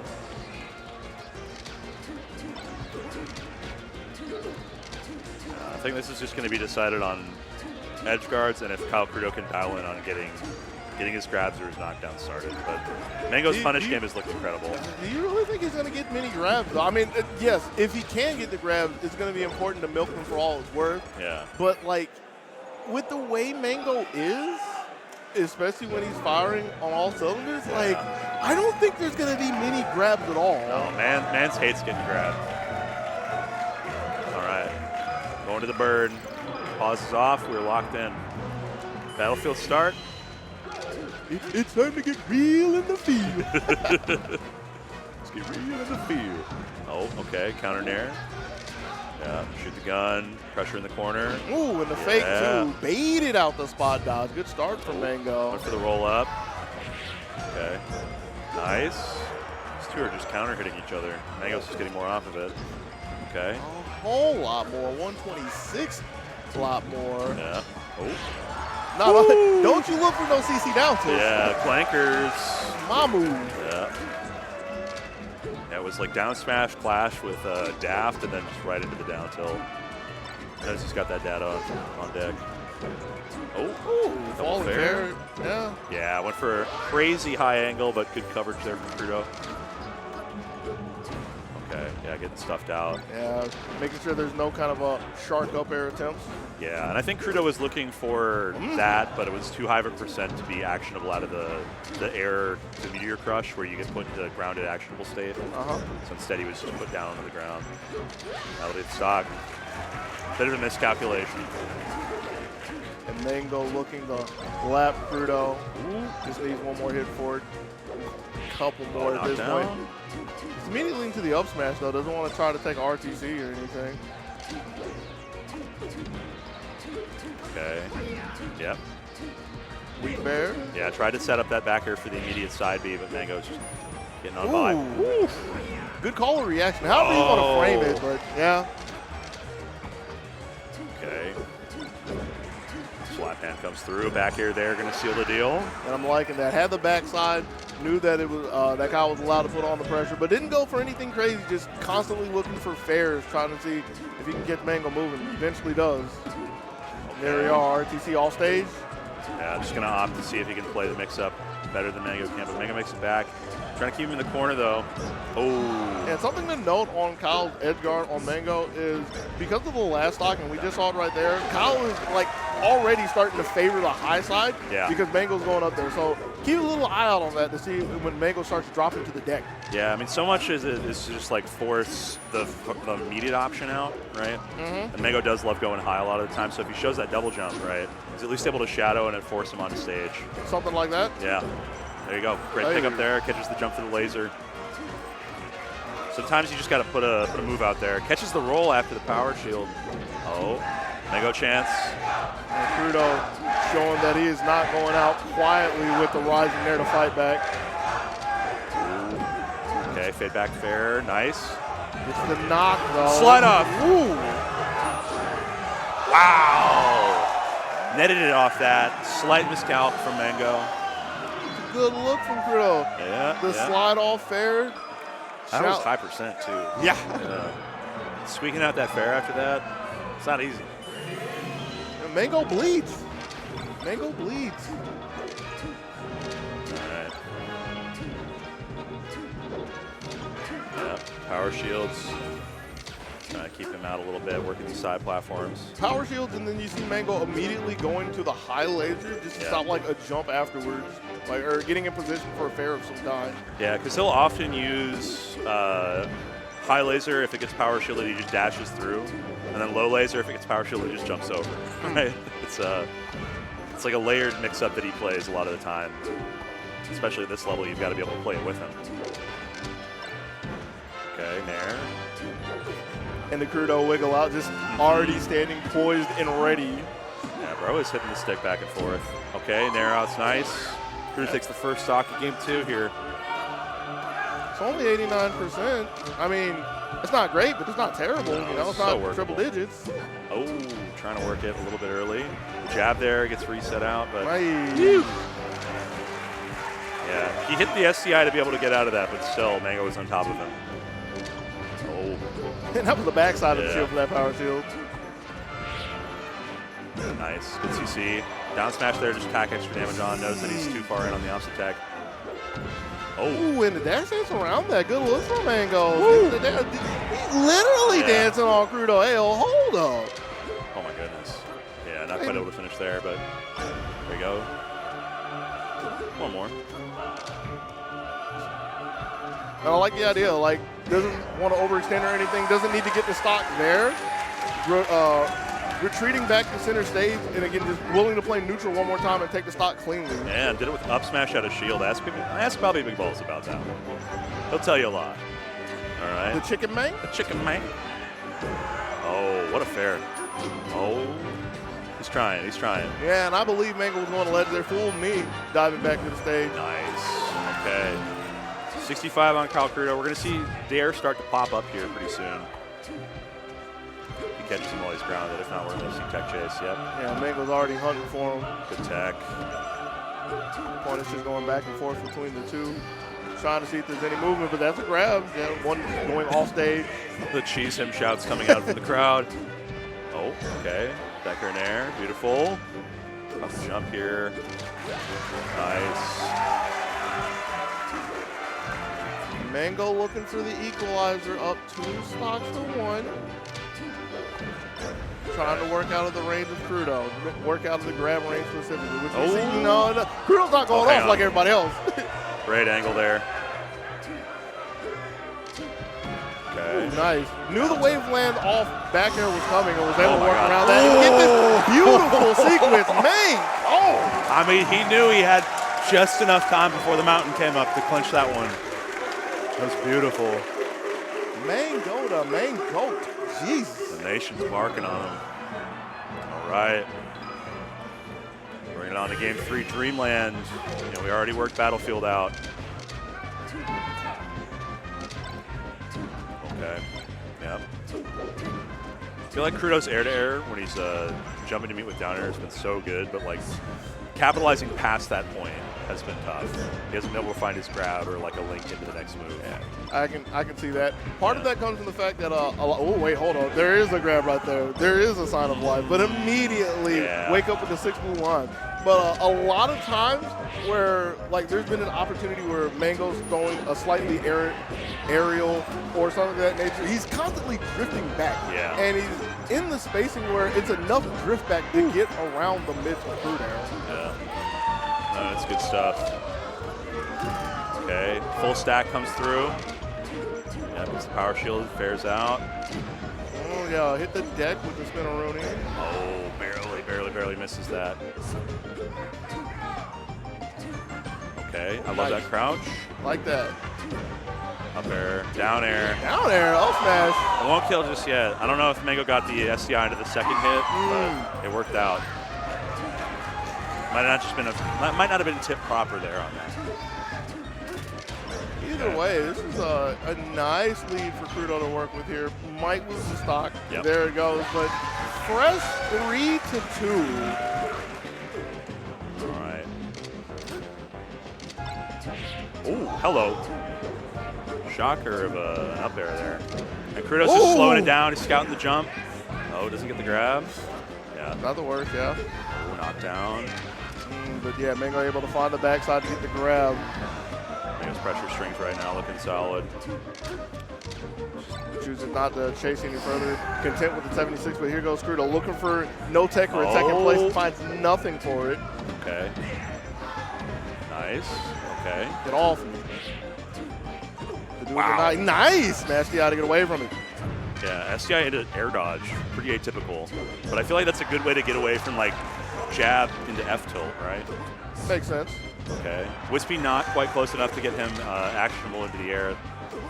That's probably what he's banking on, but Mang0 bringing it back to 2 stocks to 2. I kind of feel like Crudo gave that one away with the upbeat backwards. So, like, if Mang0 was really sharp, didn't he have to even question it at that point? Okay. Slide off bear just to get a little bit of knock, a little bit of momentum. Yeah, having some trouble getting out the corner. Yeah. Ooh. Gets his jump back, though. He's got one, but that'll seal it. This is still Falco. I mean, as great as the character is, the recovery, you know, or the distance of the recovery, a little suspect. A little lackluster. Yeah. Oh, needle Look trap. at these needles here. Yeah. Where'd those go? Well, it's because like if you hit Sheik as she's like starting it, that's Crudo. That's all Cal Crudo, baby. Hold up, hold up. If you hit Sheik as she's throwing, they'll all fall in front of her. So I think that's probably what happened, right? I actually didn't know that. Like I know when you throw them, they're still there, but I never thought about like if she's throwing, like they literally fall. Yeah, I think they just fall. Huh.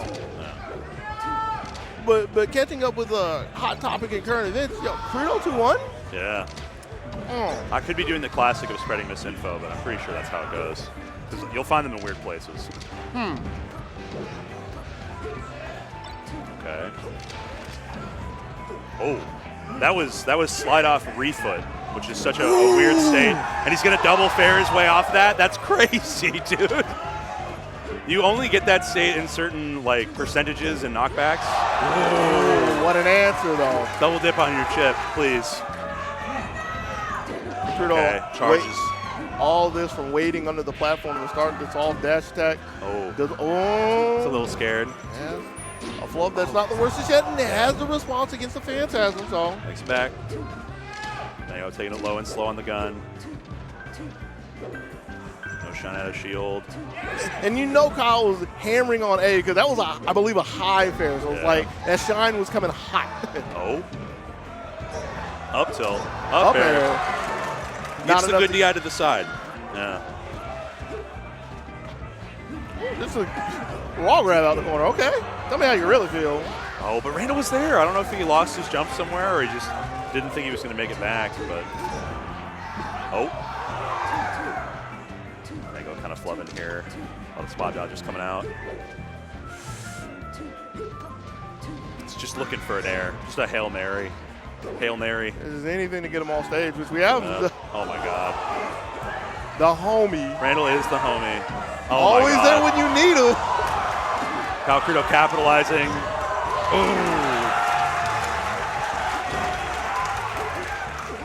So you reach, I teach kind of moment, if there ever was one.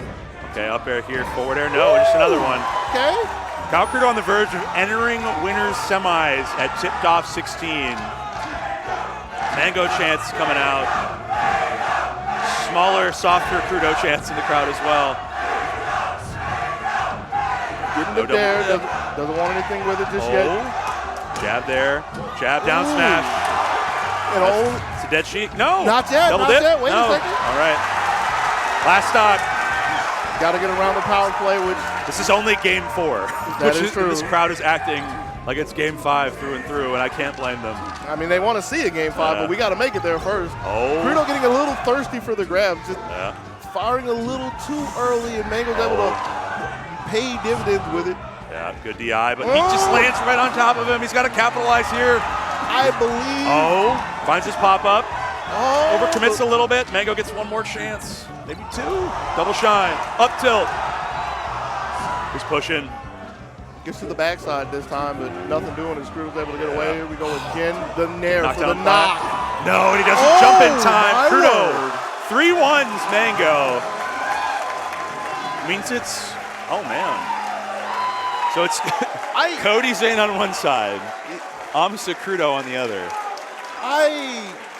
I say this time and time again, it's not like I'm really qualified to give my opinion about statistics, but there's not a world where you show me this matchup beforehand and I pick Crudo to win. There's just not. But 3-1? 3-1's nuts. 3-1? I mean, even after flubbing that Pharaoh platform, still managing to get it in the cut.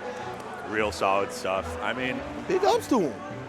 His punish game looked good. Yes. His positioning around Falco Laser and like around just getting clipped out by like stationary Falco, I feel like he did a great job on just like his edge guards, man. Yes. That first stock of game 4 from the refoot off misfoot slide off was just like, who's ready for that? Crudo. I mean, Kyle Crudo, apparently. Can we pay respects to the scraps as well? Yeah, I mean, his scrap was nasty.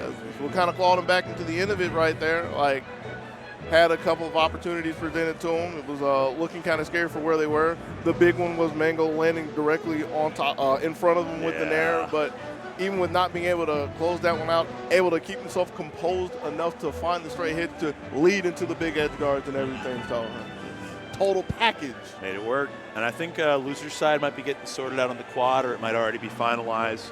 But I know that we do need to make sure that we read these ads for you. There's nothing I love more than reading ads.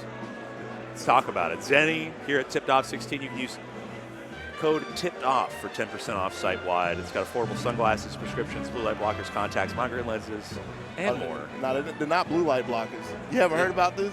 What's your opinion of Fox? On Fox? God, I wish I could block that blue light. Yeah, shine block. Yeah, I put the Zennies on. I don't have to think about it anymore. So y'all, they're actually so affordable.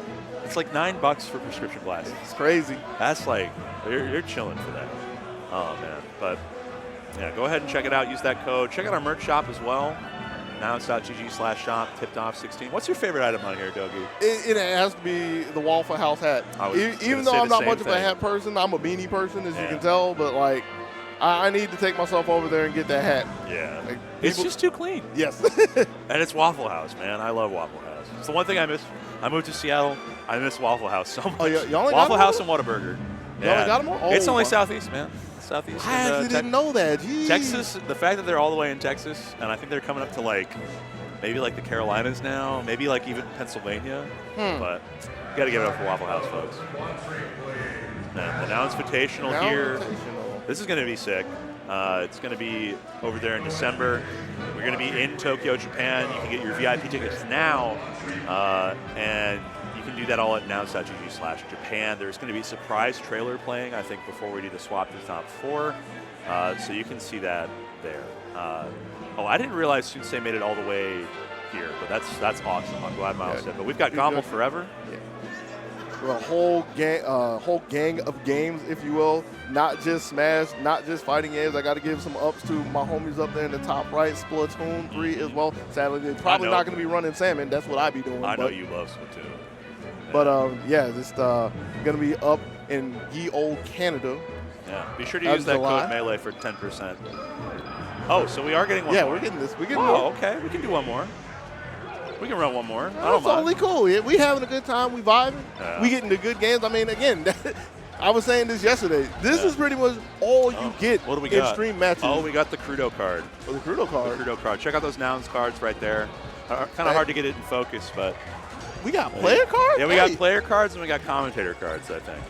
I ain't got no They, cards. they did that for the first Nouns Invitational. Oh, okay. Y'all got the Yeah. cards. I'm about to say, y'all better not give me no cards. I don't deserve no card. I'm so thankful. You're that- so wrong for that, man. I'm so thankful that you all will let me come here and pretend like I know what's going on time and time Whoa. again. You got the Hollow Mango, too. The hollow. Yeah, they got hollows and golds. What? They're kind of crazy, right? Like, look at this.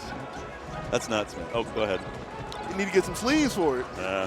You We need to got get to some get sleeves. my folders out. The sleeves. Check it out. Check it out. Got my mythic mango. Oh man. Yeah. No, this should be good. Sunsei lost pretty early to J-Chu. Yes. Like, that was, I think, in round one pools? Or maybe No, round- 120, top 128? 128. Yeah. Still crazy to pull through all the way to 7th right now. I'm going to pull that part of the bracket up because Lord knows I'm real curious as to who he had to put down to make it here. Yeah, it took. I don't want to say an early spill because made it out of the first round of pools into like the quals for 128. But yeah, we were watching that yesterday. That opened the stream up if I remember correctly. Oh my God. Oh, is it a bloodbath? So 3-2 over Jamu, Okay. 3-2 over Moki, Okay. 3-1 over Asafai. Okay. And so this is a qualifier. So this is for 9th. This is Lod Sunsei for 9th, actually. I thought this was for top 8. I wasn't sure if we were cracking that open or not. But the other qualifiers are going to be Trif Kodorin, STJ Mango, and Magi Aklo. So, man. So Aklo made it through losers, beating Spark, Salt, Panda. STJ beat Nikki 3-0, beat Plup 3-2, and is going to have to fight Mango. We're in it, though. And Kodorin also pulled all the way through losers, beating Junebug and a few other people. But okay. But now we're gonna have to see who makes it through between Lod and Sunsei. I mean, this is, Ooh. I feel like a matchup we don't get to see Sunsei in a lot, but he is the most cracked fox, I think, in terms of technical ability and like things that he will do to shock you and how he moves and finds his hitboxes. I can understand that. I can believe that. Yeah, if it was Wednesday, I'd have a name for it, but for the sake of polite company, I think I'll keep it here. Fair. Yeah. But even all the technical prowess couldn't get him around Lod's first stock. So gonna have to see if we can get online with that. Yeah, scouting around here, just trying to find something. Finds a weak back here. Crazy. Yeah, was believing that Lod was gonna pull the shoot a little bit earlier. Eventually taps it in with an up smash. Yeah, 3-3. that was a Phantom Nair as well that traded with the up air. Don't worry about it. So Don't worry about it. The game lies. The game lies. It's okay. Sometimes the things that you see are not real. Okay, yeah, attack the damage on. I need you to do something, man. You're not allowed to dash dance. That's my job. Yeah. Oh, the Doctor's having a hard time. Finds his knockdown, though. I like that Sunsei just takes that beat to wait and not provide an option out of the corner until Lod is already committed to something. So Peach, I feel like she can reset her positioning a lot into good spots to deal with things. Right. But she doesn't always get like the true confirms off of some knockdowns like a lot of other characters might. Like right here, she just got to reset. And that lets Sunsei take it to the bank. And that looking kind of scary for Sunsei, like having to slide off into the illusion, and Lod was ready for it, but Lod overextending a little bit, getting smoked by the up smash. So 3-2 Sunsei, who's trying to make it back, trying to hit the low angle, but getting danced on. The tippy toe. She's got her tap shoes on. Yeah. Okay. Yeah, going for that cross-up bear. Roll-in shine is a nightmare. That's... I mean, anything that involves a shine is not something that somebody wants to deal with. Move kind of fast, you know. Yeah, it's just like, why would you roll in? Okay. Oh, tries to get on the other side. It's so much harder these days with how proactive everyone is on defense. DI's into the other hits to make sure he gets back on stage, even if it soaks more damage. All right. Yeah, Sunsei, like, really slow playing, just waiting for Lod to hang himself. Yeah, just giving him enough rope, you know? Right. And I'm saying this to the credit of, like, Sunsei really trying to bait anything out of Lod with a dash dance. And Lod's not compliant. Lod's not trying to dive in, not trying to dash in, but trying to move around, get out of the corner. And that's when Sunsei is looking to strike. Going to turnips now, though. Great tag. Jab back here, beautiful. Just ripping it off ledge. See the iframes just dripping off that man. Gee. All right. Yeah, he's out. Doesn't even shoot a laser on his way out. Let's see. Oh, yeah, tries to catch Lod on some panic options off of Angel and Walt, but uh-oh. Yeah. Knocked, but guessed the wrong way, so. Yeah. Ooh, even with that waveland in, that was still scary. Oh, he is really just moving on it. Wavelands. Yeah. I mean, those are the hard ones, too, where you go in real late off the short hop, right? And you get the waveland back. And I think that's where Lod was trying to position, caught him on it, but bit of slop off ledge, never hurt nobody. Sunsei is able to get back to center stage for it. Gets a high up throw, but doesn't get the dash. Kind of happens on the edge of the platform. Yeah. Able to slip to the backside, but Lod with a wave dash attack out. Ooh. Yeah, jab in the back of that shield, but quick act out. Lod at 64. Yeah, chipping away. Just going piecemeal with the laser. And I like up smash. And I like how Sunsei set that up. Like, with the movement that he has, he's looking at Lod, and Lod finally takes a full hop. Well, I don't know if it was like the entire full hop, but goes high up in the air. Yeah. So has the assumption that Lod is going to attack, who came down with either a nair or a bear. I actually blinked and didn't see it. But Sunsei dashes under. Now in the middle position, Lod over in the corner, prime time to attack. So just aware of when Lod wants to move and what angles he wants to try to use to approach. Good look from Sunsei to get that first game on the board. He's doing some scary stuff, too, with mix-ups off of, like, approaching back jump, right? Where it's like he's either doing the waveland back or he's doing, like, drill and back air. And so just keeping him in that, like, three-way mix around it has been solid. But this is the fountain of dreams. And it's working out decently for Lod right now. Up throw, tries to get from the platform. Oh. Making sure there isn't a high jump, forcing it down with the illusion, and Sunsei complies to get back. Yeah. Sometimes you got to just listen to, eat your vegetables. Oh. A little early. Yeah. Had the call, though. No jump. Yeah, it goes high. It's going to get clipped out by that. Good reaction from Lod. A back air here. No, it reverses. You hate to see it. You do. Oh. And it's starting to add up. That's the worst thing about it. Yeah, nair to nair. Almost has that that roll in as well. Yeah, just rips off on ledge. Yeah, gets caught there. A little bit stuck on flat. Might have been looking for an edge cancel and get another down air, but. I mean, at the end of the day, that was still some extra credit that was given to Sunsei. Yeah. Stock should have been lost like 30 or 40% earlier, so can't be too upset about it. Ooh. Wasn't ready for the air dives. Like, no reaction to it whatsoever. I mean, it is a little scary sometimes, right? Right. It's like you do something a little too proactive. There you go. Good old reliable. You can always trust that one to come out. Good old us smash. Nothing beats us smash. Nothing beats us smash. The bane of Peach. You see Fox missing a waveland or a wave dash on the top platform, and you can't get there in time, and this is your reward. Bro is dancing for 71%. And I mean, that was kind of a filthy amount of, oh my God. Oh, it's insane that he's so clean and that happens. He can find the most fascinating way to make 93% happen and then just fucking die. Come on, man. Oh, geez. Oh, yeah. Not the shoes in the dryer. Oh, man. But here we are. 2-2. 2-2. I mean, 51, it's a little scary. Right. Oh, hang on. Down throw, looking for the tech hit. And this is the jab coming out. I think this is the second time we've seen Lod jab in this game specifically. Okay. I didn't realize you could be that far up and still get the grab box. That's all right, man. That's Fox privilege, baby. That's a master of geometry right there. Yes, sir. Simple geometry. Simple geometry. Oh, he's just naring. He says, I don't need a DI mix-up. This is the DI mix-up. Landing into Hartford. Yeah. Oh. I'm actually down with that. Like, no platforms there, so it's looking kind of scary if there's any good hit. Just relenting on the space and able to make it back to center stage at some point. Get the pressure, caught the roll with him there. He's trying to scare this man, but this man's a doctor. He's got steady hands.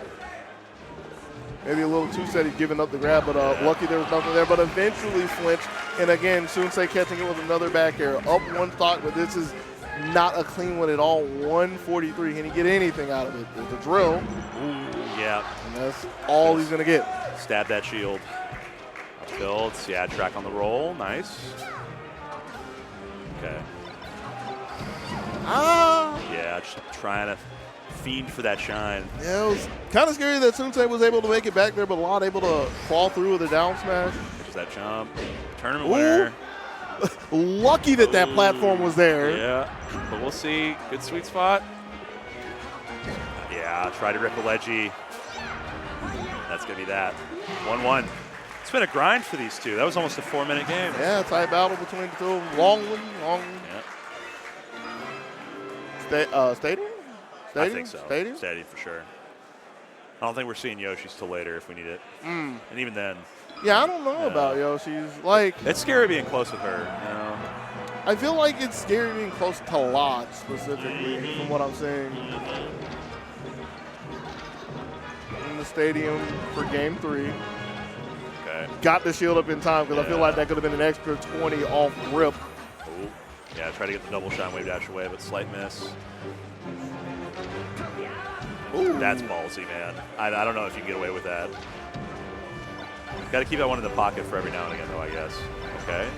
Good reactions on the shines, but yeah, the wave dashes out of the shines are starting to look a little scuffed. Yeah, they're not perfect, right? Oh, power shield. Cute. They're still tracking off of it. Fading away to start this off with the turn. Oh, no. Good shutdown. Yeah, the retreating Nair there actually working out quite well. Oh.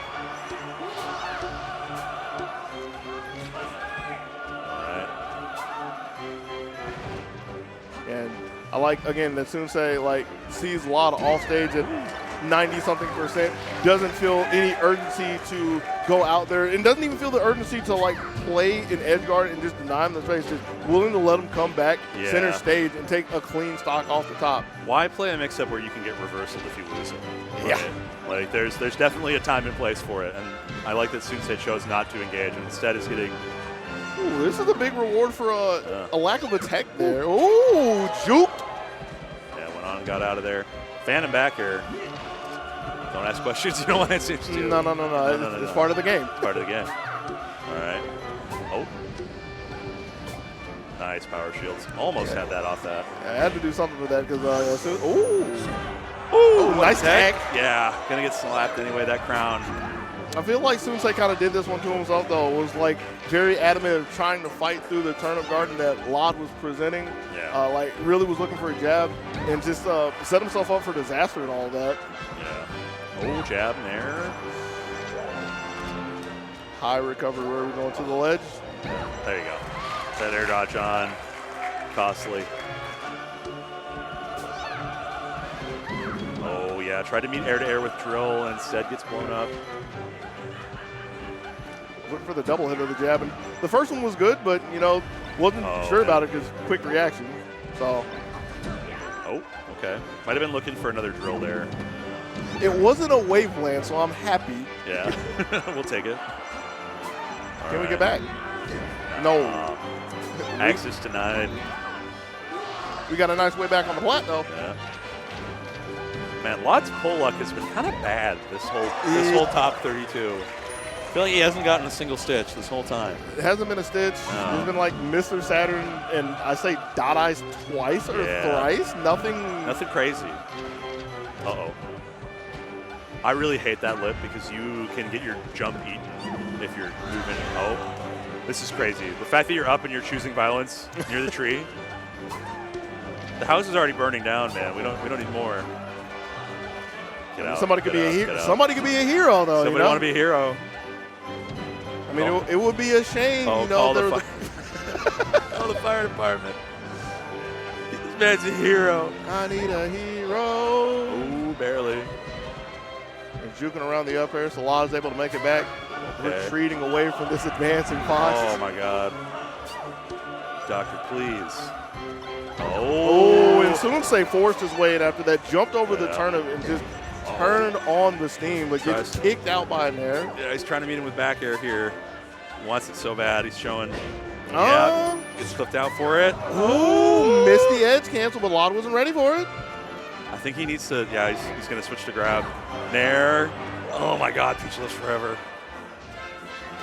And he just won't cover ledge. Oh! No. Raw fair off ledge? You got to be joking. You got to be fucking kidding me. It's like Fox just clothesline Peach with that jab. Jeez. Oh my goodness. Yeah, that's how it ends. All that tension just runs into a straight pop-up jab. Hey, you want to talk about violence? Talk about violence. Final destination. Has Lod been getting a lot of grabs? I don't feel so. I feel like it was Triff we didn't see. Oh. Yeah.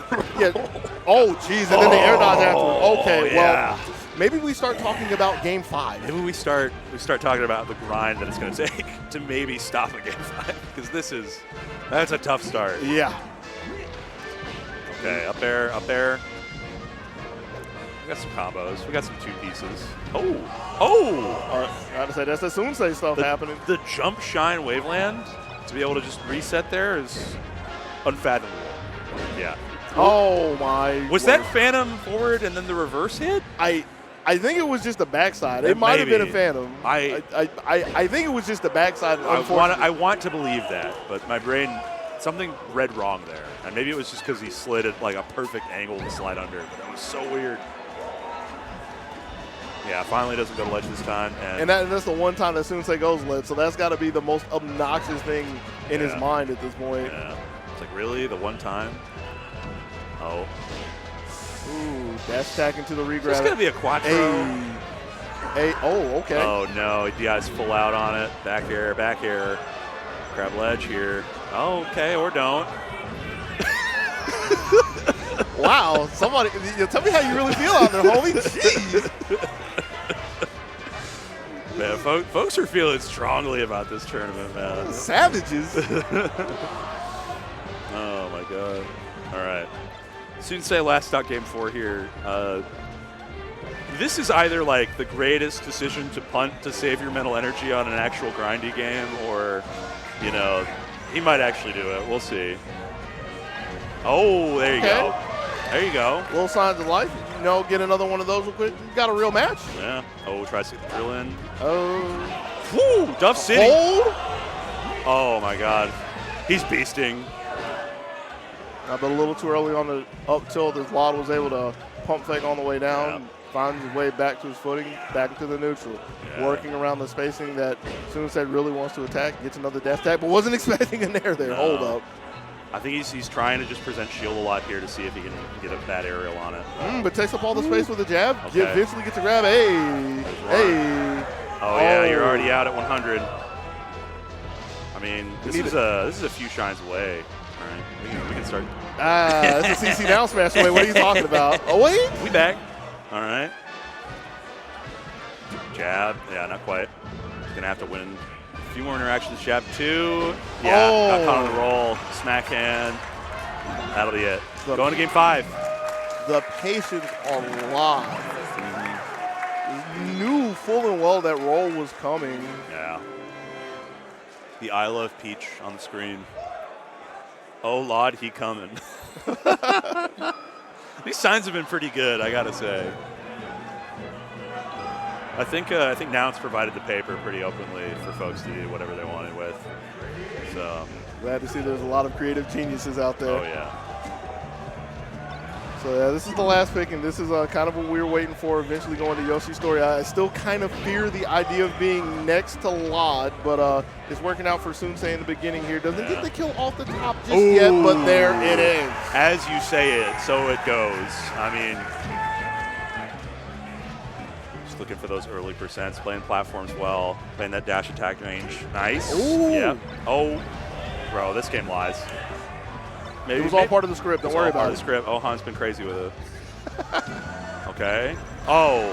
Whoa, Brother Bear. Slow down. Yeah, Sunsei seems like he's really come alive in the beginning of this one right here. Yeah. Oh my god. Jumps away from the grab and slides off with a bear. Wave lands off with a bear. 4-2. I mean, this would be making top 8 after getting knocked out long before top 32.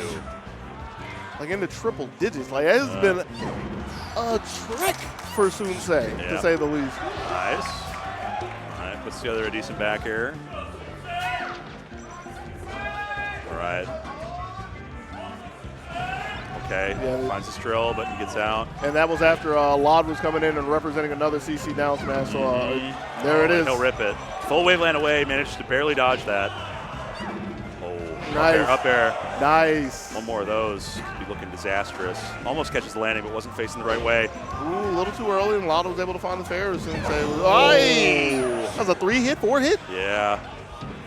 Okay. Wave land off Nair, covering so much space. Good ASDI down. I don't know if he was in full crouch at that point, but he's going to cover that. Even game, basically. Kind of, sort of, but yeah, still kind of scary for Lod. 92% had to deal with the invul, even though Sunsei didn't press the issue because he knew at any point in time he got to grab, up throw, up air, get him up out of there. So now down to the last stock for Lod. We'll see here. Oh, clips, up air. He's going to be able to get that DI down. And this time staying up after going with the up air. Finds the juggle. Up air. Nair. Hey. No, forward air. Okay. Oh, that's bounce too. Let's see. Oh. Trade, last stock. Tight battle. How many clinchers can we have here? Okay, up tilt. Went for second up tilt. The pressure. Is this shield going to crack? Oh, no. Oh, God. Lod is playing completely confidently. Up air, slide off. That fast ledge dash, and Lod is just out of there entirely. Ooh. Catching him scared out of the corner. Ducks down under the turnip and is able to thread the needle. A lot of little slow on the forward air. Okay, trade. Oh! That's it. Wow. And you see Sunsei immediately drop the controller after that in frustration. I mean, such a clincher. He had such a lead in that last game. Yes. 4 stocks to 2. And Lod grinding it slowly all the way back to be able to enter top 8 from loser side. Wow. Wow. I mean, tight battle. It's all been battles from here on out, man. And I mean, it's a shame. I mean, we had some Canadian team kills on the way here, but we've got our full top 8, I think, fully ready to go. We're going to swap out here. I think we've got Walt, Waff, and MAINSTAGE coming in. Sounds about right. And you got to do some MCing, right? Yeah. Got to go talk to the good people in the house. Let them know. But that's going to be it from us. No ad reads, no nothing. I mean, we did ad reads earlier. So. We did, yeah.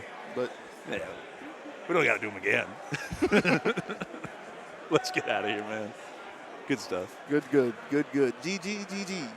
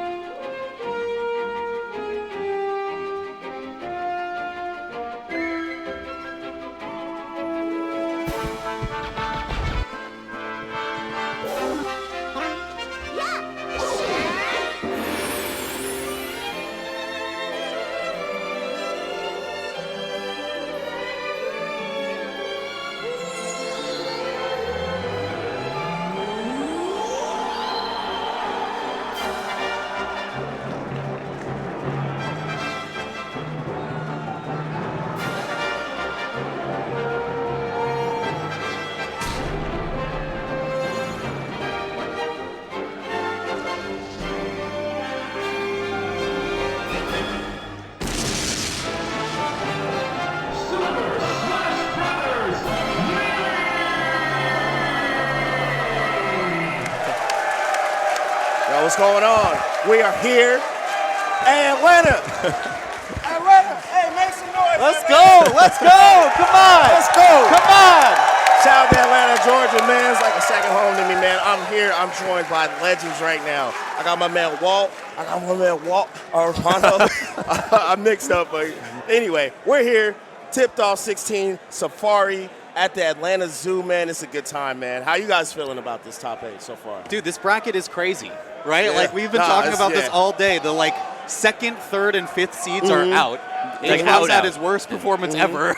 Yeah. There are 2 Peaches and 2 Falcos in the loser side of top 8. I just don't know what's going on. Where are you at? Dude, I feel like the only people who have placed their seed or anything close to what we expected have been Cody and Zane. Everything else, the whole bracket thrown out the window. Like, the hell are we looking at? This has been for brutal. anybody, look, I know most of y'all have not played this game, but anybody who has played NBA 2K25, it has simulated. Dude, we're starting and early. it's just like the most random teams win. I feel like this is what this is right now. This is a simulation. Honestly, if you regenerate this bracket 20 different times, it would be literally like actual 20 different crazy. And there are people like, that do that, too. Yeah. Edwin Budding runs simulations on the bracket. I don't think there's any outcome where he predicts this happening, you know? You couldn't make this up. It's crazy. Just like every upset you could possibly imagine, man. Yeah. Like, can we run some of them down? Like, of course, Hungry Box losing to Maelstrom, probably the craziest thing of the whole tournament. Right. But then he got 33rd losing to Nikki. Sunsei lost to J-Chu and made a massive losers run to get 9th. Like, J-Mook lost to... Right, J-Mook lost to Panda 3-0 in winners. It's crazy. It is just so insane. Yeah, the H-Box won by that. That was like the first Ice Climbers player that's beaten him since like the early 2010s maybe or something like that. Right. I guess like the Wobbles win, right? Honestly. It's getting more crazy every time I watch a set, but you know what is crazy? The MC. We got the man, Let's talk the about myth, it. the legend, Dogy. the person who I learned the bracket of alternative success. Oh, that's what's up, bro. Let's talk about it, is Dogy. your boy, Dogysamich. Make sure I press the button all the way down. Y'all. Appreciate that, Wallace. Hey, how y'all doing out there?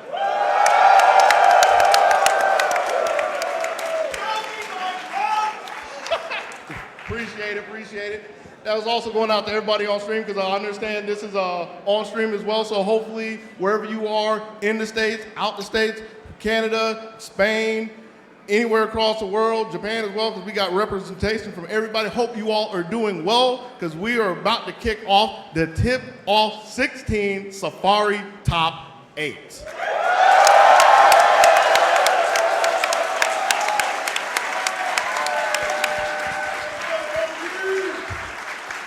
Now, we're going to start off, like Waffle said, down in the bracket of alternative success, but anybody down here can still make it all the way and find themselves on the trophy. So you can take a guess who's coming up because I already got the little sneak preview in hand.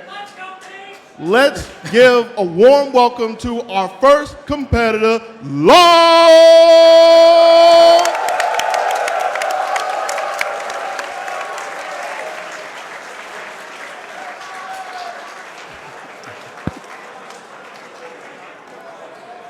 Been crushing it the whole weekend.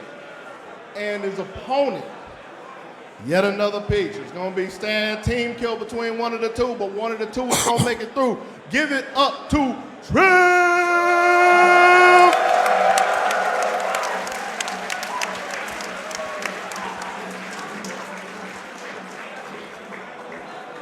And I was told that I needed to leave the prize stitch face. I don't know if this is going to whoever wins, but hopefully it's a little motivation for the two of you peaches. Let's get it on. Hey, let's go. Let's go. Dude, Dogy is such a legend, man. Right? I mean, you've known him for a long time. Oh, He's man, one of my favorite we commentators. used to run game back in the day. He had the little dot guide. He would get all the stuff, man.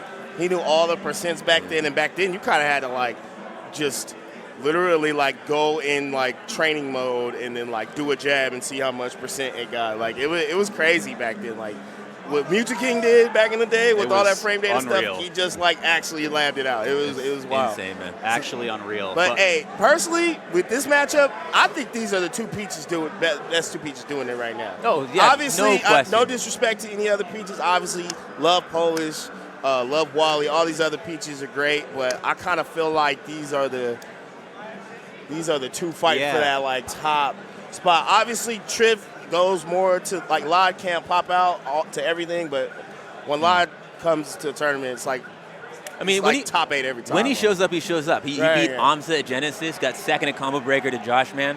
Like, and obviously is on the stage here today. Like, just because he can't be as active as maybe he would like to be because of being a doctor, does not mean that he's not still nasty. It's on such the a rad man. excuse. Like, I'm It's sorry, I'm saving lives. I just had surgery. I had to do a surgery, man. Yeah, but like, how cool that like, so Ara is another one I'm thinking of who we Oh, don't sure. get to see that. I mean, like really on the come up, and I think Marco had to Garrett. take a little bit of a break, unfortunately. But how cool is it that both of the peaches we have for our first match of the day were both appearing in their own grand finals as well, right? Yeah. Triff making the run of his life at Genesis X2, Lod most recently at Combo Breaker, not as big of a tournament, but still crazy to see that, you know, he can come out and make some big moves. For sure. Yep. And yo, when's the last time you guys seen like a high level peach ditto in top 8? I've been racking my brain like the whole time remember thinking one. about it. I know people like to rag on these type of matchups with floaties and stuff, but honestly, I think there's a lot you can learn from these characters, like from this situation, because it's so different than the rest of Melee. You know, sometimes it's either too fast or there's like that moderate, fast pace, slow, like Fox Puff or you know, Marth Peach, something like that. But when it's two peaches, it's like it's different, man. Yeah, Goldilocks. It's too cold. I think it's something that's just looks like we might have a lot of time though to learn something. Yeah, we'll learn along with you guys. Dreamland, listen, I'm gonna be real, man. I know all you spaces in here just shaking your heads, but honestly, this is gonna be a while. So, you know, I'm gonna keep it a buck. Keep it a stack. Let's go. Right? Like, you know, hey, man.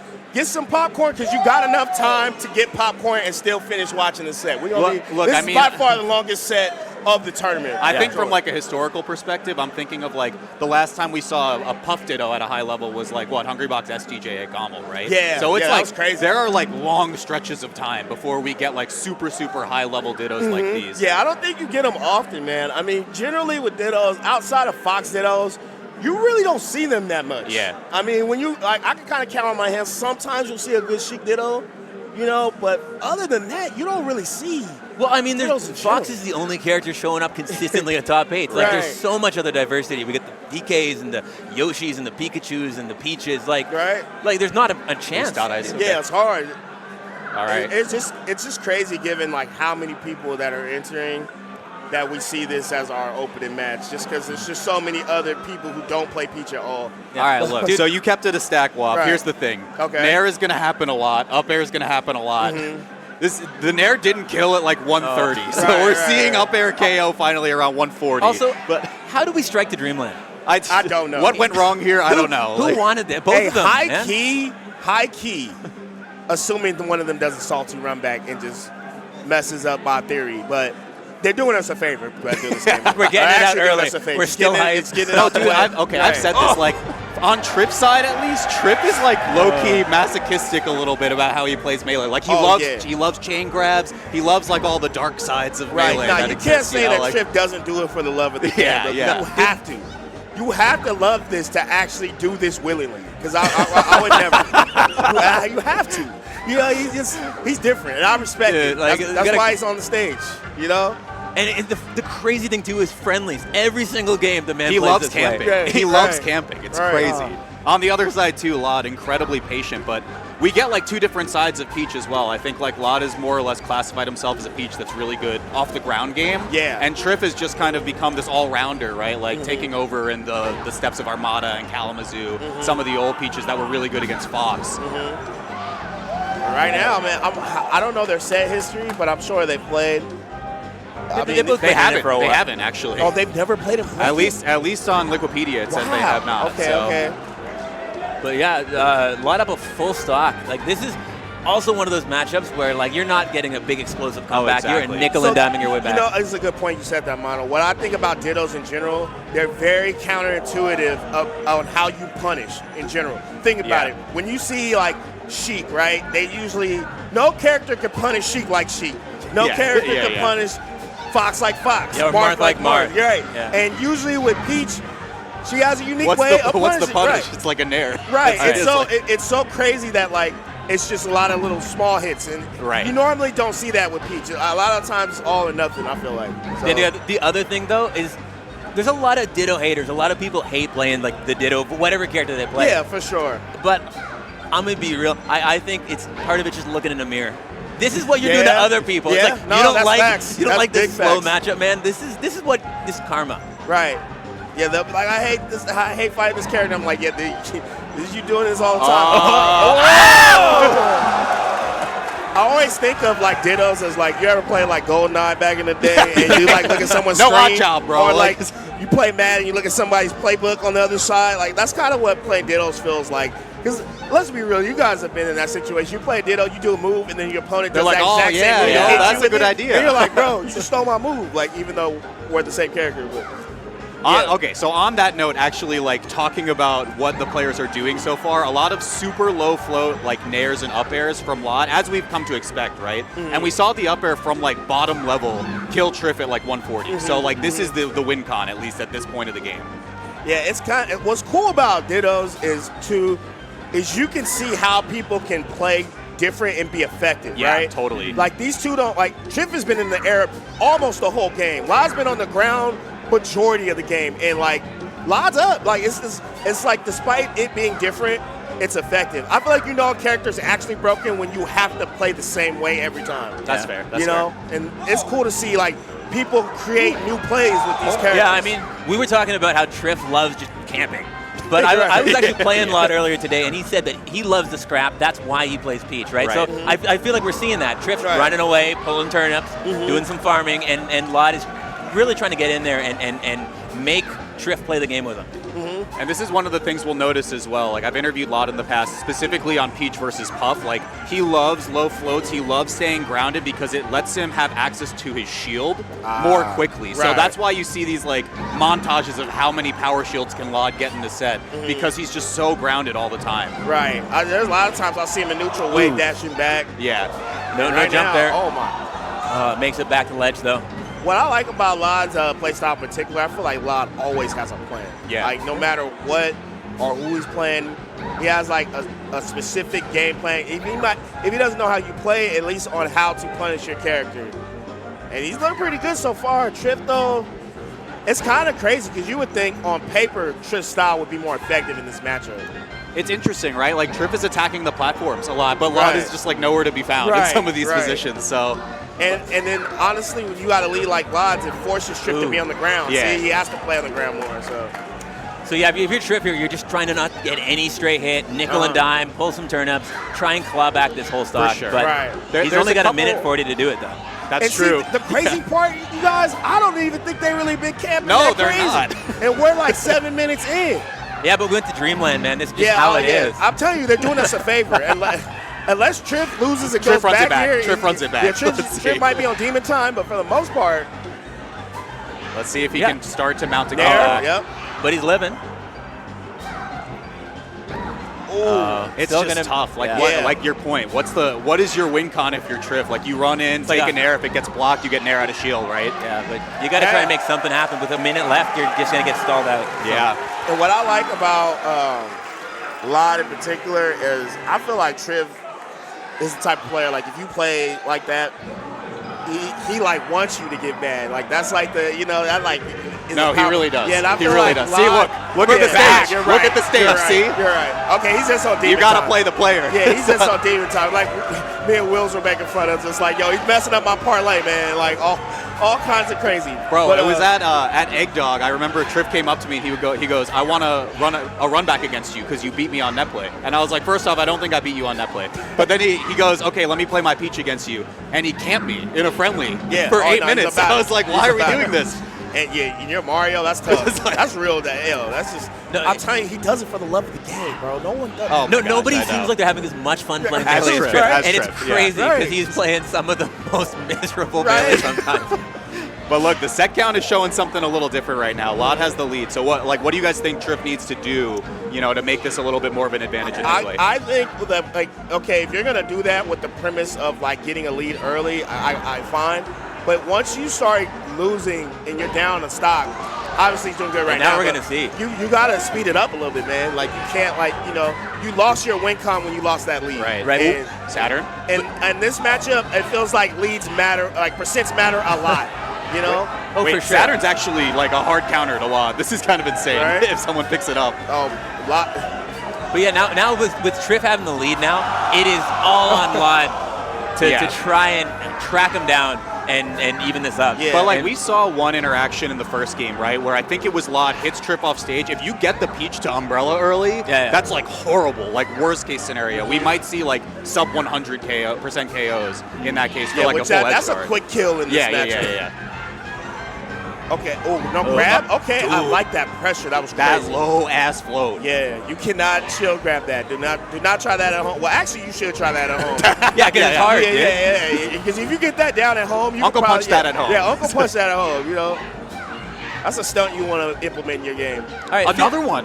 56. Right? That's not too bad. That's Man, I don't. Do you guys know the percentages of the odds of how many stitches you I get do, versus- but we don't have to go on a full. Okay, There's there's a check to see if it's a special turnip or not first, Okay. and it's majority that it's not. Okay. And then the rest is everyone. A lot of people know the percentages of 1 in 6 for whatever, but there's I made a short on it. That's all. Right. Okay, let's go. go check it on YouTube, guys. Turn down for Walt on YouTube, guys. Shut up. Let's get it. Let's get it. All right, so right now Trips has the win con he's looking for, right? Forcing a lot to chase, come in, and usually when you're chasing like this, you tend to overshoot or do a move too fast, and that's good for Triff because you could just wait it out and then counter it. Yeah, that's just look at that one interaction from Triff, and he was the one aggressing, which he honestly doesn't even need to be because he's so far ahead in percent. Mm-hmm. But it's what does Peach do? Dash attack on shield, aerial down smash on shield, and then you just counter hit? That's it. And in this matchup, we were saying earlier, there's not much you can get. Oh! You can't. It's rare to get quick damage. Yeah. So Yeah, unless somebody really messes up and ends up in the blender. right? Which is rare. Dot eyes too. I think the only way in this matchup, I was about to say, you could pull. Your odds of pulling a stitch are better, Well, you're pulling so many, man. right? Lod is one of those people. I feel like Lod does not like the stitches. They distract him. So I've seen him just throw stitches off stage. Because he doesn't like the volatility. Yeah. He thinks that he's going to win it clean and just doesn't want to That's risk such it a getting caught. doctor response. Yeah. You're too much variance, bro. I don't know if I can do that. It's And I feel like Tripp's the opposite. But also, Triff is the arbiter of chaos. Yeah, see, anything. Tripp's holding on to it. He's I'm saving it for next time. Right? He didn't throw it at all. Lod doesn't. And he still has it. And I think that's the best part about Dittos, man. You won't know what styles are effective if you don't see these. Right. Oh. 40% is huge in this matchup too. yeah, I mean, this is a big lead. Lod made a great use of that stock before this, getting up to 150 or something. But it means still closing out the 110 against Triff. Straight hits are not going to do it yet, unless you get some really scuffed DI. And now Triff playing the ground game, man. We got Peach Dittos clapping on Dreamland. Hey, I mean, look. You got to keep it live. Would you ever imagine that this is 2025 Melee? No. No, I did not. I did not. This is the longest I've heard it go on in 10 years. Yeah, no, dude. Actually, I was about to say Toronto has the best counter I've ever seen to it. They just keep clapping. They just clap regularly and then they stop, and it's I don't know why everyone doesn't do it. Only Toronto does it. Every time, it's I don't know what's in the. I don't know what's in Lake Ontario, man. Dude, we just hate that shit. I'm like, y'all are quick to end it though. I've never seen it ended without anyone saying anything. All right, so right now, Tripp is going for. I think they're going to time out. Tripp's already playing for they're going to time out. 100%. But this is tough, right? Because like we said, 40%. That was a massive combo for one of them, right? Huge. So how does Lod get back into this game, even if he gets the KO? Honestly, chase and hope for a stray, or I think you got to catch Tripp out of the air. Yeah. On the bright side, if Tripp takes this, there's no way we're going back to Dreamland. That's fast. I'm cool with that timeline. Okay. Tripp's taking his time though. I love that Tripp is committed to it though. He don't give a damn that you don't find this entertaining. He's trying to win, and I respect it. You know? No, he's down to do what it takes. Right. For the love of you have to love the game to do this, bro. And Lod is just. Dude, this is crazy. He's not even trying to counter hit him right now. No, he's like, he gave up. He's like, yo, I know I can just time out. All right, forward throw. Tripp's like smiling his way through this too. Like, And that's how you win the crowd over. It's just not count. They're just rooting for Lod literally because yeah, there's one condition here right now. But this is tough. Okay, sub 2 minutes. Yeah, I mean it's even stocks. But I think he's low on time. He's really, he's got to make it happen. He's got no jump I here. think he needs to pull a little bit more turnips to just hope. But yeah, I don't know. Once you get under a minute, it's kind of rough. I mean, you're thinking of like, what are your best damaging openers? Is it like Nair down smash for like 30, maybe? And then maybe like, up air, maybe a couple of up air strings, but you can get like a weird raw down smash on side flat. I think it has to be something like you have to get a couple strings in a row or get an edge guard now. Okay, wait a minute. Big, what was it, like 11%? Yeah. Yeah. Oh, he's definitely timing him out for the love of the game. I mean, I think that more or less seals it for Triff. Yeah, I think we're going to another. Unless Lod can just pull a mirror. He might. Yeah. Okay, wait a minute. He needs to get a kill and not get hit. Like that actually ends the game, yeah, right? Yeah, every hit he gets is just once you get over 50, it's kind of over. Nah, this is it. Yeah, this is done. Yeah. Because even if he dies now, he's on the respawn platform. Yeah, that's like 5-7 seconds right there. Now he could like put down his controller and be fine. Yeah. Okay. I mean, maybe Lod can pull a rabbit out of that. Who's to say? But nice adaptation by Triff, I will say. Camping aside, he did kind of pick up on Lod's neutral openings a little bit better and worked around it. And he fought in the beginning of the game. That's what I think is the biggest difference. This is so dependent on who gets the first stock. Right? Like, whoever gets that first lead, it's like, If you're Lod in this situation, where are we going next? If I'm Lod, I'm SDing. I'm not even waiting. No, for sure. But like next, I'm thinking, I wonder if like Stadium. I'm thinking Stadium. Yeah, Stadium, Yoshi, something small. Yeah. Just get it over with. I want to see FD. Like, because Lod is so good at cutting off angles with turnips, and it's like he wins in the air-to-air, right? Like, because he gets to hang out on the ground. But I think Stadium's probably the more correct answer. They're not liking it. Oh, Lod, he coming. FD, see? Good call, good call. Let's go, Walt. Yeah, so this, I think you're going to see something in a similar vein, although it does help Lod that there's no platform. Yes, that is a big reason. Triff has to go on the ground. Yeah. So, and Lod, as we talked about earlier, Lod being the white peach, by the way, we probably should have said that earlier. It's on the overlay. They got it. They got it. But Lod tends to play on the ground more, so I think this helps. Yeah, I think it super simplifies things down to like if Triff jumps in on him and crashes on the shield, Lod's like, all right, bet, like Nair on shield, and then like do it again. Right, for sure. But Triff, keep it up. I mean, Triff's still not phased. I just love the ability for Triff, both of these players really to just not be phased. They both understand that what they're doing. They understand that this is a ditto. They understand it's going to take long. I think a lot of people, like you said, Mono, they don't look in the mirror. They're not ready to see, like, to deal with what they do daily. The messed up thing, though, is Triff's probably loving it. Triff's 100% right? is, He's like, wait, I get to do this with people? We get to play this much melee? Can we both advance? Can more people play Peach? Oh my I mean, in a way, this makes the bracket less chaotic for everyone else. Oh yeah, they're all like sequestered down to the other side. Right, because I honestly think fighting like two different Peaches is more difficult than obviously one, right? You only got to worry about, because styles make fights, man, so. Well, and the winner of this goes on to play the loser of Crudo Amsa, which is okay for Crudo and disastrous for Amsa. That matchup is brutal. Also worth mentioning that there are two Nouns Invitational spots on the line of this tournament. That's true. We didn't get to talk about that. Lod and Triff are both not yet going. So yeah, this would be big. This would be huge. And the other one in contention is Crudo, hanging out on the winner's side. Crudo and Magi. Right. Yep. So we still got a lot of hitters left. Yeah, for sure. Oh, okay. Nice damage by Triff. Yeah, but look at this. The damage lead so in Triff's favor after the counter. Man, I might be the first down smash. One of the first ones I've seen hit. I know one of them did one earlier, but Triff using the length of the stage to his advantage. Yeah. I mean, okay, yeah. Huge combo. All right, Lod doing a good job keeping Triff in the air. The dot eyes. That's 3 dot eyes from Lod. So I feel like Lod has just been hitting the jackpot with these turnip pulls. I'm almost like, man, you should care about this a little bit more, man. 'Cause you've been hitting, man. I gotta go. And at the casino, I gotta like, go yo, put I'm some hot bets right down, now. I'm bro, hot. Yeah. I'm gonna keep going. Man, are we on pace to timeout on this one too? Yeah, more or less. Yeah, definitely. Man. So far, only game 2 timed out, almost timed out game 1. All right, watch specifically Drift In versus Triff. Like, Yeah. that's what Lod is kind of zeroed in on at this point.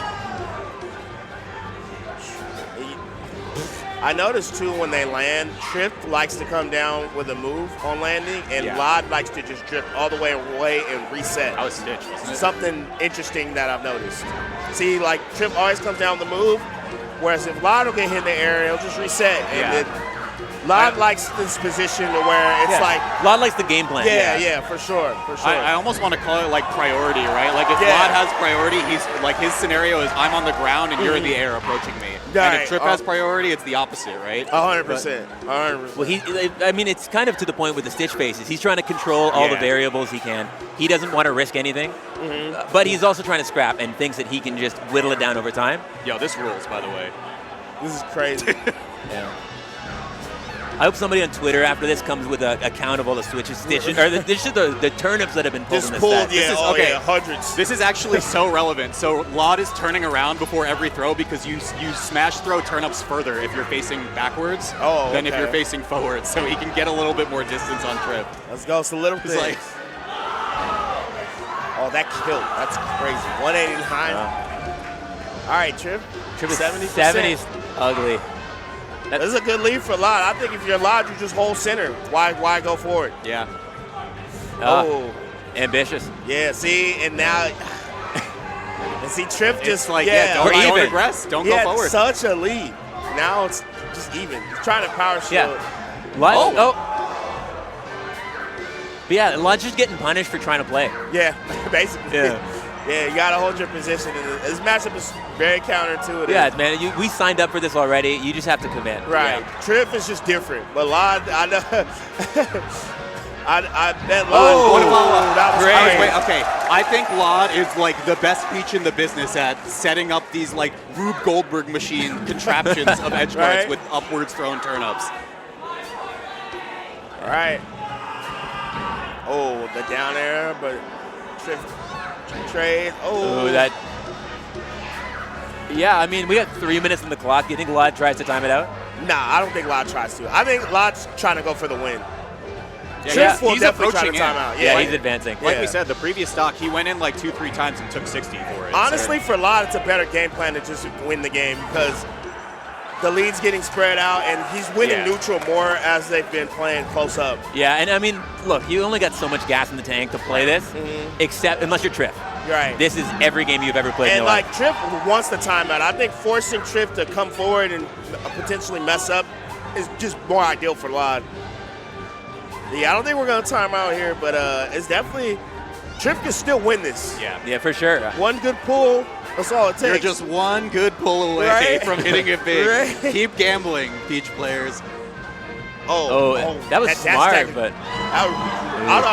It's even. It's even. Okay, Triff's winning. Okay. Oh, now it's flipped on his head. Triff goes for the timeout. Immediately goes in the air. God. All right, now. Oh, okay. Okay. This is a real back and forth. Oh, nice. Trip drop shield. Goes the wrong way. Okay. Oh, my goodness. Can't get off the ledge. Oh, my goodness. Hang on. Good tournament winner. Counter nice hit. Does he go out there? No. He's going to fair. No way. Oh, there. Got it. Lod. That's such a nickel and dime game. My gosh. That was a coin flip. Dude, what a journey. Right? All right, what's the second biggest stage? I think now we probably go stadium. I think we go back. Actually, I feel like Triff wants a top platform. No, Battlefield. There we go. Yeah. Yep. And you're right. Well, okay. Disclaimer here. I think the FD game exacerbates a lot of this, where like a lot of the turnip throws that we would see are like up and down is where Lod thrives. And could be stock. That is stock. No. That's a blowout. That is a huge blowout. If Lod loses this throw, that's like 2 stocks in a box there, like legit. Lod cannot lose this game now. Lod could start crying right now. It'd be like Genesis. It's like too soon, man. It's like man, I don't know how Triff navigates his way back into this game. Man, I mean, yeah, that's such a. This happened in the H-Box set as well, like crazy early SD from Triff just like tough. completely seals it more or less. He's got to work hard now. Yeah, I mean SD, especially at high level when there's not that many mistakes made, is like huge. But also, when you take a lead that early, sometimes you start easing off the gas a little bit. That's true. I will say, like, I do think a silver lining to all of this is that he picked the tripod stage, right? Like, FD exposed, like, the turn-up throws left, right, and center. But if Tripp can somehow manage his way back, those platforms are going to be sacred ground for him. It's iffy with me because even though the top platform is he has less space. Yeah. This whole time he's been playing on wide stages. And I feel like Lod has been better in the scramble, so it's forcing Tripp to be closer, which I don't know is good for him right now. It's not looking good. This is rough. 2-stock lead is massive. Right? Lod, cold and calculated. Just another day in the ER. I don't actually know what department he works in. But it's like, All right, man, Tripp needed that. Yeah, this is a real sizable lead for Lod right now. Real sizable. But Yeah, and Lod is playing this a whole lot more passively than we've seen this whole set. probably just waiting out that invincibility a little bit. yeah. But now But he's even like, then, he's Like, we once again, like, revisit from Triff's perspective now, like, what are my best ways to rack up damage? And it was like aerial, like nair to up air got you like 20-30%, right? And that's it. You just have to do that a bunch of times. But honestly, with the willingness Lod has had this whole set to play, I think if Triff sticks to the game plan and just keeps pulling turnips, he might be better off. If you don't crumble under this pressure and just stick to your guns, like, because safest now way to rack damage. Triff has been having one thing I will say, Triff's been having a hard time finding that opening. Yo, there are people screaming, grab the ledge, and that is just nasty work. I don't know what's Yeah, going through your head on that one. We already on demon time, man. Damn. It's hot in Atlanta as is. You know, we can't be more on demon time. Okay. Yeah, and again, that's like a quick three-piece, more or less, right? All right. Yeah, this is a huge lead. I'm not gonna lie. This is probably the biggest lead of the set. Oh, easily, by man. far. It's almost 3 stocks. Yeah. And there's some little things, too, where, like, Lod knows that Tripp is drifting in so hard. At this point, he's doing Z-drop turn-ups into aerial instead of just hard committing to a throw. And, 3-1 lead. I mean, hey, Tripp, he's a comeback of the gods, man. Like, basically got to play perfect and fast, too. Like, you can't nickel your dime. You can't nickel and dime your way back. You need $1, bro. Like, right? Inflation hit too hard, man. You're going to need some higher currency for this one. Yeah, and even in these edge guards, like, you cannot lock Lod down. Yeah. No, you can't. It's Lod doing a good job, though. Lod securing the bag. No, not fumbling at all. Yeah, just wait. Oh, Stitch. That could be the equalizer? No, he caught Nah, this is it, man. That's tough. Yeah, it's looking. GG, shake my hand. Tripp 7th place. Yeah, I mean, what you pointed out earlier, too, every time Tripp is in the air, he's crashing onto Lod's shield with an aerial. Right? Yeah. Like, Lod's caught He just called it out. Desperately looking for damage. Yeah.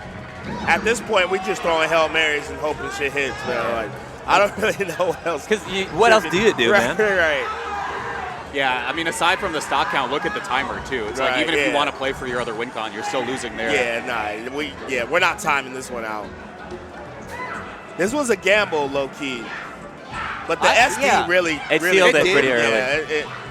I'm low-key wondering what the stadium pick would have looked like, right? Yeah.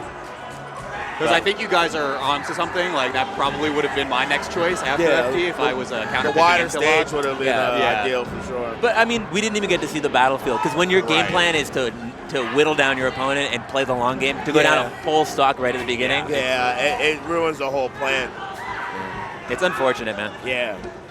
But, valiant effort from Triff nonetheless, man. Like I said, this would be crazy. This would be a Herculean effort. Yeah. 100%. That would have been the equivalent of a full stop, but it was not meant to be. Of course, Lod, a 3-1 win, eliminates Tripp at 7th place, and one of our peaches in this bracket is going to move on. Going to move on and fight the loser of Amsa and Crudo. That's right. There it is, baby. Godlike. Shout out to Zip. And Also we a can Peach player. cut the VOD right there. Thank you, Also a production. Peach player, It's right? Also a Peach player, yeah. It's only right. Damn, that was crazy. Hey, I feel like there was some kind of weird backwards, poetry that the first set we got were 2 Georgia Peaches. Right. So, In Peach I had that one in the Georgia. back for so long. I'm so mad I for said it. 27 It's minutes. Yeah, I'm like, Yeah. damn. A whole half hour I had to sit on that and ruminate with it. It was terrible. Now we're literally going on the opposite end of the spectrum. This could not be more different than what we just watched. Oh my gosh. Let's talk to Dogy. Hey.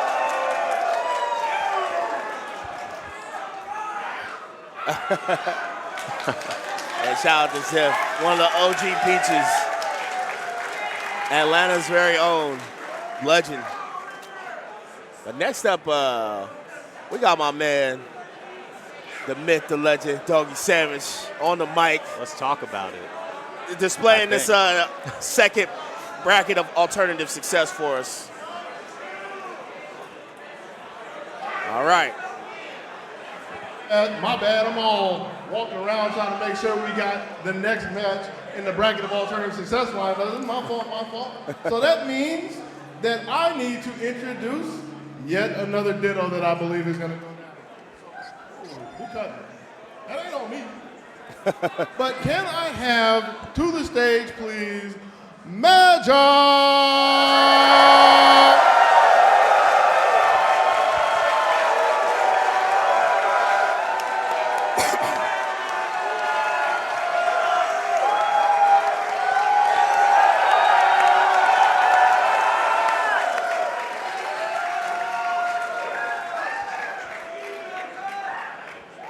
And her opponent is going to be Cloud9 Mang0.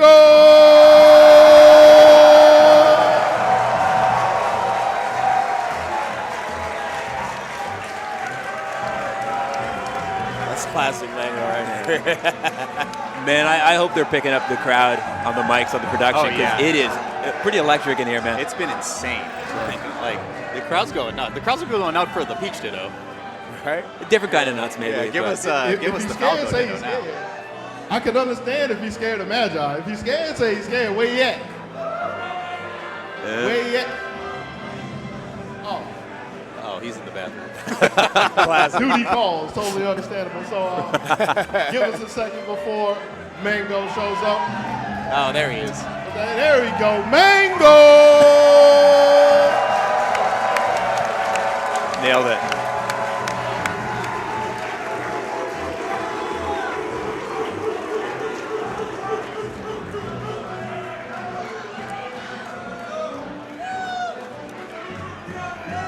Magi versus Mang0.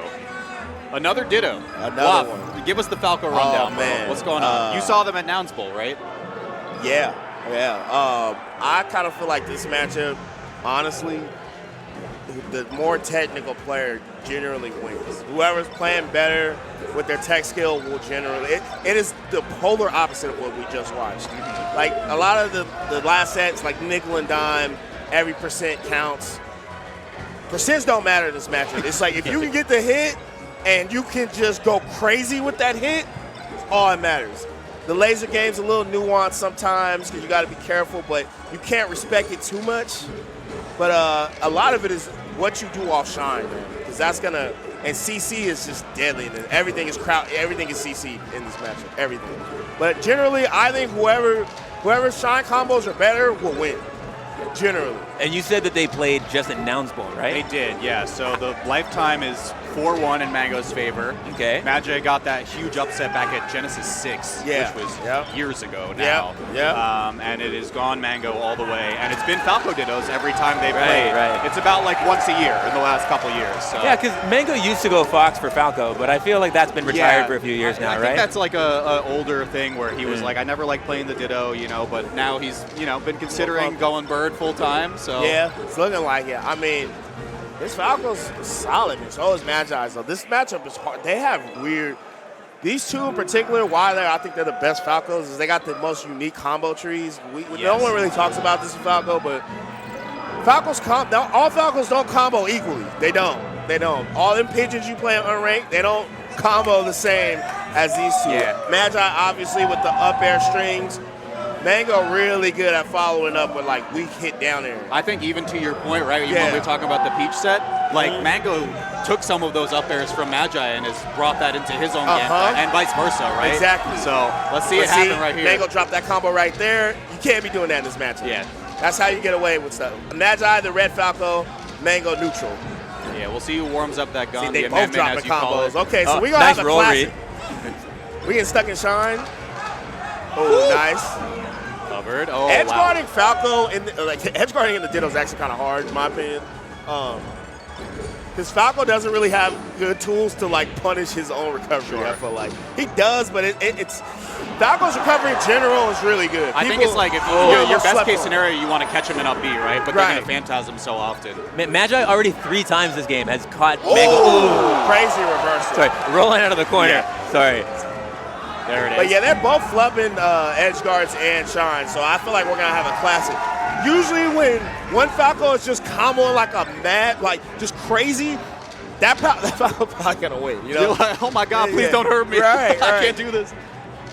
Let's see. Generally in this matchup, lasers almost they're good. They're good neutral utility, but sometimes you don't need it. Yeah. I mean, obviously you need it, but like it's not like it slows down Fox way more. Yeah, like I think in the Ditto, it's not so much. If you keep it too warm in the Falco Ditto also, then it's like, I'm going to start using your lasers against me, so I can start being a little bit more actionable. Nice grab, yeah. Nice. Oh, crazy. Tried to go for the bomb soldier, didn't connect. I don't know how Mang0 got out of that. Okay, nice by Magi. Oh. Yeah, Magi's pressure's been so nice in general. Like the shine grabs, like look at all this. Really good jobs of scouting out Mang0's potential options. Another thing too I wanted to add, since I talked about combos, what I mean by that specifically, tech chasing. Yeah. People don't talk about, Falco has amazing tech chases. He's one of the only characters that can tech chase without a grab. So because of that, you gotta hit your tech chases every time. See, no tech. Oh, dare? Nothing? Yep. Okay. Back Got that off punishing and no tech though. When you can do clean tech chases off down there, it's to the moon. Well, that's the other thing too that Mang0 has kind of implemented into his gameplay, the down tilt shit on the top platform, you know? Another I like that up there. And that's kind of a DI trap too, so a little bit good on Mang0 to get out of that. I like the laser jump back by Mang0 right on the stage. See, you gotta be careful too when you hit Falco's shield, because at any point he can shine you out and just reversal it. Oh, shield side B, get short. You can Mang0's see doing these really high bears also. Like I feel like hold down if you're Magi. But he's also playing way more patient out of shield now. Yeah, he's knows playing he really got good. He's playing a high percent game good. Yeah. Because when Falco struggles to kill you, that's a good sign for you. You know. Great ledge dash JC shine. That's technical as hell. All right. Oh, the nice up air. That was crazy. Extends a little. Oh my gosh, what? It's all an illusion. It's not real. I love Magi though. She knows. Wait, she brought this back, bro. Okay. Nice. Oh, you got rolling? You got Mang0 rolling right now? Oh, I thought she was gonna down smash. Dude, look at this. Mang0 just keeps rolling. Oh, she got it. Yep. That's it. Yeah. Magi.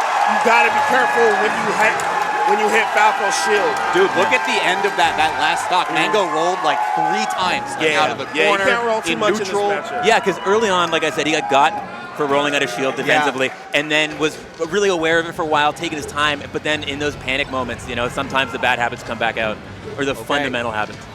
And I was going to say, this historically, between these two, Battlefield's actually Magi's worst stage. But it's a little misleading to say that because they always start here. Right. So he rolled out, but she got stuck. Okay. He keeps rolling. Again. Yeah. I don't know what's going on, man. Yeah. Get out of my head. But good stuff on Magi to know it. Like, yeah. He's not rolling for no reason. No, she caught on fast. Yeah. Well, her pressure's so clean today, and he feels like he just has to get out of there. Yeah, right. Yeah. Sometimes it's hard because if you feel like you jump, you're going the wrong way, and you don't want to push yourself off stage in this matchup. Nice. Ooh, nice counterplay. Yeah. Exactly what you said, too. You got to be careful around the shield. You got to do the real deep dares that can't get shined out. It's hard, though, man. It's hard. I can't get... Ginger was actually really good at that. Yeah. He was really good at those deep dares. He's here, by the way. Yeah, I saw him. he said he's yeah, making a it was like comeback. his first tournament back. He's not competing here, but he's entering Gamo. Oh, okay, So, let's go. A few weeks. Okay, this is punish from Okay. Mang0. He's got his turn. Nice. He's still got the turn. Oh, Oh, what a great weight. grab. Didn't get the strong hit, though. See, right there, you could argue, you could dumb it down. When you get a tech in place like that, you could just forward smash it. Yeah. Back Mang0's air, so yep. good with down smash, All too, right. covering those, but Mang0 looking pretty good right now. Nice. Oh. Okay. about to get the stairway all the way down, bro. And a lot of the times, too, when you down there, Falco, below 50, you got to be careful because he can, like, wiggle out. Right. You know? Ooh, Magi was fishing for that edge guard. She can still bring this back, though. It's not like Peach when you have a lead, it's over. 2 good combos, maybe. Yeah, it's we even. seeing a Magi highlight reel. This is you know? even games. Right? Oh. It's a difference. This is completely different. I don't think I've commentated in a long time 2 sets back to back that have been so different. Yeah. So different. Yeah, that was like 2 games in like half one. All right, so, okay, FD. Okay, your punish game on this stage has to be clean. Yeah. It's the best or the worst stage depending on the person. Well, I feel like Magi's honestly looking a little bit faster than Mang0 this set so Yeah. far, but Mang0's just picking his spots really well, Yeah. aside Yeah. from out of shield. I will And- say the numbers also support Mang0 in this one. I think Mang0's like 4-1 in games over Magi. Once again, this is probably his preferred counter The pick. thing is, like, when your players of this caliber, catches another roll, Yeah. by the way, but when your players of this caliber, your Nice. combo game is good. So Yeah. sometimes it's a bit of a combo game Yeah. equalizer. Yeah, I like saying, like, the numbers tell one story, but it doesn't tell the whole story, because it's like, look, exactly what good. you said. If your combos are on point like they are for So- Magi, it's tough. So one thing I wanted to point out, when you see Falco full hop like that, a lot of the times you can get under it and with running, literally run Yeah. shine or wave dash back in shine. Like, oh, Magi kind of tried it right there, but she did it earlier and it was really good. Hang See, on, here's big. where you got to go crazy. Oh, she's Yeah. going crazy. This off Yeah. stage. Yep. Lasers Great coming high angle. Yep. That was perfect. So good. You do that, that's how, whoever does that, you generally will win. Yeah. That was so Yeah. clean, man. And this is why Falco's like FD, right? Like, it just completely eliminated any recovery Falco is angles. good here, man. Oh, another one. That's it. Yep. Yeah. Oh, she he's gave him dead. another chance, Yep. but Oh, there. what a tech. Holy. Oh, wow. Too Okay. low. All right. This is, I mean, we feel like we're seeing what you said at the end of game 2. This is a Magi combo video. Yeah, I mean, she, like Mono pointed out, she's been more technical, so this is a good pick. Mang0's been spacing a little bit better, but not so much. He gets stuck in shines, not following up on the tech chases as much. Yeah. And Mang0's strength to me is generally when he gets a tech. cut it off early. Remember That's I the told game. you? Remember I told you? Sometimes you just cut it off early, and it's a DI mix because you think, okay, I'm a DI out, and then you just get forward smash and you die. I mean, yeah, look at the Yeah. fact sheet that was presented in those 4 stocks that were from Right, combos, the right? biggest Magi average. extended them super far, then goes, you know what, F smash. It's So over. Mang0 goes fountain. Interesting. I think like if you get gapped that hard with punish, Yeah. sometimes the variable platform heights of FOD, you're trying to play Fundy's melee, got under. trying to mitigate whatever strength she has. Makes a lot of sense. Totally. See, Mang0 doing a lot. He's doing good in neutral, especially on the smaller stages. And right now, Mang0's strengths in this matchup are very good tech chasing and good wave dash with unorthodox speed. I think Magi is really good at keeping you in the air, and her edge guard is really good. Well, it's just like scary too. When she starts bringing Yeah, back, see? she's going to bring the up airs back in this set too, and then it's going to once get real you get off dicey. stage, Magi will pack you out. You got to be careful. All right. But Mang0, once he gets you on the ground and pummeling percents, he goes crazy. So Yeah, but he's playing from behind right Yeah, now. He has he to get the is. stock. yeah, got to take the stock. All right. But Great this leg is grab. one of the few dittos where leads just aren't real. You know, if you don't kill off the combo, you always have a chance. Oh, Yeah. Okay. Oh, nice. Wow, the platform's See? so favorable. See how she's keeping Bomb him in the soldier! air? There he is! You see how she kept him in the air the whole time? I know she's And that's moving. the mix, because you don't know if you're going to get spiked, you don't know if you're going to get shined, you don't know what's going to happen. Ooh, And see, late nair doesn't yeah. connect. Mang0's keeping it Messing going up, though. he's flubbing his He's got his tech. turn Yeah. back. Okay, Nice tech. Crazy on for tech. Didn't Oh, go to no. ledge. Okay, Magi hands it over. That bit was of a kind of a gift. gimme. I think Right. Mang0 flubbed a couple times there. Oh, don't side beat, please. Thank you. Okay. I done seen that movie too many times, man. Got your favorite players with it. Okay. Oh, he rolled the other way. That was smart. Yo! Yeah. She's nuts. Yep. She's really applying pressure, bro. Mang0 doesn't really, it seems like he doesn't have an answer for when she comes in. She's just out-muscling him. Yeah. Oh, nice up air. That was godlike. That was crazy. Nice tag. Back air. Nice Oh, tag. That was crazy. Oh, but it does That was crazy. That was crazy. All right. Holy shit. We're not done, though. Yeah, we're not done. This is Mang0's losers bracket, and you hear the crowd. Oh, wait. You hear the crowd. That We're going to go to a game That 5, power folks. It is happening. Mang0 Magi, Falco Ditto. Game number 5. This set went to 5 games, and I feel like it is like still like, we're like 15 minutes ahead of the last set. Oh, my Yeah, goodness. we're still on Dreamland. Yeah, in Stadium. They're I pulling think turnips. Smart pick. Magi's been winning on these wider stages. That's but right, Mang0's good here. Well, and who knows how the transformations are going to come into play, too. That's true. Might dictate a lot. Wow, they already got the chant going for the first stop of this game. Holy moly, let the crowd speak for a Both of second. their names start with M, so I'm hearing a little bit of Magi in there, too. Okay. Up air. Yep. Okay. Laser. Oh, okay. Oh. The flow. All right, not how you All want to right. start, not how you want to start. And man, Magi got some of the best ledge asses in the game. Yeah. she's been so clean this whole Right? set. Yeah, look at the lasers, too, now See, using the platform. So when you're in this position right here, when your roll? opponent's on the ledge trying to come in, it makes it really get to where you can just okay, just said, no "Back your filter. ass up." Yeah, you can just do like short hot dares and you'll catch his approach almost Yeah, every yeah, time. yeah. And if you notice when Mang0 comes in, Magi's just ready with the down air. Okay, nice nair, grab. Okay, all right. All right, Mang0 combos way back. I mean, we saw it last game. All right, where are we headed? Water transformation. Yeah. Got the windmill. This stage pretty good because Falco got Air Jordans on, man. He's like, sometimes I dream that he is me. My man can jump. Sustainable energy Right? on this combo coming up. There's the nair. Shine down there all the way. Mang0 takes the lead right back. That was high risk, high reward. Yeah, he could have gotten That's counter why hit you hard. love Mang0 right there. Just going down there and going for Yeah, that. but any straight hit's going to even this up real Look at the fast. windmill. Look at the windmill. Yeah, the windmill makes it hard. Wow, wow. Up there? Oh, back there, okay. This is crazy. It's crazy. When back and was forth. the last time we've seen a high-level Falco set like this? Falco Ditto. Yeah, shout out to all the birds out there, man. I know y'all be struggling. Yeah, we in the zoo out We the got back. one It's for like- you. Okay. Nice nair out of shield. That was godlike. Okay. Mang0 not as good as Magi with the shine out of shields, but he's finding ways to craft his way back on defense. Which Yeah, is he good. started doing way more aggressive stuff out of shield, like a lot of attack, like approaching aerials and stuff, and it's been paying off way more. I think what Mang0 wants is those long Nice. wave dash See? cuts. Remember I told you the There we tech go. chases. He's really good at that, man. Last stock for Magi. I Loser love gets that the 7. strengths are being highlighted in this set. Yeah, Magi getting a bunch of grabs, but oftentimes not really converting. Yeah. Shine out of shield. Oh. That's it. Lasers cover the high angle. It's Wow. over. Mang0 a 5-game victory eliminates Mang0 Magi. That Wow. was a good set. That Yeah, was a good set. great set. It seemed like towards the end, Magi's speed just kind of ran down. Mang0 finally slowed it down and got some clutch edge guards. You said it mad early too, right? Like Mang0 shine out of shield is so important, specifically from him like combating Magi's approach. And also, when a crowd is this deafening, Oh, yeah. how do you stay composed? How do you stay How do you composed? move that fast with the crowd that loud?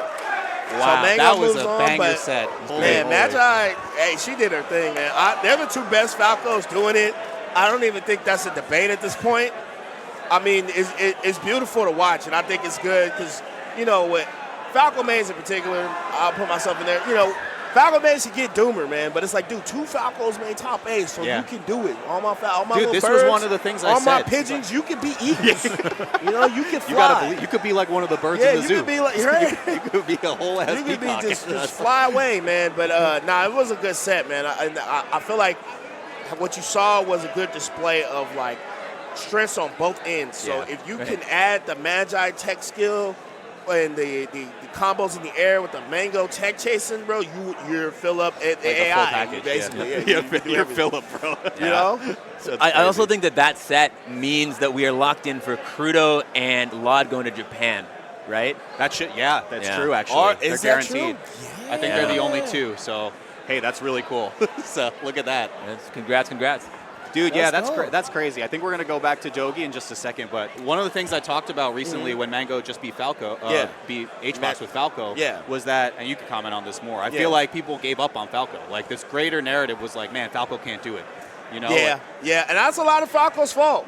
Like true. The Falco mains, like myself included, like a lot of it is just like, you know, doomer. But I think a lot of Falcos now, the newer Falcos, they've been priming, man. And I think I wouldn't be surprised if you saw more Falcos on that stage in the future. That's my hot take. No. We've been in a recession for a while. We've been in a drought, Falco players. So we got 2 of 8. Hey, I like those stats, bro. That's 100% increase. No, man, this is the first year, I think, in like a decade where there's more Falcons in the top 100 than Sheiks. Like, it really? is. Yeah, That's I think nuts. so. I didn't know that. Let's go, baby. That's crazy. But anyway, in the meantime, between time, we'll be right back. But let's get into Dogi to introduce the next opponents, or competitors, I should say. All right. I would ask you at this point how y'all have been doing, but I don't need to ask. You can quite literally hear y'all got that energy, and we totally appreciate it.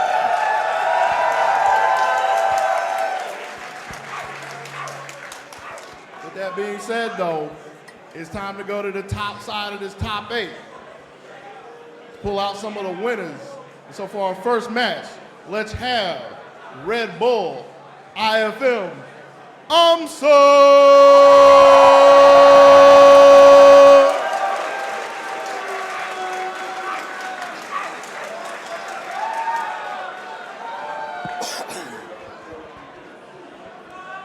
and his opponent, representing Spiral, Crudo.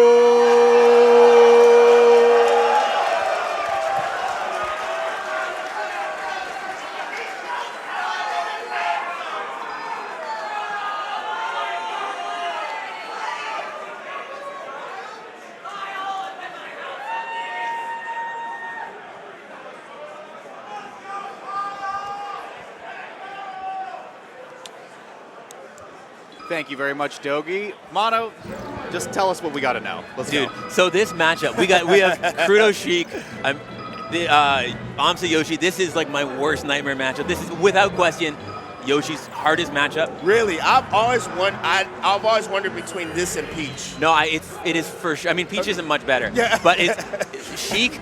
Because the question is, how do you get a hit without getting reversaled, right? Yoshi really susceptible to getting CC'd, and if you do get grabbed, you lose half your stock. You get chain grab to like 55 into a mix. I've been watching y'all play it like, damn.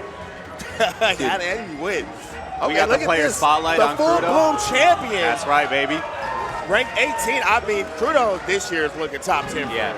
This is technically his first top 8 showing at a major for the year, which is actually kind of cool. Wait, Full Bloom don't count? Full Bloom doesn't count as a major, as far as I've heard. That's crazy. But I mean, he won, so that's kind of cool. But I mean, yeah, I think just this guy's on such an upwards trajectory, right? Just beat Mang0 at this tournament, which is pretty insane. Yeah, doesn't happen often. Crudo's been a player that like the top players all are like, oh, Kyle's cracked. They all He's so warm good. up with Crudo. Like when they want to play against J-Moot, they call Crudo, bro. Yeah, and he just hasn't been able to. He's getting it together and making those big, deep runs have always been a little bit hard for him. Yeah. So it's so cool to see him kind of consistently making bigger and bigger steps forward. Definitely. Because I feel like he's always had good wins. Like, he'll beat Mang0, he'll beat Cody or something, but the runs aren't there like you were just saying, Mono. So it's good to see. And I'm glad you're here because, man, when I be watching Yoshi, I feel so bad because I'm like, bro, I don't understand it. Right. Sometimes Yoshi's confusing, but I'm so glad we have a commentator that plays Yoshi. I want to pick your brain as we're getting ready for Right, this, sure. right? No, So yeah. one of the big things that's so perplexing to me is Amsa does pretty decent into J-Move, Right. but atrociously bad into Plup. What do you think is the big difference? Well, I think between that those two? Yoshi's tools, like the counter hitting stuff, the parries, the double jump armor, are really good for playing the player. And if you're not used to playing those situations with the character, Yoshi can get big openings. But a lot of it's fake. And so if you're playing somebody who knows the character, you like that kind of stuff is what you're looking for. You're looking for Sheik to swing and you to get openings for it. He's doing a great job right off the bat using parry and double jump armor to get openings on Crudo. But if the player you're playing knows how to play around those spots and avoid them, then you're kind of shit at a lot. Damn, that's tough, man. I mean, the set count does reflect it. I think this is 4-0 in favor of AMSA lifetime. But Crudo's just on one right now, bro. I don't know. This Crudo matchup's is not looking, good. oh my goodness, he's playing like he looks top 10. He's playing like he talked to Mono earlier. Oh my God. What a reversal. No, it's so hard. The big thing to look for at low percents is how does AMSA get an opening started? Right. Because like especially until like 25, you're just begging for anything. It seems like what to me, Yoshi, in my opinion, one of his biggest strengths is that he lives forever. Yeah. But I feel like versus like Sheik and Falcon, it just is void. Like it doesn't really matter. I think like the follow-up hits that Sheik gets are so simple too that it's like they convert into just one grab, tails. fair, and you're dead. You know, that like, sucks. You get the Z-axis on the dash grab. Yeah. There, right? gets Like grabbed. what? He's dead, bro. Yeah, he is. Oh no, Crudo's human. He bleeds. Right? But yeah. AMSA facing the wrong way. That's a little awkward. Okay, so man, I need to ask you this: when you shoot. fight a player who does know what they're doing, are you just screwed? Or is there a way around it? Is there a way to trick them? I mean, you got to play the player. You got to trick them. You got to make them jump where they shouldn't.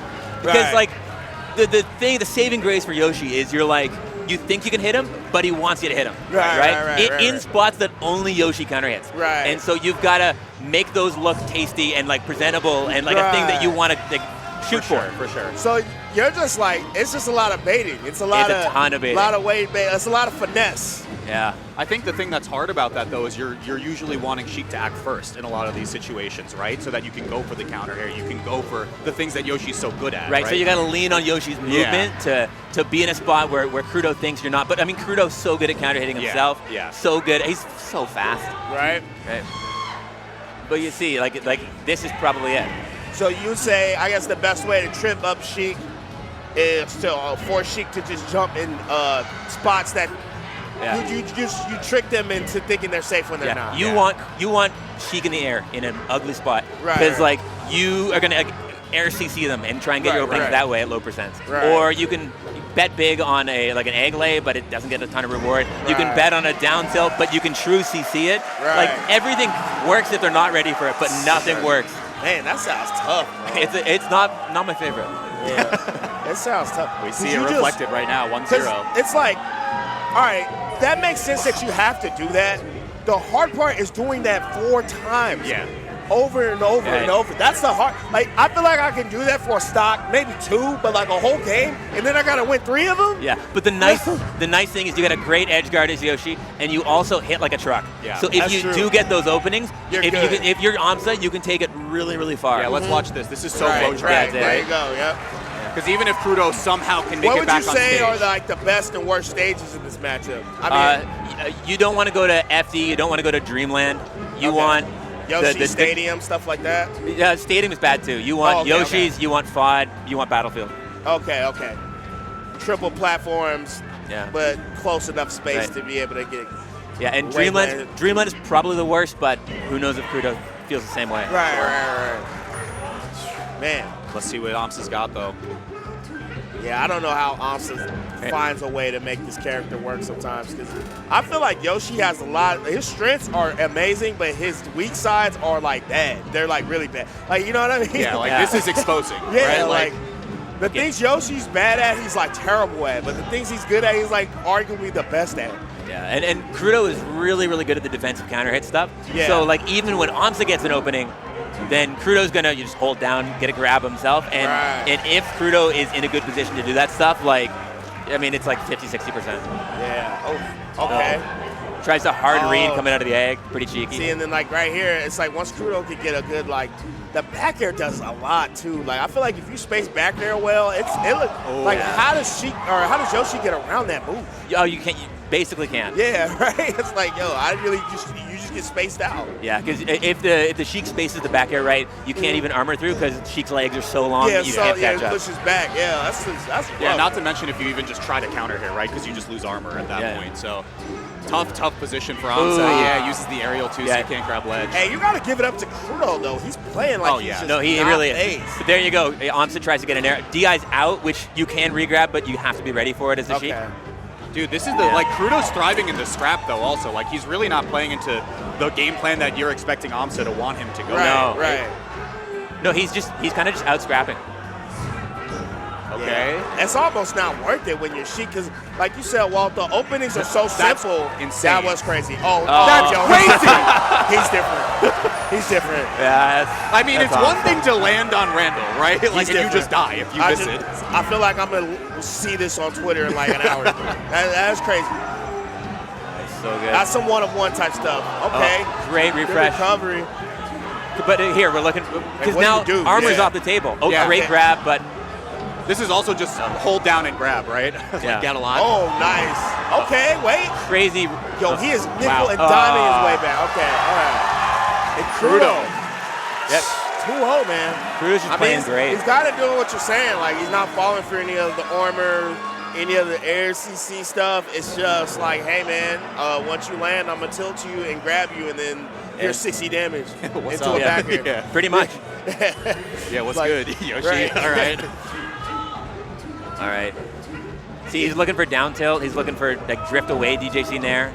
Oh, that up air doesn't juggle quite yet. What would you say that AMSA added into this matchup to make it better? Because he somehow still finds ways to win it, Like despite it being so bad. It's just that he hits so hard, man. Like, Right. he makes my combo game look like a joke. It's- So I don't know if you've ever heard of, shout out to my boy Nate, Grandma's Got Game. Yeah. I asked him, I was like, what makes like AMSA so different? He's like, what he told me was he was just like the armor in the parent time. He uses armor in ways that no Yoshi uses at all ever. I'm like, really? He's like, yeah. I don't know, because like I said, this is one of the characters I understand the least. But Yeah. I don't know if you feel that way about AMSA as Yeah, well. I think the thing that makes AMSA great is he's a great Yoshi player and he's a great melee player. Right, So yeah. he sees those tools and just maximizes. right, and knows Yeah. what his opponent's looking for and can apply those Yoshi tools so much more effectively than me or any other Yoshi player. Right. I think you also just get like flashbanged when you see AMSA somehow pull off like a double jump armor where no other Yoshi has done it, right? Or Yeah, like well, 'cause some he type of crazy reversal. Has that awareness. Yeah. He's just playing the mixes better. Oh, the Crudo chance. I feel like AMSA always has the crowd, but a lot of Florida in the building. They go to Tipped Off a lot, Yep. so they're root for that boy. I think Crudo won one of them, if I'm not mistaken. Before. Yeah, he did. Yeah. He did win a Tipped Off, and it's crazy. He beat Wizzy. He's the highest place in Floridian, if I'm not mistaken. And Plup, Wizzy, and Hungrybox are all That's here. nuts. That's crazy. That is insane. And he's got the stock lead as well. This could be a 30 and a handshake going, guys. That's pretty Our tough. quickest set so far. All right, AMSA. I can never count I out can't AMSA. believe That's he's so consistent Yeah, with right? Yeah, Yo, he's different, bro. Great awareness to grab that ledge. I'd be too scared to be that aggressive right there. With Yoshi, when you're at lower percents, Yeah. like you're gonna tank whatever happens anyway. Yeah, that's true. So you can just kind of commit to it. I'm used to just Falco dying in one hit. Yeah, You know what I mean? no, the rules are different, right? It's different. It's definitely a different set of rules. Your percent is a resource that you can spend to try and make openings, but you have Right. to. Is the issue. Nice parry, great up smash parry. that time. Okay. We saw at the end of the previous game, too, I think AMSA was going for a grab, Oh, where he yeah. probably should be parrying in Oh, those he spots. tried to beat him. Okay. Okay. Wait, AMSA? And, Do you down B that? I don't think think he so, has- yeah. I don't think he had the time to quite get there. And at 169, you don't want to trade, right? Yeah, if he puts it in there, that's you're true. done. Okay, you can see the shields coming up, Yoshi. looking to start those Man. parries up. Yoshi lives so low. AMSA last stock of the winner's bracket. Okay. Oh, I like that. I like the cross up there. He knew he was trying to shield grab him. Yeah, tries to get the double jab, the jump out, try to cover it with armor. Gets it the second time. Oh, wait. Okay, Randall in the mix. Gets Yeah. there. Oh! Okay. Doing late cross-up aerials on shield. It's always a Okay. weird situation. Oh, the lip! The slight angle you just missed. Nice. But 39%, this is pretty doable. Yeah. Yeah. Just can't take too much more. Oh, wait. Okay. This is rough now. This This is is bad. super rough now. Oh, no. Oh, he went for a regrab. AMSA. Yeah, you can. It's just tight. Yeah. It's tight. It's just. Okay. Oh, the USA chance. Yo, it's like once you get AMSA. Once you get. Oh, Yeah. really I'm smart. like before 50%, it just seems like impossible. yeah, this is it. That's going to do it. Crudo takes it. A 3-0, man. That is impressive. Dude, look at this run from Crudo. 3-0. Beat Mang0 to get top 8, just beat AMSA, And winners finals, bro. Beat Moki too. beat Moki. Beat Moki Insane. too? Yeah. This is such a crazy trajectory. crazy right? run. Like, why, you should talk about what you said before we came on the broadcast, right? Like, we're becoming more like the FGC. Oh, yeah. So I was saying, like, if you watch, like, I don't know, I'm going to use Street Fighter for example. Street Fighter heads, correct me if I'm wrong. But generally, a lot of, like, the best players of Street Fighter, like, people who you know, like, you know, Daigo, Justin Wong, Takedo, like, they'll win a major, and then just somebody like that will get, like, 25th, right? Yeah. Melee, for the Melee heads, that's never happened. Every other fighting game, that's like a thing. But in Melee, they've never really seen that. Like the Five Guys era and even like the top 10-ish, they've kind of always been around. They'll do bad here and there, but it's starting to look like a bloodbath now. What's up? What's going on? What's going on? My bad for stopping y'all. Go ahead, go crazy, go crazy. We got something pretty important going down here. Need the attention of everybody in the building, everybody on the stream. Okay. Because we have had this invitational going on, the Now Invitational, and Ohan is about to announce the 2 people who have qualified for the Now Invitational in Tokyo, Japan in December. Yes, sir. Yes, sir. First off, can we give a big congratulations to Long?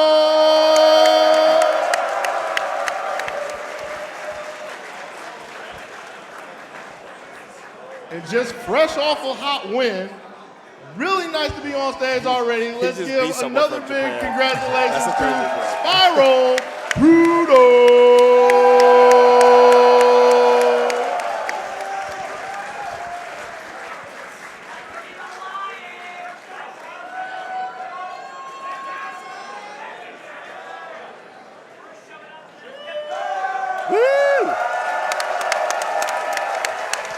Man, that's going to be awesome.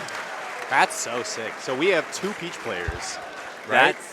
Is Trip going? I don't believe so, no. Oh, so Lot is the only Peach player? I think so, because it is, so they invited the top 8 players of last year. Right. Oh, and then Trip was also 10. at Okay. Nouns Bowl, Nikki and Josh Man qualified, so the top 10 from SSBM Rank 2024 are it. currently going, and now Crudo and Lot will be going also. Wow. Yo, That's let's go. crazy. Bro. Good stuff. Congratulations, Lod. Congratulations, Crudo. Well deserved. Well deserved. It's really Dude, cool. I mean, man, this Crudo is did crazy. not make that look close. I'm going to be honest. No, Like, he Bad matchup, right? It's Like, we do kinda preface crazy. it with that, but, like, come on. Crudo is, like, on Yeah. this upward trajectory. I mean, It my is man insane. qualifying for and just beat the best player from Japan, bro. Like that's kind of crazy when you really think about it. Yeah, He dude, could qualify to the event.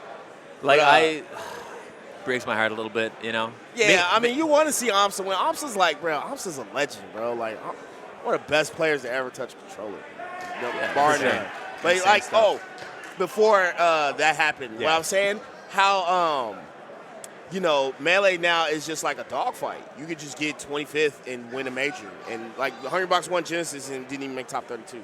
I think we're going back to Dogi, though. Okay, we're going back to Dogi. Let's get it. And with all that, that leaves us with our last round 1 match in top 8. It's a match that if you've been looking on the internet lately, you've seen time and time again, so you know this one is gonna be a banger. Can I have to the stage first, Cody Swagoff!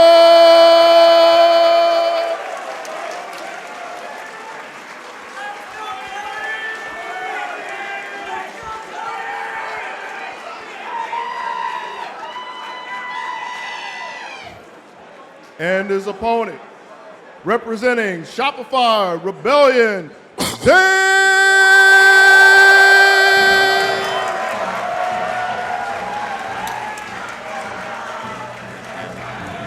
Let's go. This ain't all business today. All business. All business. That pillow bro. wrapped No up. smiles, nothing. Keep that pillow in a briefcase, dog. Yeah, Brandon, to your point, though, you were saying, like, the field is just so competitive now, but it does feel like if there are 2 players who are still above that, consistent, for sure. always on the main stages. I mean, it's who else but... It's but, so crazy that even though these 2 are the most consistent, they were seeded as 1st and 4th. Yeah. Because they're playing in semis when normally if they're 1 and 2, they'd be on opposite They sides. play winners finals. Right, usually, right. yeah. So that's how crazy this is, man. It's literally, bro, like, I cannot think of a player in this era that has not lost early. No, They've all lost early. And I don't think these players are getting worse. The And field look, is just the best it's ever been now. I mean, look, to your point also about like anything can happen. It's a dogfight out there. Yeah. Zane first not top 8 showing at the Full House Invitational since like Genesis 6, I want to say. Nouns too. Or something like that. Yeah. Yeah. Cody's taken some crazy upsets to like every mid-tier under the sun. Yeah. And it's Yeah. kind of tightened up a lot of those Cody's matchups. been doing those losers runs. I'd say right now, Cody's number 1 for sure. Oh, for yeah. sure. Yeah. I think a lot of people agree on that. Yeah, he's definitely, I mean, look, he won Nouns Ball, he won Full House, ranked number 2, and, I mean, sky's the limit. I mean, I don't think Cody's placed. What's his worst placing? Has it been second? His Or worst third? No, placement, he no, got like 7th. it was I think. Genesis, right? Yeah, I got think he got 4th, 5th. Yeah, you might got be. fifth. You might be. he lost to Mang0. Yeah. So, I mean, these two are both just insane. I think, you know, we had that Mang0 H-Box Armada era where they were just dominating, and then you kind of had like Pluff and Left in there for a bit. Yeah. And I feel like Zane and Cody are like doing something that's just different with and these it's so two. crazy too when you think about like who challenges them nowadays, right? Like because there's been a unique entry in who's gotten second at all of the majors this year. So Josh Mance had his first showing in a grand finals. Moki showed up for the first time this year in grand finals. Triff, first time ever in grand finals. Right. But none of them could beat these guys, right? Right. So I mean, it's very telling. I feel like they're the new wave. They're the new best players. They are, but it's so different. Like they're still so much more susceptible to getting upset than back in the day. Way more variance. Way more variance. So here we go. I will say this has got to be some of the highest level melee we've seen in like the modern era though between these two players. For sure. So. These two, it's kind of like you know, with different players. Yeah, like the Mang0 Armada H-Box era. Yeah. You know, the Kid era. Like this is like the Cody Zane era. That was insane. That was wild. Especially in this matchup too. I feel like this is one of the more better matchups to watch. I think it's one of the more even matchups in the game. Yeah, I'd say so. I mean, some people think it's Fox, some people think it's Mars, whatever, but it's cool seeing that two best players playing like one of the more even, you know. Yeah, I mean, this matchup is just like melee with a capital M. Like, this is the game. Right, you know? for sure. Okay, nice by Cody. And I think last time these two played was Nouns, and It was Cody won a 15-minute Yeah. Game 5 set. Wow. Ooh, so That's crazy. half the time right. of our Right. Peach Ditto earlier today. So. The mix-ups on mix-ups that these guys are playing from having played each other so much are crazy. We got Cody double spot Zane dodging in the like corner locked too. in, yeah. man. And I think he talked about this too, right? Like the people were like clowning about the Grandmaster Challenge, right? He had to play Bowser and it was like miserable or whatever. Right. But then he said he's like, no more messing around. Like I'm gonna focus and I'm gonna like make sure. Okay. Yeah, No. he's moving, bro. Yeah. Feels like Zane has something to prove this tournament. Getting seeded fourth, you know, coming in here and really making Yeah, I a feel like statement. that's one of his lower seeds in a hot minute. Oh, it has to be. Yeah, he's usually seeded 1 or 2 at least. At worst, yeah. Yeah.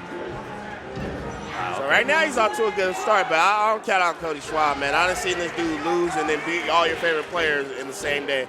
So we'll see what happens. Yeah, Okay. I mean, Cody feels like he has like the superpower of never getting phased. Like he stays so collected in a set. So I don't think this is an indication of anything. Okay, Cody's still hanging on for dear life. This Zane, is no jump. One more. Force smash. Ooh. Oh, no. I don't mind the F tilt, but yeah, But you got to hit it. if it hit him. Right. Yeah, I think it'd be pretty good if it hit. Off stage. Oh, He's different for that though. Right? Power shield F smash that is would have nuts. been crazy. Cody, though, wait a minute. It's looking pretty over, but Fox over 100% is a broken Ooh. character. Oh, no. a little preemptive Right. pop off from Zane too. Okay, There he we go. closes it. All right. Just another day. And Zane looking stone-faced, man. Yeah, I think you're totally right, by the way, Mono. Like, there is, like, a little bit of, I wouldn't call it, like, a chip on his shoulder, but he's like, he I definitely want to played show. with something for the prove, for sure. For sure. If not to anybody, to himself, you know what I mean? So, let's see. I don't know. I want to say Dreamland, but I feel like these two have played each other so much that they don't counterpick characters. Yeah, no more. the Pokemon player, Stadium, man. player It's- counterpick has changed so it's much. at a point where, like, yo, I'm not playing Marth, I'm playing Zane. I'm not playing Fox, I'm playing Cody.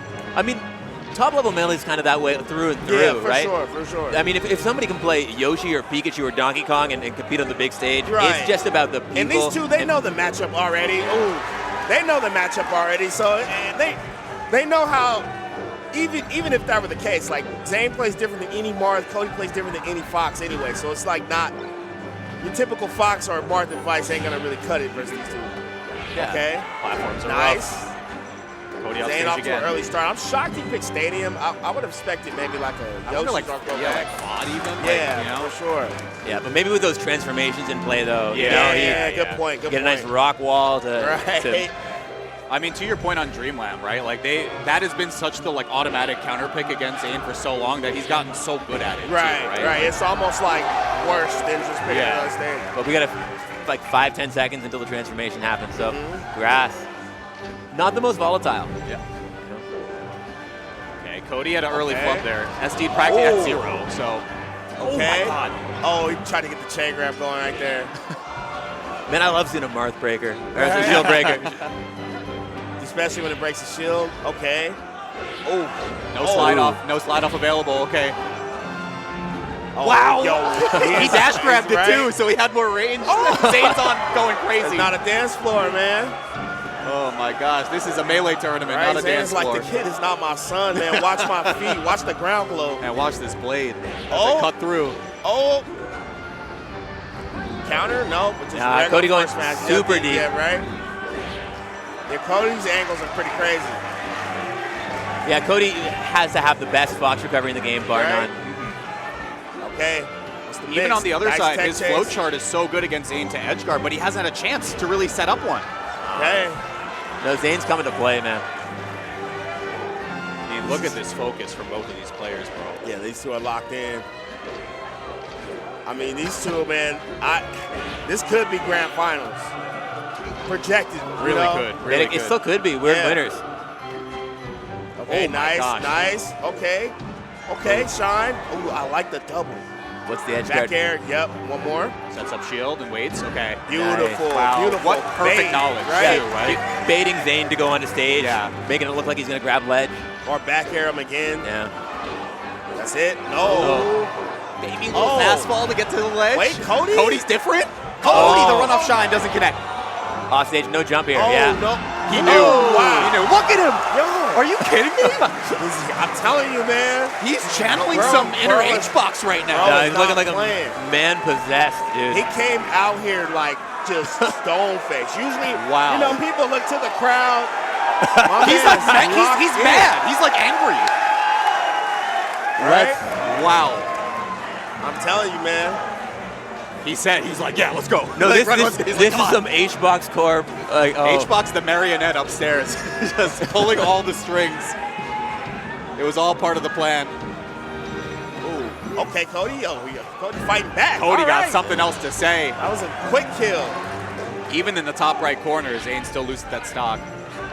Let's see. If anybody can reverse 3-0, it is Mr. Swab. I've definitely seen him beat Zane. He's reversed 3-0 him before. Wow. Yeah, no. Two quick ones. Cody locks in even when he's down to the wire. And I think, you know, Zane can get a little shaky when it comes down to the line. Yeah.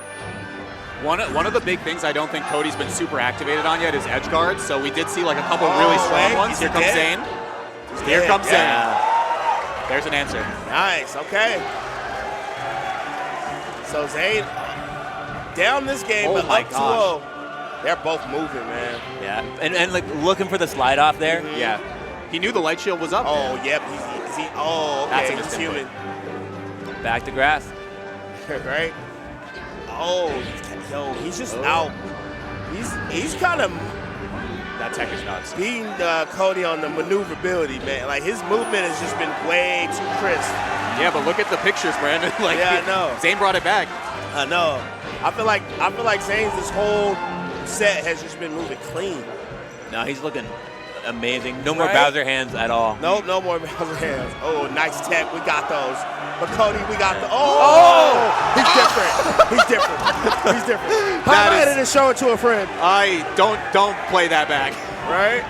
unless you're with a loved one. Oh, again. Did it again. Wow. I'm telling you, man. This is I like don't know how he does it. the most focused I have seen Zane in a long, long time. Oh, yeah. He's- Zane is. And he's behind right now in this game. Let's see if he can Zane get the playing stock. Cody like he stole something, bro. Okay. Oh. Picks it back up. Oh, he's human. All right, punished, Cody. that's punished. What's next? Ooh. Oh, almost. Cody does jump. Always disgusting on He watch. said, Give me "What's a on the business." menu?" Oh, Okay. Game 4 we go. He saved jump, so he's got one more shot maybe? One more. Nice. Okay, hey, game 4. I think that's it. Up air. No, he He did the made roll, he that did the way roll, too he did the roll. complicated. Wait, this might be it. Okay. Cody gets out Oh, of the no, grab. Cody. Oh, no. Zane, he's been here before. Get the tech chase. He's been here before. Okay, he's out of there. Back to the. Okay, you got to Offstage. stop up. There we go. Okay. A little bit of a winding road, but we got to game 4. Right there, my guy. All right. All right. But now we got, what, 2 FD games? I would Maybe. gather. I feel like with these two, like I said, they play each other. I don't know. I don't know if he picks FD. I'm assuming he does. He probably will. But, like, hey, I wouldn't be surprised if you saw another stage. Yeah, I mean, Cody's dash dance is so tight. He's so good on the ground, too, that maybe you just don't want to deal with it. Maybe those platforms give you an opportunity to actually fight back. But it looks like. And Zane's sticking to the game plan. Yeah, He's like, course. look, man, this stage is too busted. And I agree. You got to send We my all infinite. You better agree. use that shit, Yeah. man. All right, here we go. Oh, we flubbing grabs. Okay, never mind. Alrighty. We back. Oh, CC will set you free. That's right. Oh, and here we go. Got the spirit of M2K in the background, just like, yes, my son. Oh, nice Okay. short in there, though. Yeah, right. Oh, Wait, this is Nice. crazy. The evolution of Zane Cody and just specifically edge guarding needs to be studied over the past actually, few yeah. years. You know what I They mean? both have crazy recoveries. Like they and have evolved they so like much. they've gone full circle on like every possible way you can edge guard these characters. Nice SDI by Zane. Oh, smash. Yes, sir. Good tech chase. Yes, sir. Give me that. 126, not bad. I'm telling you, man, Cody's FD game is crazy, bro. Like, we don't say Marth right as much anymore, but it's still true. It can be hard to close out those stocks when you get the higher percent. Yeah, they definitely can. I mean, look, he got that. My man is struggling. Okay. Way out there. Okay, Oh, get back he to edge. do. Okay, nice. Yeah, I feel like they've done everything to trick each other so much to where, like, they've just unlocked, they've cracked the code. I mean, they said in 2023, when it was as close as it could possibly be, they played like 20,000 sets against each other, or like Slippy files, 10,000 plus. Damn. Like some absurd amount. Look at both these guys in the player camps. Yeah. Oh, yeah, just they're tweaking. locked in. Oh, okay, yeah, I don't know about that down there. Zane has nothing. Yeah. It can be so hard to come down against Right, Fox, yeah. though. You got to swing early sometimes. Okay. Okay, Wow. Shine. What a crazy call Got out him from Cody. Up there. Yep. Again. Got the jump. Again. Yeah, he's got to jump back. Oh, are you kidding? Oh. And Zane gets his turn. That's a stock from he's Zane, dead. baby. He's got it. He's dead. He's Yeah. got it. All right. And just like that, a stock that was surely Cody's somehow goes Zane's way. What is this? Right. Okay, nice. All right. That's classic. Get under that nair with up smash. All right. This could be Cody's last stock of winner's bracket, though. Oh, you reach, I teach. The bravery. Right? The bravery. Double shine? No, doesn't want to jump air? out. No, back air. Oh, all right, Zane. Wait and bait, baby. Okay. YouTube King. He smiles. He tears. Counter? Cody's got one mix. Oh, no. He's got it. And he's excited as can be. Look at this from this man. Zane Nagmi advancing to winners finals. Zane hit the LeBron James, bro. My man said, He's feeling as back as can be, and it is not even the end of the tournament, folks. the big dog. They whooping for the big dog. Wow. Man, this is awesome. Let's go. Damn. Call it a man possessed, call it a man wanting to prove he should not be the 4th seed of this tournament, but Zane has made a statement today. Don't ever disrespect me like that again, bro. Don't ever disrespect me like that. Y'all know who I am? My man really did the LeBron. He said, But, man, this crowd is so fired up. the crowd is live, man. We gotta love Atlanta, man. I love Georgia, man. I Beautiful mean, place, beautiful people, man. Love You it. know? I Hey, love man, it. shout out to you guys again, man. Y'all are awesome, bro. Shout out to go. the crowd, bro. Let's go. They've been putting on a show. I know we got what, 2 more sets Two to more commentate, sets. right? We got losers quarters. Man, my bracket knowledge is bad. I know we got Crudo and Lod, right? And then on the other side we got Salad, Cody Mango. hey, that's heat. Cody Mango. That's It's heat. gonna Hey, be insane. Hey, it's been hot as hell this whole weekend, and we got more heat. It's humid as hell out here. Y'all wonder why I got a jacket? Look, man, it be hot as hell at these outside, so they blast the AC so your boy be cold, all right? So just bear with me. Very fair. You get cooked no matter what you do. Holy moly. But yeah, man, Amsa Lod, I feel like Lod has a good track record versus Amsa, right? Yeah, no, He is up on Lod, Amsa. and he beat Amsa at Genesis 3-0. Yeah. Like this, 3-piece. man, I said So this Sheik- was the other Three-piece, one no that you piece. said is not good. Yeah, So no, it is. by all means, explain to the people at home what happens here for Amsa. you know, kind of pretty similarly. It's just really hard to scrap with Peach and not get counter hit yourself. And the messy thing with this matchup is, for one, you don't hit as hard as you do against Sheik. Yeah. And two, if you scrap at the wrong moment and you do get counter hit, a lot of the time you get flung off stage by a down smash. Yeah. You can be susceptible to losing your stocks as Yoshi really, really early. So what makes this, 'cause you said Sheik was the worst, what makes this better? What makes it slightly better? I know it's trash still, but. No chain grab? Yeah, pretty much. There's no chain grabs, that's it? I mean, that's big. Yeah, that big. is huge. I think that one of the is big huge. things also, and like you obviously know a lot more about this than me, but I think like the fact that Peach can just like chill in the air and like cut off so many angles for Yoshi to be able to recover, it simplifies edge guards like tremendously. Yeah, on it does. Peach's side. Peach can edge guard Yoshi really well. Though if Yoshi ends up going high, if you DI up, it can be hard sometimes for Peach to get up there too, because she has that slow double jump that rises up. Totally. The other big thing though that I think that makes this matchup a little bit more doable is this is like the only top tier matchup that Yoshi has where he's the fast one. He gets to dictate the pace of the matchup. He gets to decide what the terms of engagement are and who's pushing in. Sheik, you know, being way faster than Yoshi, it gets to be the one to decide when we're playing and when we're not. But Yoshi gets to lean into the ability to scrap. And as long as you don't get clipped early and end up off stage, you get to be the one that says, okay, we're playing now. Right. See, this is why Mono got paid, y'all. That's why they're going. This is why he's here. Yeah, man, Yoshi, if Amsa didn't make top 8, that was awesome. I think like too, that was like amazing insight. that for was all of good. too. That was I think good like insight. low key, that's like the contributing reason why the set count's actually quite close now. It's It is, 4 to 5. Okay, 4 Lod to 5 favored. and Lod favored. But like Lod was like waxing on. Like when Lod wins, it didn't look close in right, some of those right. matches, and I think that's part of the reason, right? Like Amsa would play super fast, play around the platforms, and be like, "I'm going to crash into you a bunch of times." And Lod, as we saw in the trip set, loves that. Like loves playing that kind of game. Yeah, like I said earlier, I was playing Lod earlier today, and he was talking about how much he likes scrapping. And I think that sometimes that can play into what Amsa wants, right? Yeah. It's about setting up those expectations of when you think you can hit Yoshi versus when Yoshi is looking to get hit to get those big openings. And oh, okay. you know, Amsa is just a Yoshi master. with the big head right there. Yeah, just so good at playing into those expectations and subverting them. Yeah, absolutely. Yeah, this matchup, man, I've always just looked at it like, man, I don't know what Yoshi can do sometimes, but I almost feel like, is it like if Peach knows what she's doing, you're screwed again? Is it one of those? A little bit, but I actually think Yoshi can scrap a lot more, right? Okay, so you, yeah.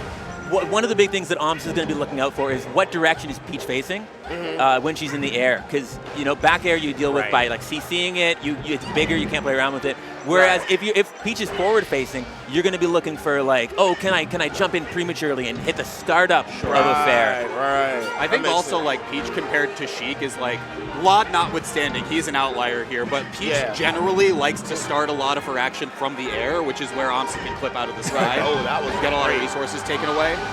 I feel like Peach and Puff are like the two characters with Yoshi. They could go air for air. Yeah. They're like, yo, you want to be in the air, Yoshi? You're like, all right, let's fight. Jump. All right, bet, man. We can go air for air, man. Let's see who wins. Let's see who wins up there first.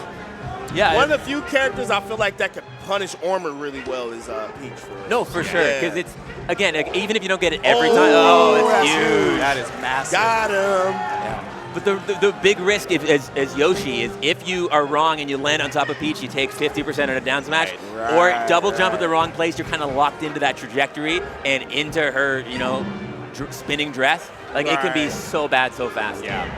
Okay. Nice.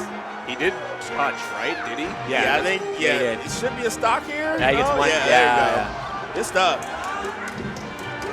Dude, I feel like we've been having some heat. Even this is one of the more oh my God, just a CC war, man. Right? even like this matchup is what you would argue more slower pace, I'd say, but it's still good, bro. I feel like all the matches so far have been heat. At least in my opinion, all the matches have been heat. Yeah.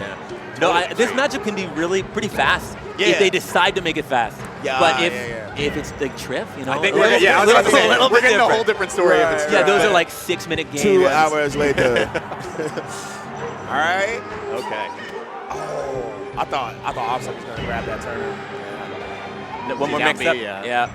Put that egg. Okay. The one guy going absolutely feral for the side B. Yo, you see it like once every tournament, you know, maybe once every other tournament.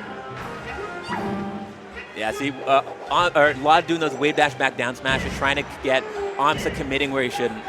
Is Amsa using back air just as a way to just like a quick get off me spacing tool, or like what is the utility behind back air? Well, so back air is probably Yoshi's quickest and biggest like hitbox in the air. Yeah. And so you try and catch the startup of Peach's moves, and if she holds in, it's one of the best like combo starters you get to. You get like back air, up airs, start that juggle sequence. Oh, okay, for sure. I really like that Amsa has been doing a lot of egg lays on the ground. That's like such a player call out, knowing that Lod loves holding down, shielding, like staying on the ground. He's also been trying to do a lot of like raw grab, just trying, because Lod is holding shield, knows that Yoshi has a hard time getting through it. Wow. Got him. See? You said you play in the air? The air, yeah, we going for air, baby.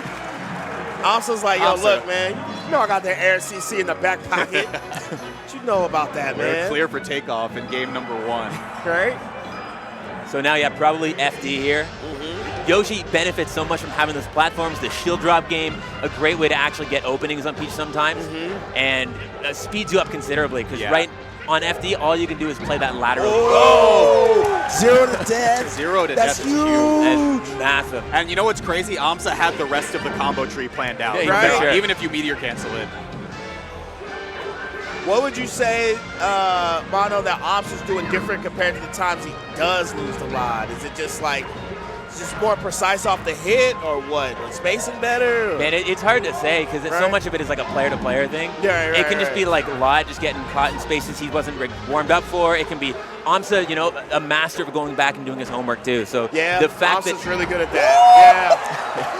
Yeah. right. It's looking like Lod's having a hard time touching the ground this set. And like, remember we pointed out first Trip how Lod is like, loves being on the ground. So Amsa's like, all right, bet, man. I'm gonna just keep doing that air for game, right? And Trip was doing that and it works, but the difference is Yoshi can hit hard. Yoshi has speed, just like you said. So if you're keeping me in the air and you're fast, it's like, damn, man, what do I do? Yeah, and what's crazy is even with this counter pick, like you saw Lod go for the cutoff up air, right? Yeah. That didn't kill Yoshi at 132 after hit. Yoshi's like fat. Yoshi's heavy character. Yoshi is, man, my man weighs a lot of pounds, man. I don't know what Yoshi eats. What do they feed Yoshi? But geez, he's dirty bulking all day. Right? All the time. Oh, okay. This is one of those scrap situations though that can go really ugly. Yeah, and honestly, super benefits Amsa if Lod just starts blocking, right? You can just run all over his shield. These back airs are really checking the flow. They're really checking that flow. Like exactly. every time he tries to flow away and drift, he's checking like the term check the dash, he's checking that flow. Exactly. Every time he's like, look, man, if you're going to go in the air, you can't go air for me right now. Yeah, and what you pointed out too, Mono, right? Like Bear, if you confirm it, he just goes for dare. Excuse me, because Lod's holding out. He just dies. Yeah, and the thing is, like, Lod can be doing, if he gets a nair out before that back air comes out, like, he can contest it, it will trade, Peach will win, but you're committing, you can't do it reactively because Yoshi's just explosive. Bro, I'm not gonna lie, Amsa's waxing Lod right now. This is crazy. Man, he is this is not stuck on that Lod pack right now. This is looking rough. I don't know, man. I mean, we could just kind of discard this game. I think Lod can still win the set, but it's looking a little Jabba the Hutt for Lod right now. Looking a little ugly. It's not good. Yeah. So hopefully he can make some adjustments. I actually don't know where you do, because I feel like Amsa's been good on the big stages and the little ones. Yeah, I mean, what do you think? So this is stock off the top, but I mean, Lod surely dies in a couple interactions here. Yeah. For Mono, what do you think? Like, do you run it back to FD? Because it's such a strong counter pick for Peach, right? Yeah, I mean, it's probably your best bet, but I think that if no matter what stage Lod's picks, he has to really slow it down.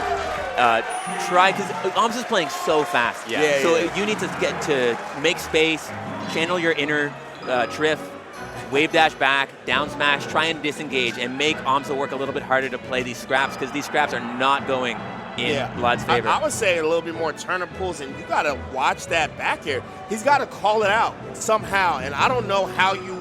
I know, right? Yeah. You need help. Vlad needs help right now. Like, I don't know how you safely do that. He needs a doctor. Without trading, right? See, he tried to do it, but it's like, how do you hit AMSA in the air without? You don't really. But it's just like, if he stays in the air too long, he gets back here, right? Vlad probably deserved to play way more grounded, try and use those counter hit tools himself a little bit better.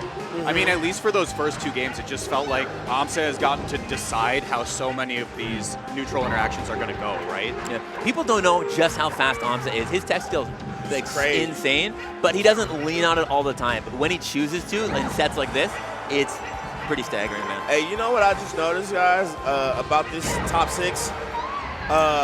6 different characters. Yeah, true. It's a new era. Everyone plays a different character this whole time. That's beautiful. That's pretty cool. Yeah. All the Melee non-believers. You look at this character diversity. They're like, it's 6 characters. You're like, yo, it's 6 different characters. Right.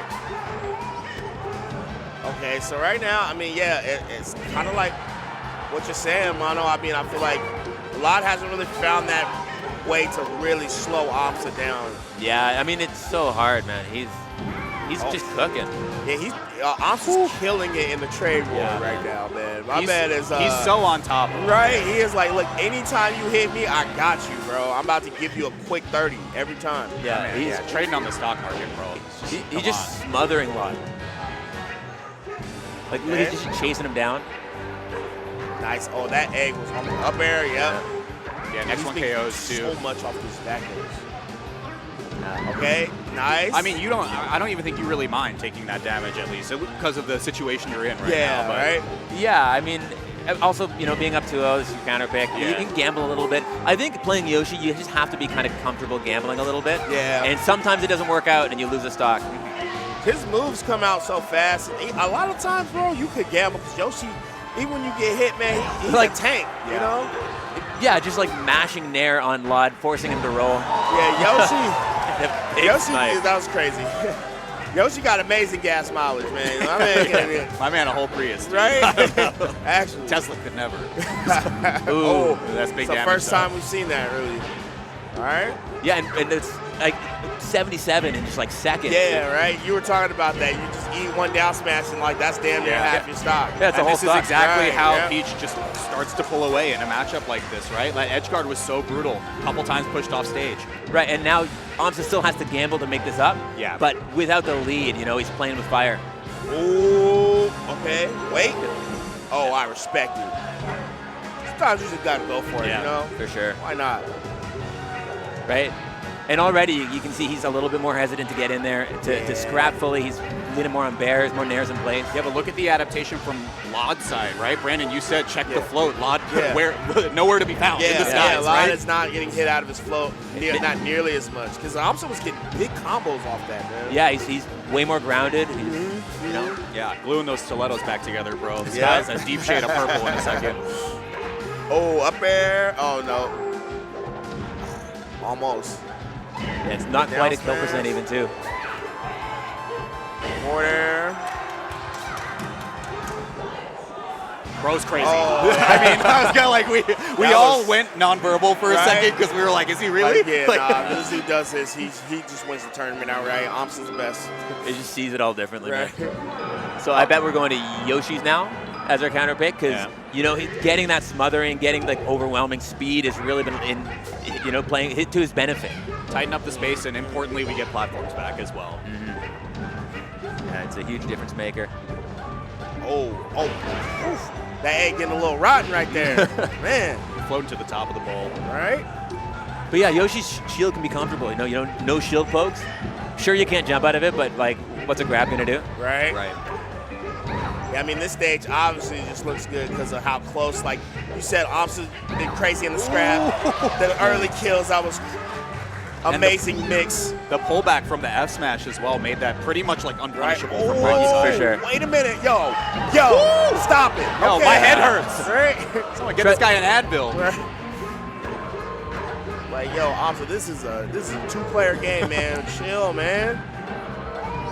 All right, slightly miscalculated there, but That's harder than it looks. yeah.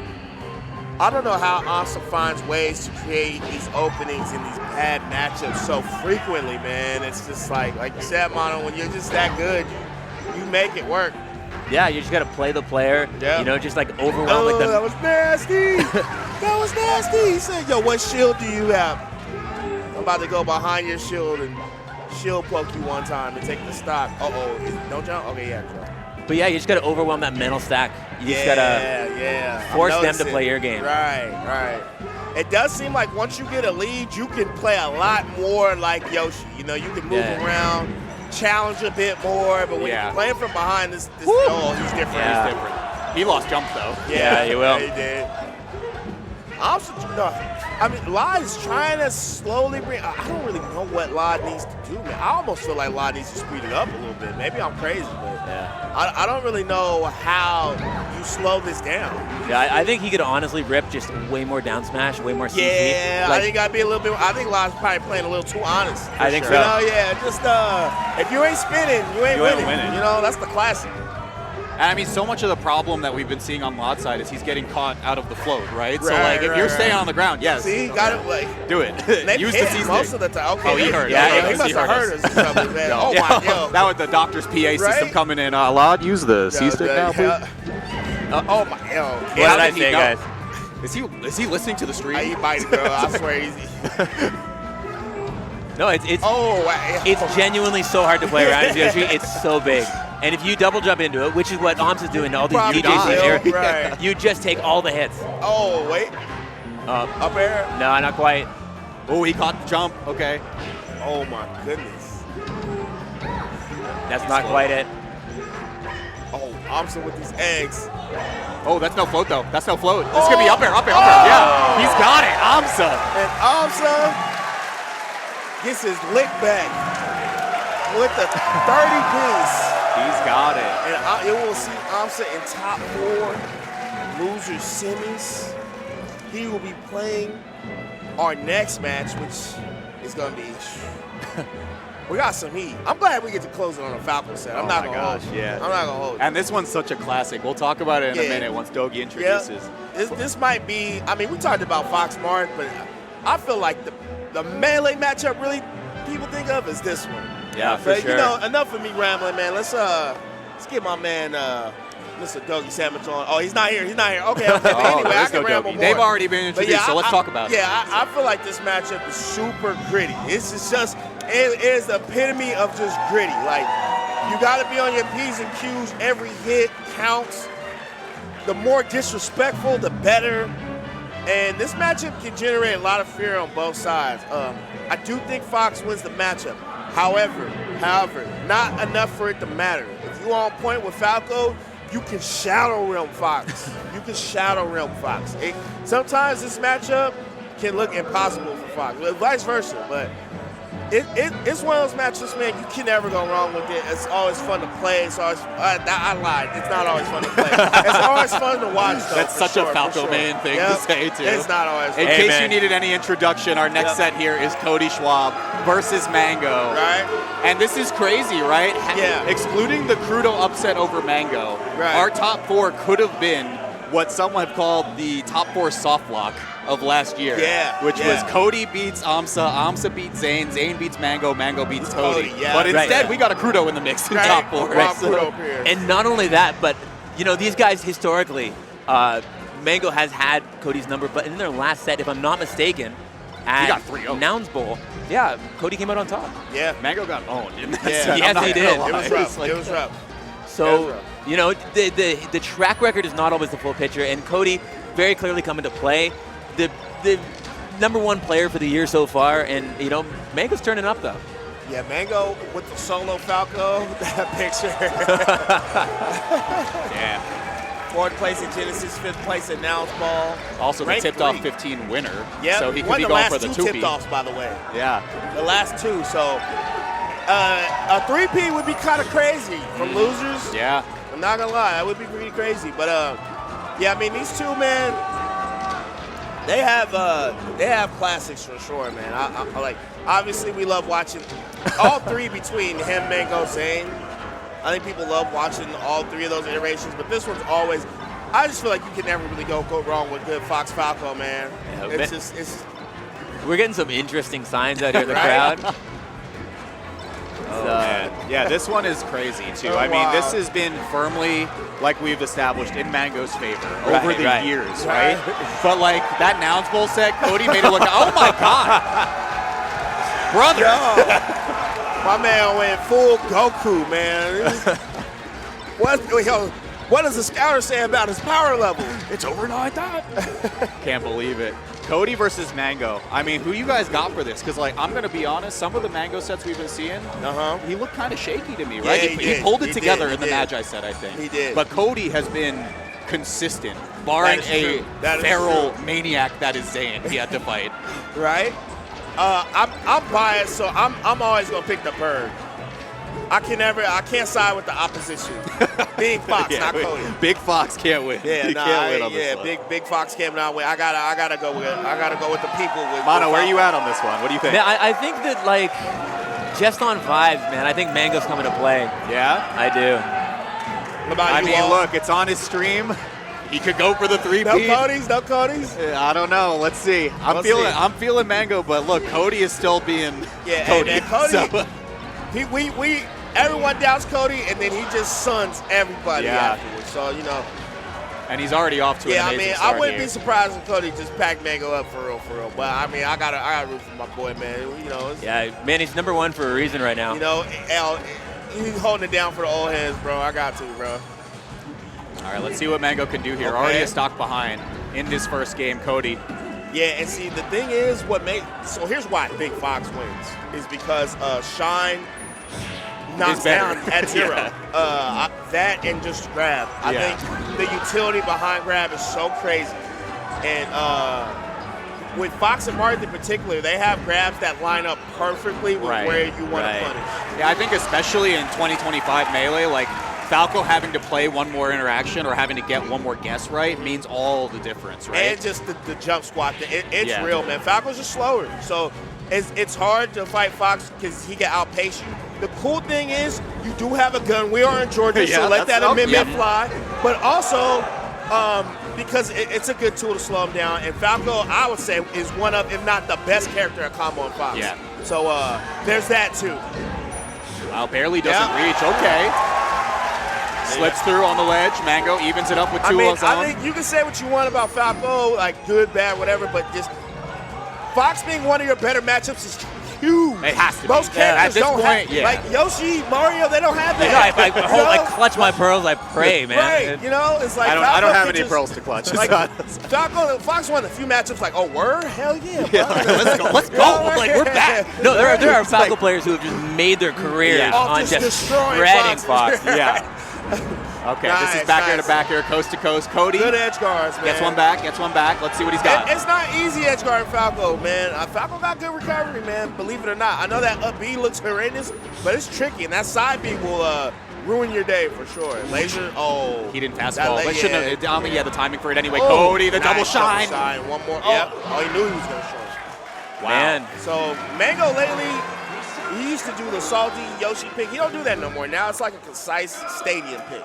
I mean, he's with the level of competition, man. You can't mess around. Yeah. You just gotta do the right thing. Stadium's good, man, because it's just no top platform. Dude, I've been saying in this matchup too, like when he starts consistently playing Stadium, I feel like he improves as a player. Yeah. Also, right? Like in this matchup specifically versus Cody.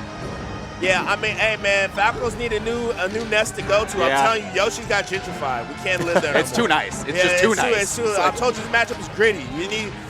Stadium with all the transformations, we don't know what's going on, man.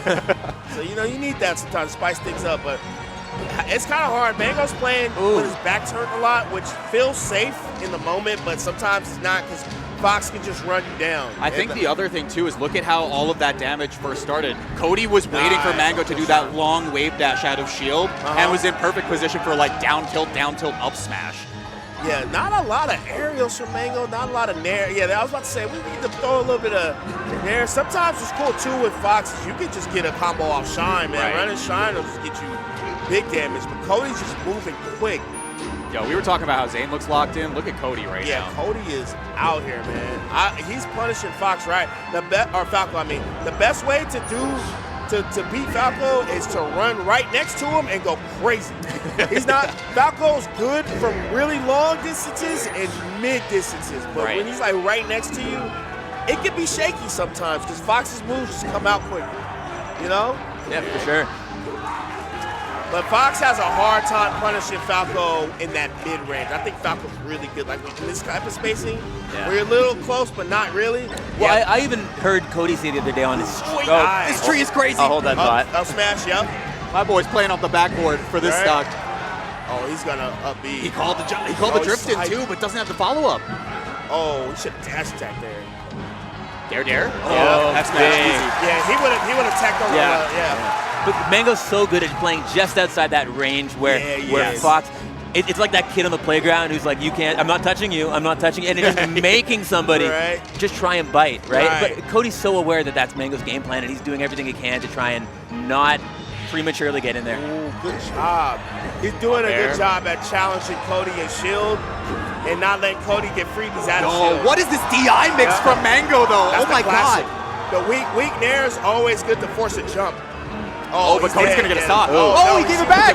Forward smash? No. Oh, good edge guard. Damn, that was crazy. All right.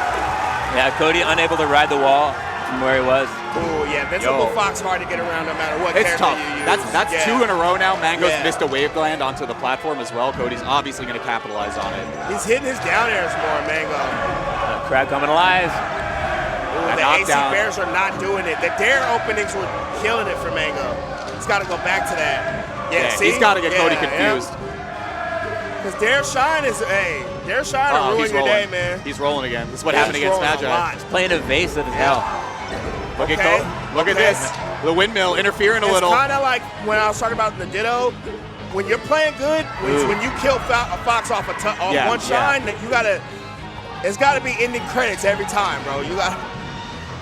All right. First opening could win it now. Ooh, this first knockdown could do it. He's going to side B. Okay, thank God. Oh, we got him. Yep. That's 2-0. He tricked me. I thought he wasn't going to hit that. Cody up 2-0, man. Cody is composed, though, right? Yeah, his edge guards are crazy. Yeah. Going back to stadium. I like it. Honestly, he was playing good towards the end, but he got to stop the AC Bears. I feel like Cody, every time he does that, he's just running them down. They feel safe in the moment because a lot of Foxes just run into it, but Cody knows when to stop himself. Yeah. He's too good. It also feels like Mang0 hasn't had a great time getting a big combo started. Cody's defensive counterplay is really solid. His DI is dialed in. His dashes are so good. Like, when Mang0 approaches, Cody just dashing out of the way. See, like, he got caught there, but he's been doing a good job with that. Yep. Well, like, what's the reason for all of this? I think it's what you said. The auto-cancel bears aren't working for Mang0, it's just slow, and Cody's too fast. Normally, that is good versus Foxes, but Cody's just too quick, man. He's doing it a lot. Yeah, and Cody's playing at that uncomfortable range also, where he's like, I'm not going to run into you anymore, right? Like, you have to start making some moves. He's rolling. Not enough way dashes. Usually Mang0, he's going for... Mang0's having a hard time with the shield game. Yeah, I mean, Cody always feels so dialed in. He's like, oh my gosh, Phantom Shine. That SDR was nuts. All right. See, he keeps doing his stuff. All right. Yeah, Cody's just one step ahead. Yeah, Mang0 was doing good with laser dare lockdown, and then he just kind of pivoted. I don't know. Wow, and that's a brutal angle off the down smash. Cody with 2. Because the thing is, with your back turn, ooh, that was crazy. When your back's turned, you can't react fast enough to when Fox runs at you. Right. I think you think about it from Cody's perspective too. It's like all of his Mang0's options have been narrowed down to what, like bear, and like vary your timing. Cody's spacing and out of shield game has been real good. Yeah, I mean Cody in general plays way closer than other Fox mains in pretty much every matchup, right? It's like he's like white knuckling the controller and just like trying to force himself in to interact with somebody. Exactly. Oh, he caught jump. This last stock for Mang0. Yeah, it's looking rough. I wonder if if Mang0's leaning so far into these auto-cancel bears, like up tilt also? Yeah, see, the down airs are doing good. Yeah. He can still win, though, because, like, 2 good combos, bro. We back in negotiations. Yeah, but any knockdown. Cody is is just, Cody's making it hard. Goodness, he's going crazy right And now. he called out the double jump from Mang0 as well. Good Mang0 needs to God. lock in now. That could lead to down air, but Cody got that so good. Ooh, that angle. Crazy Shout out to angle. his notcher. God damn. Okay. And Oh my still God, he's not dead, He's not bro. dead. He's not dead. There we go. Yeah. Cody had a crazy STI input on that back air too, which helped Ooh, out. don't double jump. You never want to double jump right there because Yes. if you get hit, you Always. lose it. Yeah. Always full hop. Ooh, That's got gonna him. do it. And that's a 30 piece. That was a quick one. That was a quick one. That's tough. He kind of went surgical. When you do stuff like that and you move around, Falco sometimes is too slow to get to the spot. And even if you got a combo, if you can't start, it don't mean nothing if you can't start it. That's right. So, you know, good stuff to Cody, though. He played that as well as you could, honestly. Damn, that's 2 3-0s in a row now for Cody. Yeah, and Right? the winner of the previous tip-off now out of the tournament, Mang0, of course, winning Yep, tip-off deep throw. 15. Yeah. And that means, correct me if I'm mistaken, but that means that now Cody will go on to play AMSA That's right. in losers, is that semis? Which, yeah, arguably very good matchup for Cody, some would say. So, Me too. yeah. Hey, but you know it's a good matchup? Bro, these Zenny glasses. Ooh, man. I've been, tell oh him my about it. goodness, man. Yo, I've been at Tipped Off, and I've been seeing the Zennies been rocked, and it's wonderful. You know, use code 10%, or use code Tipped Off, I'm sorry, to get 10% off site-wide, exclamation point Zenny in the chat, man. Shout out to Zenny for the sponsorship. We appreciate y'all. Look at the glasses looking fresh, bro. It's a clean photo. All right, and we got the merch open right we giving now. the announcement we got the, before we sign off? the Dino tee, the Dino hoodie, the tipped off hat, the CRT tank. I might need that. The CRT, haha, see what I did there?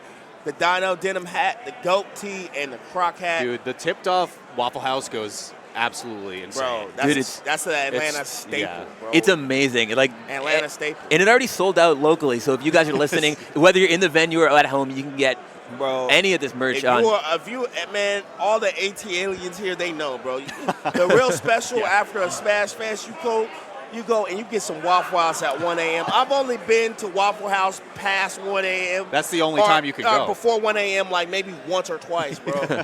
You go kind of faded. It's beautiful. Oh, yeah. It's beautiful. Love Shout it, out love to the merch, and we got the announcement though. Tokyo, December 1st through 7th. It's a week long, baby. A week long. The first time a tournament has happened or a major for Melee has happened in Japan in 20 years. Love to see it. 20 years, Love bro. to see it. Shout out to all the people in Japan, the beautiful Japanese people there, man. And also, we have a massive announcement, probably happening just after we get off here, Hey, pretty soon. let's get it. But, pardon me? I think this is after, is what they're saying. Okay. We might, Oh, be, is we might this- be announcing it in just a Oh, moment. it's about to happen. Okay. And, I think everyone, you take a break while we switch our commentators, but All right, it's this, gonna be this hype. is kind of cool. You guys are going to like No, it. this is so Are we cool. watching the trailer first, then signing off, or are we signing off into the trailer? That I don't know. Okay. Okay, so we're signing off. All right, so then, hey, one time, man, got to give it up to Walt, legend, Mono, legend, Atlanta. Y'all are awesome. We love Let's you go. all. Let's go. And Great. yeah, man. Hey, see the Swago trailer on top of the next block. is Y'all are about be to wavy. go insane. Dude, it's Hey, so about what cool. this Let's is. go. We got more Sick. tipped off on the way. Keep it locked right here, guys. We'll be back in a bit.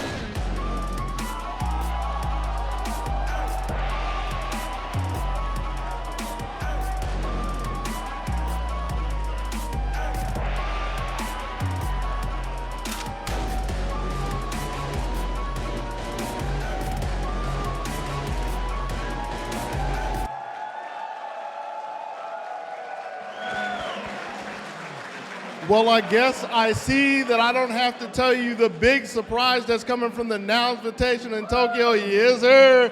Ken versus Bomb Soldier. Oh, my word.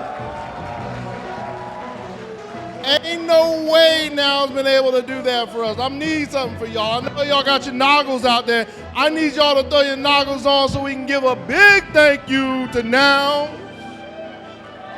I see some of you guys, get your noggles out there. Big thank you for the Nouns Invitational. Big thank you for Tipped Off 16. Nouns be coming through for us.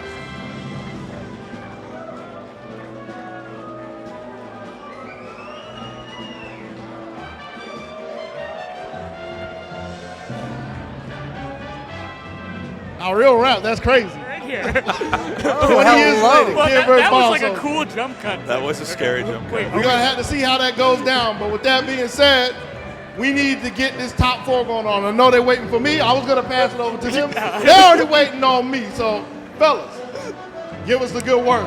yes. Thank you, Dogy. Thank you, Dogy. Thank you so much. Welcome, everyone, to Tipped Off 16 Top 4. And also, welcome to a great surprise, Ken versus Bomb Soldier 2025. Yes. I mean, it's such a long time since these two have played each other, and I'm really interested in seeing the blend of, you know, sort of the old school smarts and outplays like that, and the innovation those two just naturally bring, and then the optimization of the modern day. How are you guys feeling about it? I'm stoked. I mean, I'm really thrilled to see like how much they're going to grind for this to Yeah. make a good show match happen. I'm sure we're going to probably see them getting some coaching in the months leading up Yeah. to it. And you know, I got to give it up for my boy Lula. Lula Gaze on Twitter, making that trailer happen with some of those animatics. Dope. That guy does crazy good work. Hire him for editing, make it happen. I've heard rumors of Mang0 and Zane maybe working together with Ken and Bomb Soldier. So you have the best Falco and Marth of today's day and age, coaching the best Falco and Marth of back in the day. And I mean, if they were both going into it raw, I feel like Ken would take it because he was like so good back in like 2015. Yeah, Like, he's still playing It's pretty like top often. 30 level. And I have no idea what Bomb Soldier Bomb Soldier's I have no clue. We're going to find out. Bomb Soldier's probably a salary man. You can do what you got to do, man. Yeah. We got top 4 starting off, though. Yes, we do. And you know, we've got, you know, we had just such a great set in Cody Mang0 that came through there. I know there was a little bit of momentum that greatly broke. The dam broke there at the end, but there was so much back and forth leading up to it. Yeah. And, you know, there was, I mean, it really feels like all the Cody sets so far, the Zane Cody one and now the Mang0 Cody one, things have always, whenever he's in the mix, it seems like things are getting interesting. You don't know who's going to take it. Yeah. I mean, that's the thing with Cody's probably the favorite of the #1 horses right now. Yeah. I think there's a few people that were in the running, you know, Zane, Cody. HBox may have gone out of the running now. Sorry, Juan. But Could be. yeah, because Cody had won so many tournaments back to back, it's just like, it's that natural narrative, like who's going to make him fall? Will he bleed? Unseats him, right? And Yeah. I think with Zane taking him in semis, obviously, the question now on everyone's lips is it Cal Crudo Sunday? Is it Cal Crudo Do we have Sunday? a new KK Sheik? Yeah, that would be so interesting. Also KK. so Also funny. KK. Cal Stepping Crudo. up. Oh, we're getting into it. They're And coming up. Okay. What a matchup we have here on the stage. You know, one of the people we talked about already, Zane. One of the people we're going to be talking about a lot more, I get the feeling, Crudo. Yes. I mean, he's been on the cusp of like hitting a consistent top 20 stride. He won Full Bloom. He's like putting up these incredible results against a lot of top players. Yes. I mean, just got a Mang0 win. And there's that meme of the longer the tournament goes on, Crudo's sleep schedule actually aligns with the tournament. So it's getting late. Maybe Crudo can pull this He's off. finally waking up. Yeah. It's the time for the 4 a.m. D-Gen. God's strongest soldier. Oh my God, the lion in the field of lions. The nocturnal lion in the field of daylight lions, even. Yeah, in the zoo. In the zoo! There is the theory. It's I think it's like the Sentinel theory, where like people have different sleep schedules because we needed people to keep watch. So Yes. there's people that aren't morning people. Yeah, And Kyle Crudo was meant to keep watch at 4 a.m. to keep the Just streets keeping those safe. Sheik edge guards going. And oh my God, this is one of my favorite matchups to watch too. Since back in the day when me and Zane were going at it and locals to today when we did a random dash attack. I thought it was a hammer, but yeah, but this current day and age where like I feel like Junebug Zane just showing so much of the matchup. Yes. It used to be like pretty dominant for Sheik, and I used to think it was like unwinnable. Marth Sheik was so hard for Marth, and now I feel like it's getting closer to even-ish. The edge guard flowcharts has looked a lot better for Marth recently. Sheik, of course, having the Sammy stall stuff, that's always going to be troublesome for Marth to recover against. Yeah, but this was a Falco matchup for you, right, PP? I mean, either one's fine with me. Yeah. And, you know, I've been fortunate to play M2K in this a number of times in the past, and, you know, thought about this a lot, and I've even had the fortune to talk to Zane about this a little bit in the past as well. And I can tell you, I think, you know, in this matchup, you know, we talk about it historically, but I think there is still the onus on Marth to not make too many big mistakes, because that's what Sheik really, really is looking for. And if Marth isn't giving her a lot of that, then things start evening up. Marth needs to make sure not to flub an edge guard to her, not to overextend on the juggles, not to go for a punish that he can't get and he's still high in the air. Sheik's on the ground. That roll reversal is deadly. Absolutely. So those are some of the things we can kind of start watching out for in a preliminary here. Yeah, and Zane's like, punish game and juggle state against Sheik is probably, I mean, the best in the world. Like, I've never seen Sheik struggle so hard to get down as they do versus Zane. Let's get as we get into it, yes. Our first match of top 4 here, starting off strong. I'm going to go ahead and CC out a little bit. Ooh, the call out? Yeah, big overshoot there.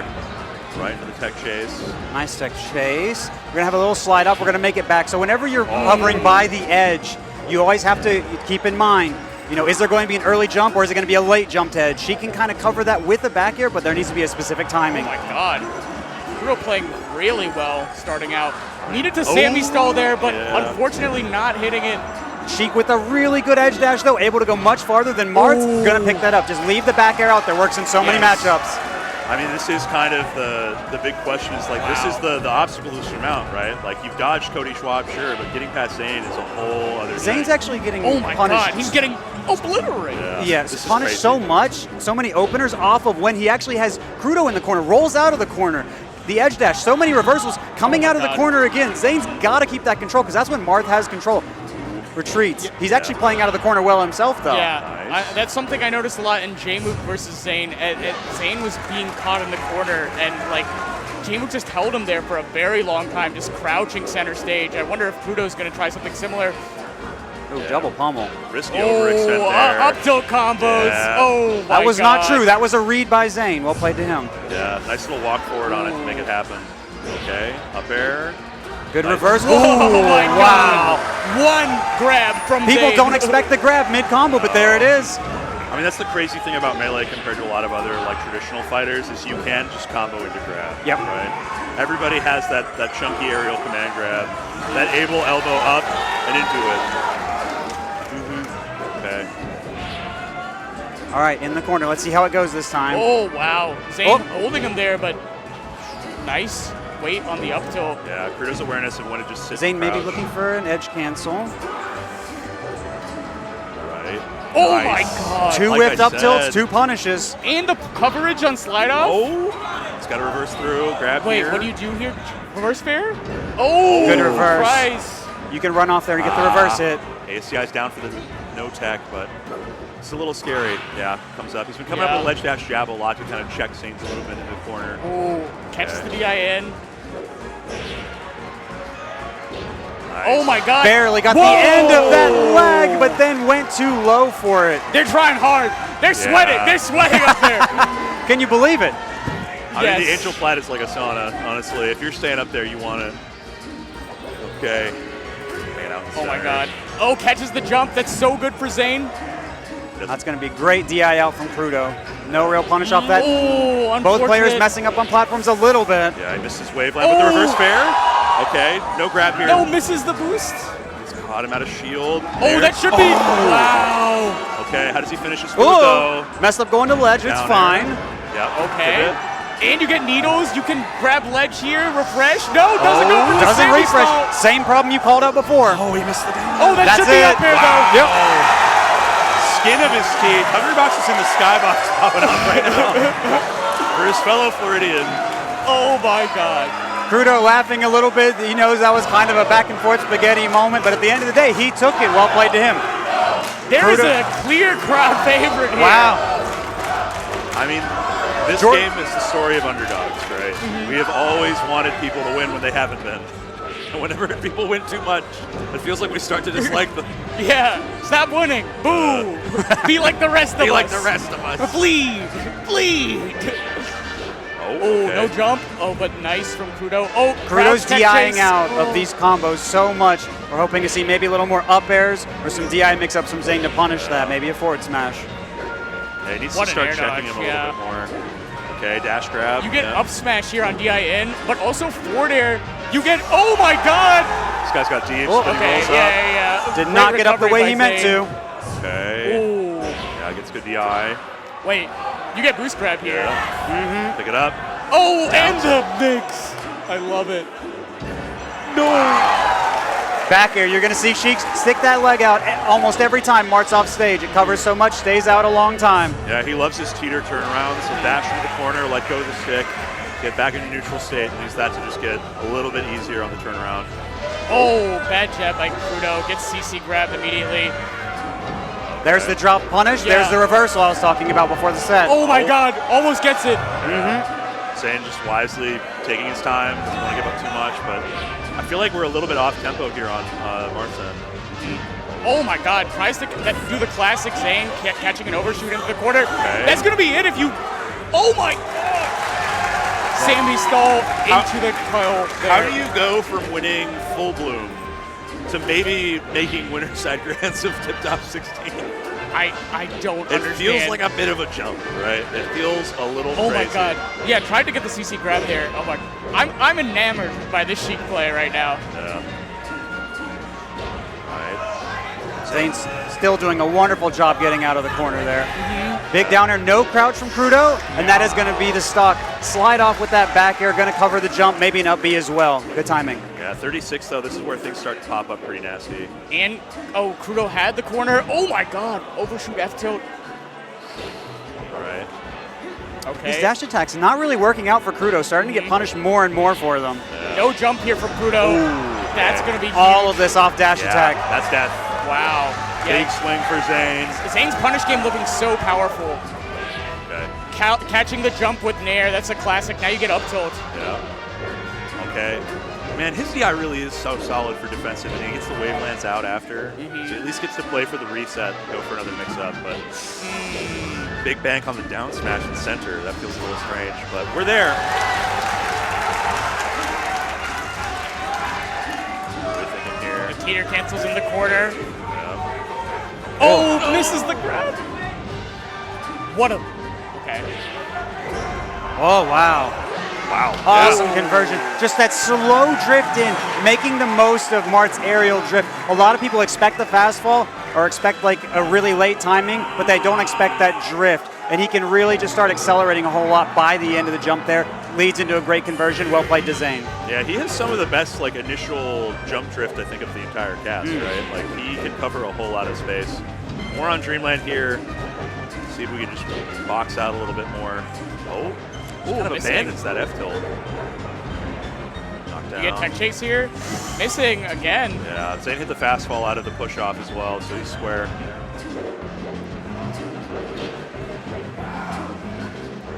Jeez. Okay. Got to be careful about hitting Sheik's shield scary. too high. Gets his grab up. Gonna go platform up tilt. How does Crudo get down? Oh, Zane going for the hard read, but missing.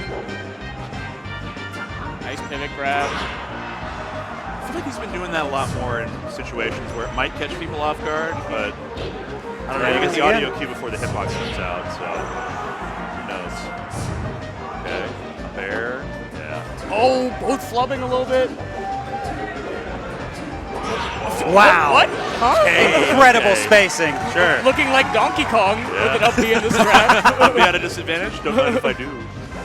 Okay. Yeah, Nair. Oh my god, yeah. So good at catching those short hops from Crudo. This could just be. Ooh. Sour spot though. Whoa.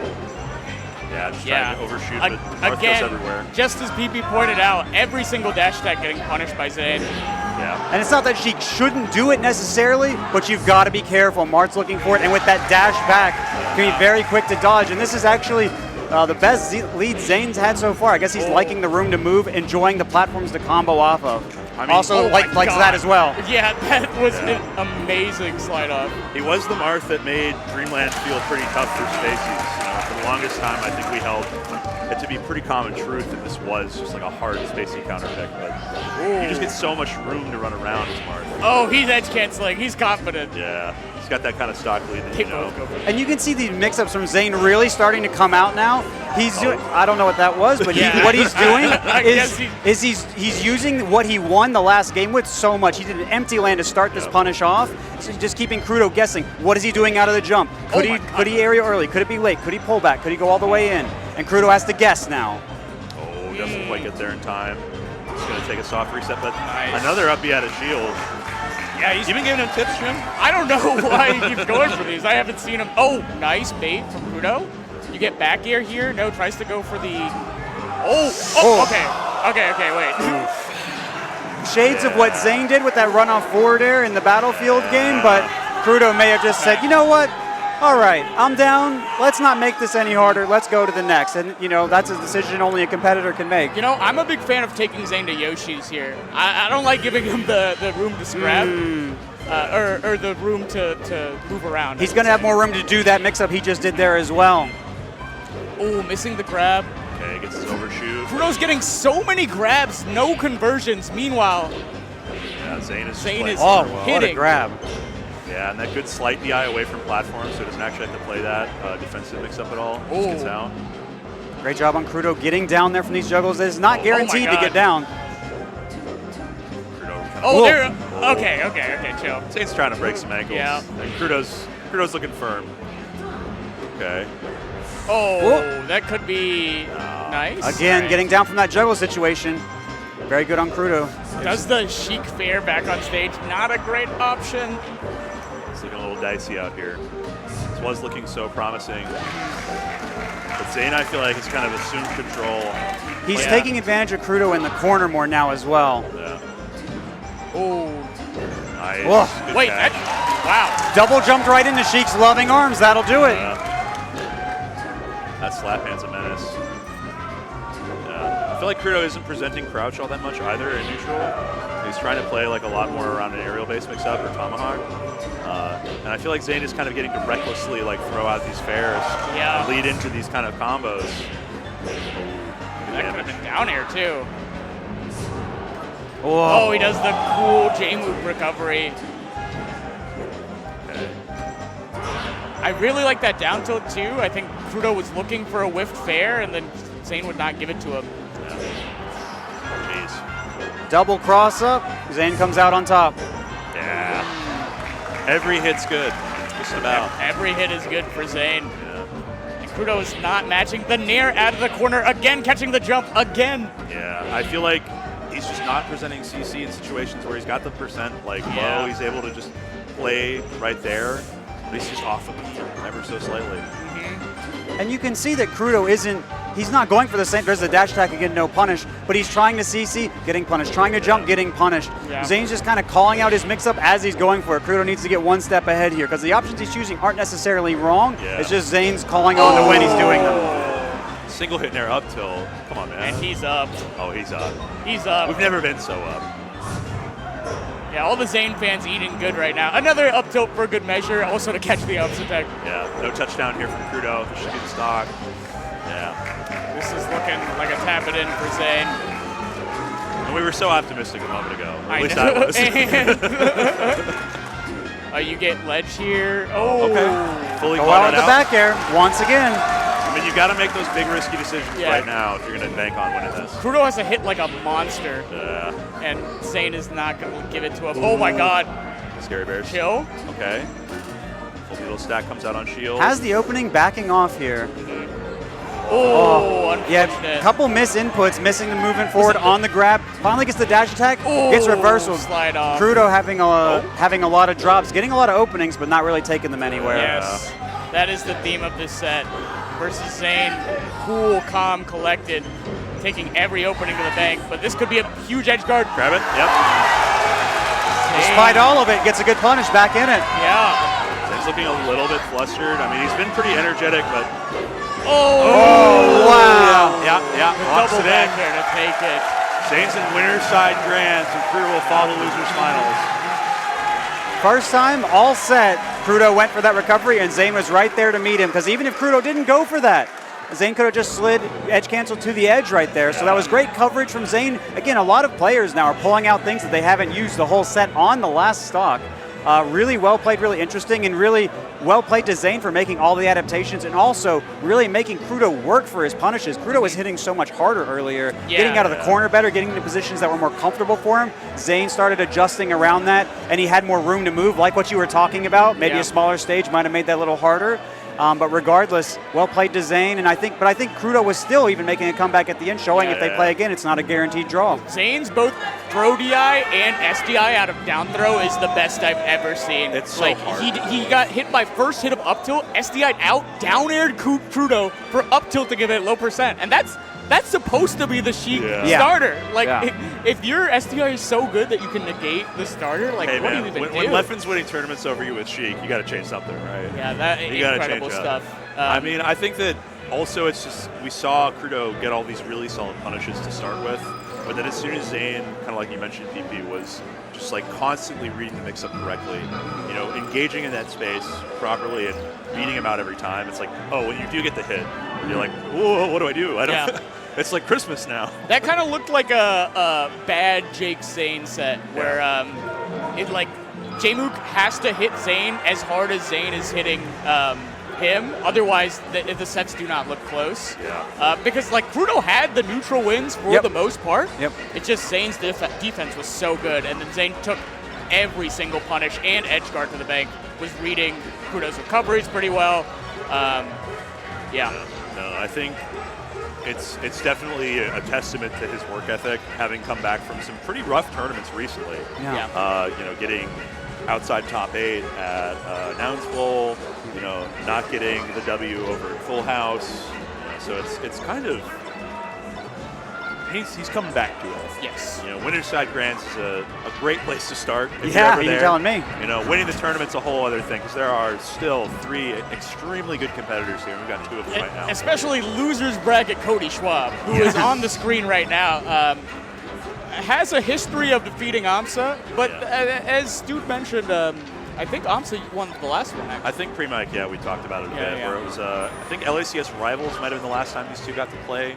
I don't know if they got a BOBC set in. I'm trying to think about that, but it has been heavily Cody favored. LACS 5, I know that, funnily enough, Cody's partner, Emily, she was coaching that's AMSA. Right. That's right. Oh, wow. Because AMSA was like, how do I beat your partner? I need to know how to beat this Fox. That is so funny.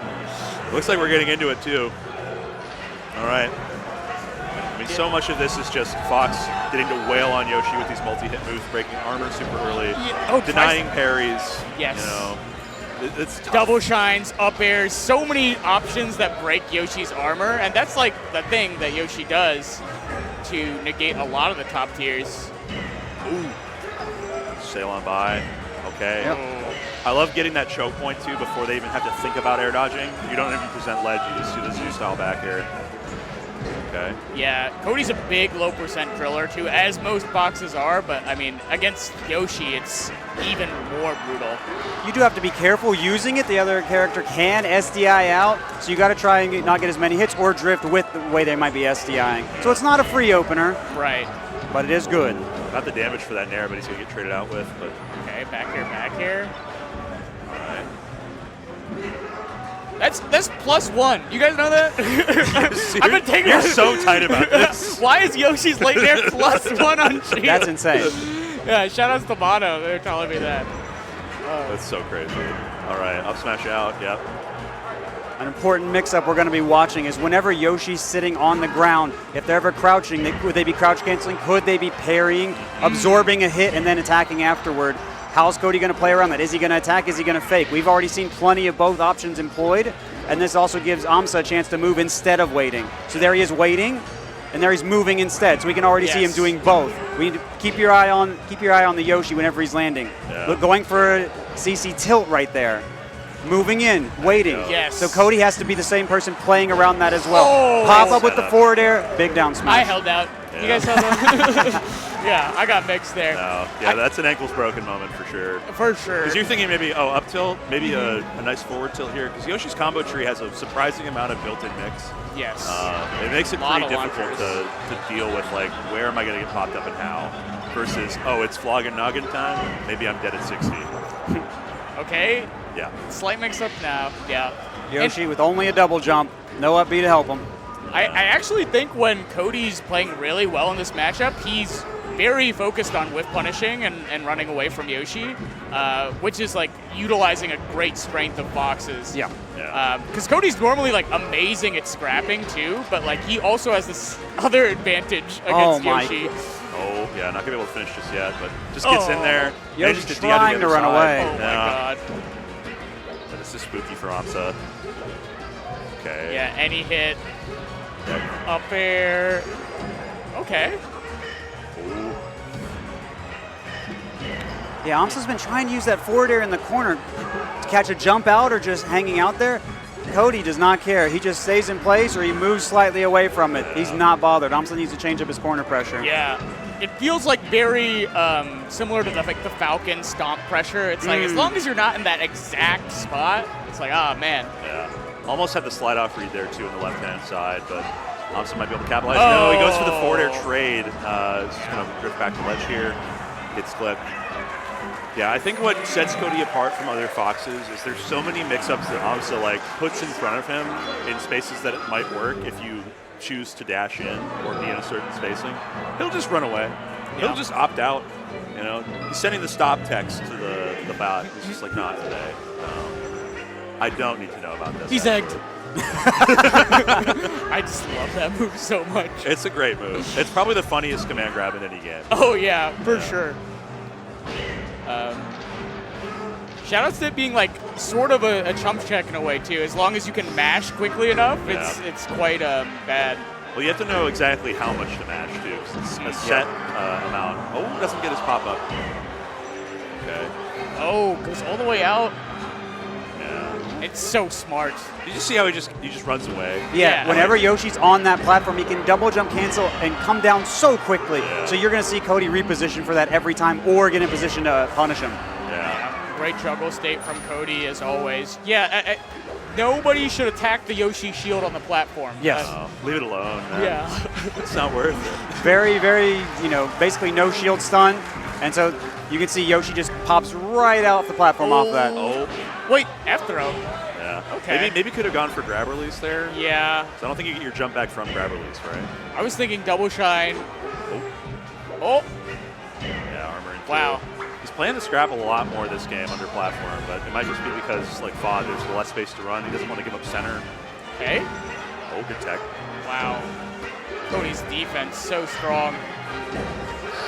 Big shield poke. The slide off. Oh. Goodness. Oh, stuck in shield here. Managed to get out a little bit, but... Yeah, Yoshi can't jump out of shield. Has to roll, has to spot dodge. Yeah. That is a light shield. I mean, the light shield's always nice to see, but you can't get predictable with these things. Oh, unfortunate. Tries to get the punish there. Oh. So you can see right there, baited around the shield, baited around the parry, just takes the punish. Just a phenomenal outplay from Amsa. There's no way that parry was on reaction, right? No, that is a hard call. Holy. Yeah, you have to know that something's coming at that range. No jump, pushing Yoshi up. This is the hardest thing for whenever you play Yoshi. Losing your double jump, you take that risk every time you DJC near your opponent. Yeah. But not everyone can punish Amsa. Cody's someone that can, though. What scares me about Cody is when he starts laughing when he's playing. Yeah, that's a and it's because he's having so much fun playing the mix-ups and winning, but like that's when I feel like his mental's at his best. When he knows like, okay, I got, and it lets him reset really well. Cody loves the adrenaline of playing, and a lot of people frame that like people when they feel a lot of anxiety, they're like, oh my god, this is bad. But Cody's like, this is awesome actually. Yeah. This is what I live for. Oh yeah, tries to just cover that. Oh, misses the shield drop, but Yep. Shakes his head even. yeah. It's like, oh, drill wave shine up smash. Wow. Who would have thought? I could have won easier. Yeah. Oh, I want blank to win. Okay, yeah, people could have just gotten crossed off on that side. I think it said Triff, and then it was crossed off, and then it was AMSA. It's AMSA now. No, they're not even holding it anymore. Cody Schwab up 2-0 right now. Ooh. Oh my God, I respect going for that too. Yeah, CC that up air. He's got the percent to work with. Oh, beautiful. Oh. He's gotten so good at not getting jump on those eggs too. Very classic edge guard from AMSA, using the egg to have the up B clank with it, so there's enough time for him to get high enough up to do the nair. Yeah, you add that hit lag for the attacker, and all of a sudden you got a little bit more opportunity to make it work for you. Yeah. You can, oh, cool. I didn't know that. You poked your head up. Yeah. You poked your head up. It's actually my fault. Oh, sorry, I didn't know you were there, actually. Oh. You were kicking here? All right, knock down, reset the ledge. Oh my God. Nice. Roll F tilt to reset. I like it a lot. And the Cody Schwab angle. Yeah. Ooh. Tanking that hit with the double jump armor, coming back in. AMSA's been holding center really well this stock. His grabs have been electric too. Yeah, amazing. Oh. Getting stuck sometimes though. Surprised no up air there from Cody. Yeah. All right, back air gets on the wrong side of it though. Oh. And that up smash, actually, even if the double jump armor connects with it, Yoshi's going to kind of flop over in the air, could lead to a second one. So that was actually just great risk-reward management. AMSA doesn't care about that, gets a grab down smash. Yeah, he's been checking Cody's movement a lot more with just raw grab in the corner as well. Cody's been kind of playing these pretty skewed mix-ups out of it, where he's just trying to dash through shine or up smash his way out. Okay. And grab it if you get in beforehand, does a great job. Tries again to catch him coming out of shield, but he's doing jump now. Oh, okay. The crowd is powering AMSA up. Got to be careful challenging Yoshi in the air with all that armor he can have. That was a big problem for Cody on that stock. Great play by AMSA, taking advantage. Okay. Get up air here, back air. Does he have his jump, or did he have to spring armor out? No, he has it. Comes in hot. Let's see. Oh, No that's armor, yeah. That's like when someone CCs you to start their combo, and you're just like, oh, that's cool. More hits for me, you know? Yum. Okay. Down throw. He goes for down air. Big damage. Nice SDI to the ledge. Wait. Oh, huge. No jump. That's massive. Oh, Go there, yes. Oh! Okay. All right. Well played, AMSA. I mean, getting that trade is so integral. The fact that he's able to wiggle out and then do the jump turnaround ledge, so imperative. So impressive. And the crowd loved it, I think. Yeah, I think they were into it. But now we have Stadium and potentially FD. Wait. I'm still going for the cheese. Yeah. I mean, I'll take any win I could get over Cody Schwab. I feel like we can see AMSA starting to speed up, doing these lower double jump cancels a lot more of the time. And that's getting him big mileage. Yeah, Cody trying to join him on So platform many too. grabs. Fair, tech chase? Yeah. That's tough on second place. Yeah. This stage is much larger than the last one. We're going to have room to back up. We're going to have room to laser. Damn. I think that back air is -1, by the way. Man, Mono got you wound up. Yeah. I'm like, why can't I shield grab any of these? Okay. Oh. AMSA's been making great use of that up smash. It goes through so much of the platform, even the middle part, I think, where he was standing as well. Well played to him. Yeah, it covers a ton. Oh, right. no jump here. This is huge. Yeah, good SDI, makes his way out, is able to get to ground. Egg. Oh, and catches him with a second one. Oh, misses the shine or Stuck in shield. up smash right there. Okay. Might have been trying to get Waveland through, and Wow. A little bit of faking from Cody right there. AMSA kind of shields, goes for the spot dodge, then Cody commits. Good patience on his part. yeah, I feel like so much of the mix he plays is just trying to get AMSA into an unfavorable part of the mix, where it's like, you might be CCing, you might be trying to go for this parry, but you are going to sometimes have to put that shield up. And you can really see Cody was going all in, just go, and then he took a second to back off. You can see Cody playing the tempo really well and changing that up really well here. Yeah, pretty solid stock lead at this point. AMSA has to wow. catch Cody Schwab, and it looks like he's running away with it. A great strength of Fox is being able to use your mobility to be in so many places at once. AMSA thought Cody was one place. Cody moved out of the way, got the punish, got the kill. Yeah, he's putting a lot of these super safe aerials. Rare Oh, he power power shield from yeah. Yoshi. Huh. Good DI on that too, doesn't get the launch hitbox. Almost got to confirm off that. Yeah. Cody doing a lot of aerial shield, expecting like the scrapping aerial from AMSA. Dude, I'm so glad the crowd's loud enough to where we don't have to hear Yoshi pummel noises. Oh, wow. Thank God. They're so crunchy. All right. Oh my God, just chump checking the ledge dash. Why not? Oh. Okay, sure. No, that makes sense actually. It pokes under, It seems like a good option. It's pretty solid. Anyway, Cody Schwab. Yeah, and that ending right there, taking advantage of AMSA maybe wanting to get another quick combo, keep the momentum going that he was kind of riding a little bit there with the down tilt. Hadn't been using that. Again, I think the whole set, kind of like what we talked about before, bringing out something that you hadn't been doing there at the very end just to make sure you seal it up. Well done. And the crowd chants AMSA. He shakes his head, but I mean, you know, regardless of all that, wonderful performance. People love this dude. People love him, and you know, he stays strapped with a Red Bull. He's doing it all with Yoshi, man. Yeah. It's crazy that he's coming this far. I mean, top 4, another great placement in his belt. I mean, these players have deep pockets when you talk about keeping something in, like, your mix-up tree, right? Yeah. Like, they all have such, like, rich histories with the game where they know they have something on back burner at any given point. And pulling that out can be the make or break. Yeah. And, you know, again, I hope AMSA, you know, understands that, like, everyone still wants to see him back. He's doing wonderful, and he's doing it with Yoshi in a big way. And, I mean, he's still changing the game. So, shout-outs to him, and I'm sure we'll see him again soon. Without a doubt. Yeah, Cody's going to be staying up there for a little bit. It looks like he's taking a quick break to get something handled. We're going to see Kyle Crudo coming down, who has not played him at all yet. And I'm interested to see, not at all on all time, but like over the course of this tournament. Oh, okay, Okay. No, because I was going to say Cody Schwab beats the brakes off of Kyle Crudo. So at Big House, Kyle Crudo gets upset by the 12-year-old Ice Climbers player, Sultan. That was a Genesis. Oh, Genesis. See, I get to correct you now. Yeah. So we're chilling. And then I'll get you one day. I believe it. You've been too right. I believe it. Hey, keep me honest. Crudo proceeds to go on a loser's bracket tear, beating so many players. I think gets all the way to 9th. I think it was like something like, what, like 10 sets or something? Something ridiculous like that. It was stupid. And then he tells, I forget who was running the tournament. Maybe it was just Ohan. And he was like, give me anybody but Cody Schwab. Turns out...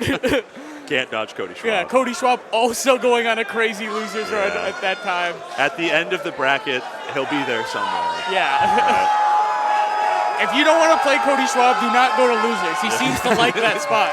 He loves hanging out there. I don't know what it is. Something about riding on a knife's edge just excites him, I think. Yeah, he loves fighting that. All right, Kyle Crudo steps up. That trophy is shining. We got a Fox Sheik situation here. What are we thinking? I know you played many games of Sheik in your day, Junebug. How are you feeling about this in modern day? This matchup sucks.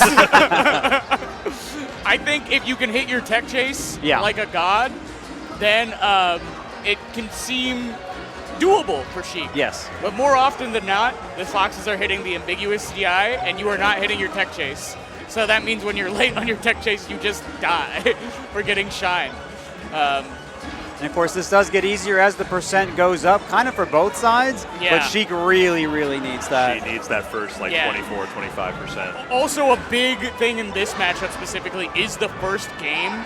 If you the lose counter pick advantage. Losing the first game is Fox, doesn't really matter. Like, Fox can make the comeback. Yeah. If Sheik loses the first game, that is probably the set because you have to win on both Stadium and FD. Yeah. So winning the Battlefield game is super, super important. And the reason for that is because Sheik just struggles to keep up with Match Fox's mobility without platforms. She doesn't have to hang in the air for a long time with that short up. She can get on the platform, come down without that startup, put the aerials out, put the needles out, and convert into punishes. So that's something really important, and that's why Sheiks often prefer Battlefield with a good, decent lower section, longer upper platforms to move around, to reversal, and to position those forward air, needles, back air somewhere useful. You get to control so much space off of it. Yeah.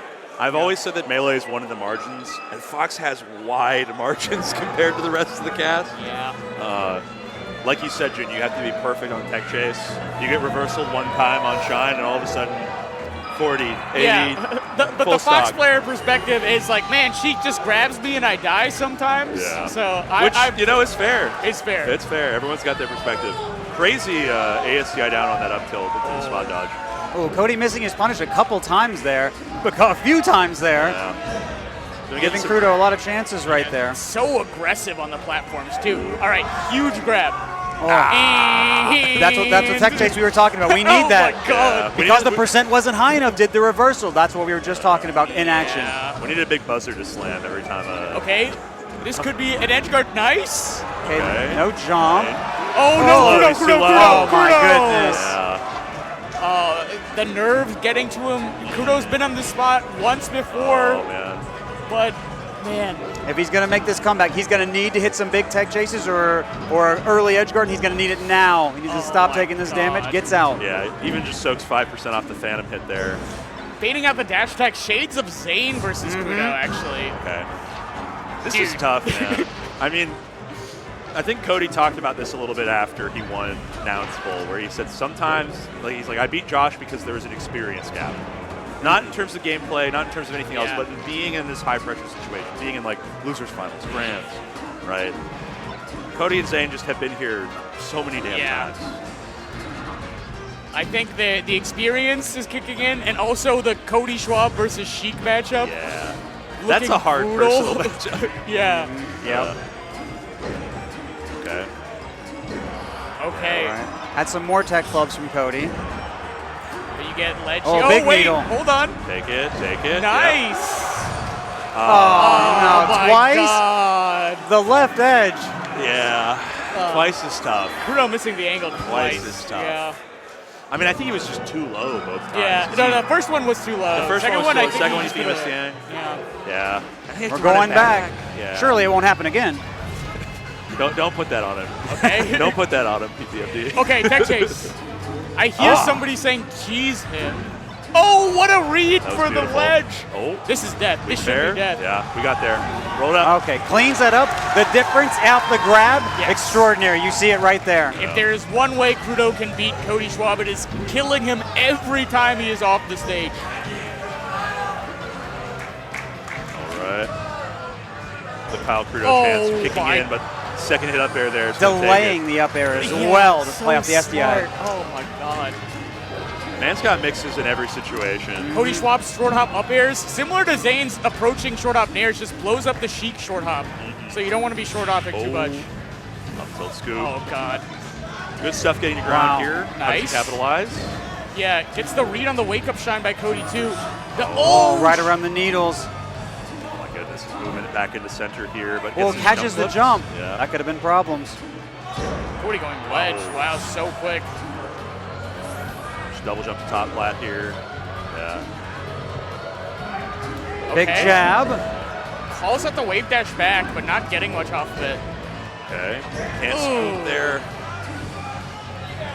You can see Cody running in when Crudo's on that platform, getting under and doing the back air. No big reward yet, but no punish as he does take that stock. I mean, so much of it is like Sheik is basically giving you carte blanche to take the time and move forward when she's jumping to flat if she's not playing the mix there. But like Crudo has been doing a ton of beautiful slide up, a lot of like waveland off and like shield drop mix from there to kind of delay the positioning where he's taking up that. So you can have run off, you can have waveland off. People are going crazy for Kyle Crudo. Crowd excited for Crudo. Okay. That. Oh. Knockdown. Nice. Tries to do a hard coverage on second place, but you get full stack needles. This should be the kill. Wow. And the recovery. The crowd waiting to pop up because they know Crudo's They weren't sure if he was going to make it back. Yeah. Okay. He gets one here, but Oh, wait. yeah, Oh, my Cody's goodness. just gonna baby brother laser in the corner. Okay. Sure. Hey, game's still hard. You know what I mean? Yeah, yeah. These are the best players in the world, and they're still flubbing. Man, he held that air dodge. That was a back pocket recovery. All right. Recovery, yeah. Cleans that up, much like when Sheik back airs Fox off the stage. Oh yeah. Nice shielding the Cody overshoot up air. Oh. No, misses the grab. You saw the Z shield come out. I think he might have misinput the wave dash forward. I don't know if he would have dashed that or what, but Yeah. Oh, no Or jump. no, it was light shield. It was the input. You're right. Yeah. That's why we use LNA, folks. Bypass the macro entirely. Oh, that could have been kill Up throw right up air. there. No. He's going for positioning. Oh, Reversal. this is up air. Yeah, misses his SDI. Cody's so good at changing his timings and drift on up air. Yeah. So he did like a slight drift back up air, starting it a little bit early that time. Do you guys feel pain when your character experiences pain? Well, I don't see Captain Falcon in many top 8s. Okay. Yeah, it's been kind of sad lately. I don't know, man. I miss it. I see she drop a tech chase, and I get so sad. Salt, come back. Make it happen, please. She's here at the tournament, I know, but I just need her to be putting up those numbers again. Oh my God, almost mixed him. Okay. This is... Okay. Okay. Redo. Had the idea just a little early. Yeah, no jump here. Goes high. Second hit only. Will live. And Crudo has been going for these edge guards, but Cody Schwab is, you know, as he says it himself, he's got the best recoveries in the game. He's no slouch to edge guard. No. I think I understand just going for so many back throws because he's dropping the tech chases, and Cody's had such good DI on them, too. Yeah. Okay, weak hit bear. Phantom on the side B there. Oh, okay. Power shields the lasers. No extra damage for you, Mr. Schwab. Yeah, you gotta work, Schwab. Ooh. Oh, yeah, that up tilt is so good at catching Sheik shield drop. Okay. Managing to slide off here. Oh, wow. And Crudo had been hitting so many nairs out of shield. Unsurprising he'd go for it right there. Cody just baits that out. And it could have been another option too, maybe chase to the platform. Really well played to him. Yeah, because if you get high aerial, you get the nair out, you're fine. But Cody just waiting a little tick, taking his time getting the up smash out. Oh. He's just playing the mix so well. Somebody yelled, Cody, stop. Crowd really wants him to stop it right now. People I don't normally think he's going to. People normally save that for the chain grabs or the tech chases. Cody's just like swooping all over Crudo. Oh, They're like, oh. Okay. Cody, stop being so good. Okay. I will say this is a good crowd energy we've got. Oh here. yeah. Oh. I'm liking the vibes. That should be the stock, yeah. High double jump, that'll do it. I mean, potential last stock here for Kyle Crudo. Yeah. Could be a Cody Zane Grands, just like the days of yore, and by that I mean like 2023. Oh my God. Great job getting down from Crudo. Okay. Messed the tech running Big in. Cody flop. shakes his head, he knows. Yeah. Cody's made one flop. Oh, he was too early. He had it, but he didn't. Oh. Wait. When you're right, but you're not quite right. Wait. Oh, okay. All right, yeah, manages to wait out, changing up where he's coming from off the platform. Crudo chance, but yeah, when you see that full hop, you take that space. Oh, yeah. Wow. Laser land from Legend to up smash. That's going to be that. And that started from Cody acting like he was going to go to the edge. Just more mix-ups. He's got, like you said, a mix-up for every situation. Act like he's going to the edge, double jump, laser land, up smash. Crudo had barely even appeared. The idea of him being there was got up smashed. But a monster run from Kyle Crudo, beating Moki, beating Mang0, beating Amsa. That is a top 10 player type run. I think he's in the conversation now. I think for sure. Like, he is, without a doubt. I mean, shoot, man, after, and I don't mean this in a mean way, but after J-Mook's results this year, he might be the best Sheik now. Wow. Yeah. And like, Jake is. Crudo did also beat Jake in the Ditto at Full House. That's the thing. That's the thing, man. He might be. He's in the conversation for best Sheik. Crudo did place lower than Jake That's at true. Full House. That's true. But who placed lower than Crudo at Tipped Off 16 Safari? That's true. You know, Melee Stats Court, I'm sure they're jabbering on about No, it. I also like how different they play. I mean, as a Sheik enjoyer, you know, I love me some J-Mook. Kyle Crudo's a neutral enjoyer. I watched the brain on this man. I'm like, He'll grind it out with you. Yeah. They'll make you take the time. I really like how he plays. And J-Mook's flowcharts for punish and, you know, sort of edge guard are really what set him ahead in this meta. But I think once, like, they fuse more, like J-Mook takes more Crudo neutral, Crudo takes more J-Mook, just kill Fox. they will create a truly unstoppable Sheik player together. But we've got Grands. Cody has gone somewhere. He's again. left the building. This guy loves leaving the stage. This guy loves going somewhere in between sets. Where is he going? And then Zane's going to come up, and we're gonna do battles.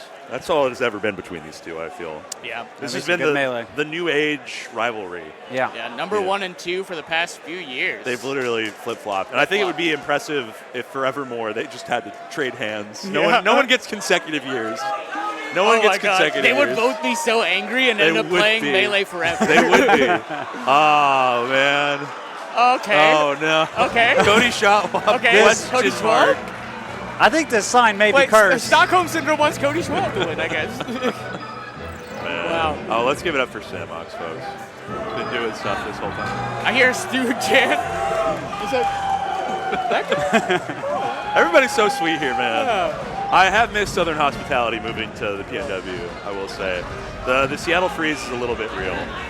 It's a little bit real. Yeah, no, I understand. Now, adaptations in this matchup. I don't know if you guys saw the winner's set, but I feel like when these guys play, they beat the brakes off each other. Yeah. They've played a lot this year. Yes. They played at Nouns Bowl, notably, I think Cody ending Zane's top 8 streak. Yeah, that at was Nouns for Bowl. 9th, which was crazy. Yeah. And it was a Game 5 set, and then Cody just beats the brakes off Yo, of. Yeah! let's go. Stack it up, Jam. That's what I like to hear, baby. Oh my God. I haven't heard that in a minute. We've never been so back. Yeah! What do they got for June? All right. What's up? What do they got for you? They don't. Donkey Kong. I love DK, you, bro. Yeah. That's the thing. Zaddy Nagmi. All right. I will say, Bobby might have one of the All best right. Smash bars ever. Is Dogi gonna hype the crowd up? Should we get the crowd hype for grants? You guys ready for grants? There we go. Yeah. All right. There we go. They're gonna hype. Thanks. Come on. Thank come you, on, first guys. 3 Yeah, rows. come on. Thank you, first come 3 on. rows. All right. Hell But yeah. I mean, these guys have played so many times. It's I mean- also like But it never gets old. it never gets old. I think Yeah. for a lot of people, like for the casual Melee enjoyer that doesn't want to like look at all the intricacies of it, it's just like I love watching this. A lot of it is like this is the comfort show, right? Yes. You don't always watch it with all of your intensity, but it's right there in the corner. You know, it's on your second monitor. You know what's going to happen, but y'all better tune the hell in right now. I love watching it. I It love is watching evil and awesome Melee. They both take the cringiest openings against each other. Well, you have to. You have to. That Zane will kill Cody at 2. Yeah. Cody will kill Zane at 0. Like Yeah. it was how Melee was designed to be Yeah. played. Just the most evil. Maximally evil Melee. And I mean, you know, these two are so Is that good June at. Bug? What's that? Jake Bug? I think it's a Nate Bug chant. Nate Bug. Sorry, Nate Bug 01 is a fan favorite. Oh, okay, Nate Bug. That is okay. a Georgia Puff player and Oh. other game Kirby player. Oh, fun. Yeah, they I made thought they were saying Junebug. They made my life hell one time. Unlucky. Dude, Crouch is such a strong tool. All right, let's get into it, folks. Grand Finals, handwarmers are done. The trophy is on the line. Oh my God, it's just spinning too. It's spinning. It's been spinning the whole weekend. VOD start, as is tradition these days. Oh, yep. Does that grab confirm off the drill? Oh, knockdown. Oh my God. I mean, you're not going to be able to react if he's sitting waiting in crouch if he just uses the shine. Oh, Oh, the quad platform messing about. Zane trying to get the up tilt shield drop. there you go. Yeah, I mean, these guys can keep each other in the vortex once the hit happens. Now as it's Marth's turn, he's got to hit these tech chases. Yeah, you got a top platform. Try to get on out as much as you can. Forward air to call it. Yep. Zane getting that KO or this whole combo off of invincibility as well. And that's going to happen more on these smaller stages. Other person's not going to be able to run away so far. Oh, tech chase off the forward throw? Dude. Oh my God. Misses the wave dash. Zane's back. That lands on platform, gets snared out for it. So we're seeing a little bit of Marthritis, as they say. Fox at 142. Marth's not going to combo into kill anymore. Yeah, stretch those hands, big dog. Great nair out of the corner from Zane. Oh my God. But that cloud platform being great for Cody as well. Nice. And Cody is so good at sniffing that out, baiting like he's going to take the edge, forcing Zane to up B early and just getting the punish. That's just a tough mix-up for Marth. You have to guess. Yeah, and Cody's so good at making the guess go his way. The multi-leveled mix-up off of that Marth killer, Yeah. It's kind of disgusting how developed that's gotten over the years. Now Cody getting the Baits the jump with his jump. Yeah. Yeah, the opening off of invincibility is so big for both of these guys. Yes. Overshoot shine is beautiful. Catching that dash back in the corner. Just holding center stage. Oh my God. Zane dashing to the other side, though. All right, recognizes that he does have some resources. Wow, they are holding stage. Damn. Cody jumping to the side platform twice. Zane doesn't bite for it. I'm trying to understand what the crowd's chanting. I'm getting They're confused. saying Schwab it up. Okay, he's schwabbing. He's schwabbing. He's schwabbing. He's Cody, too. Oh, you get up tilt, but great DI. Yeah. I feel like his defense in this matchup has been crazy advanced. Like, both these players have defense for years. Okay, yeah. Good call. Oh my gosh, what a down air. Take fair down air. That's beautiful. crazy awareness, man. Because again, that's not something you can tech. That's going to push you down. Going to give you time to set up with your quick fox movement to grab the edge. Going to be another mix-up Marth has to play. FD time, though. FD time. Zane's going to get those huge combos. Wow, dashes through. Doesn't get jabbed. All right. Yeah, re-grab. I mean, we all know the percents at this point, folks. It's going to keep going for a bit. Boom. Good DI. Down and away. I feel like down and away is good because you get to pick whether you go parallel tried to or in swag. with it. Oh, waits for the spot dodge. What a gentleman. Okay, okay. Okay, Zane getting the slip off to ledge, but Cody's at the Cody Schwab percent. Yeah, gets that So tag. difficult for him. Okay, Oh, I love nice. that nair, too. All right. Very nice.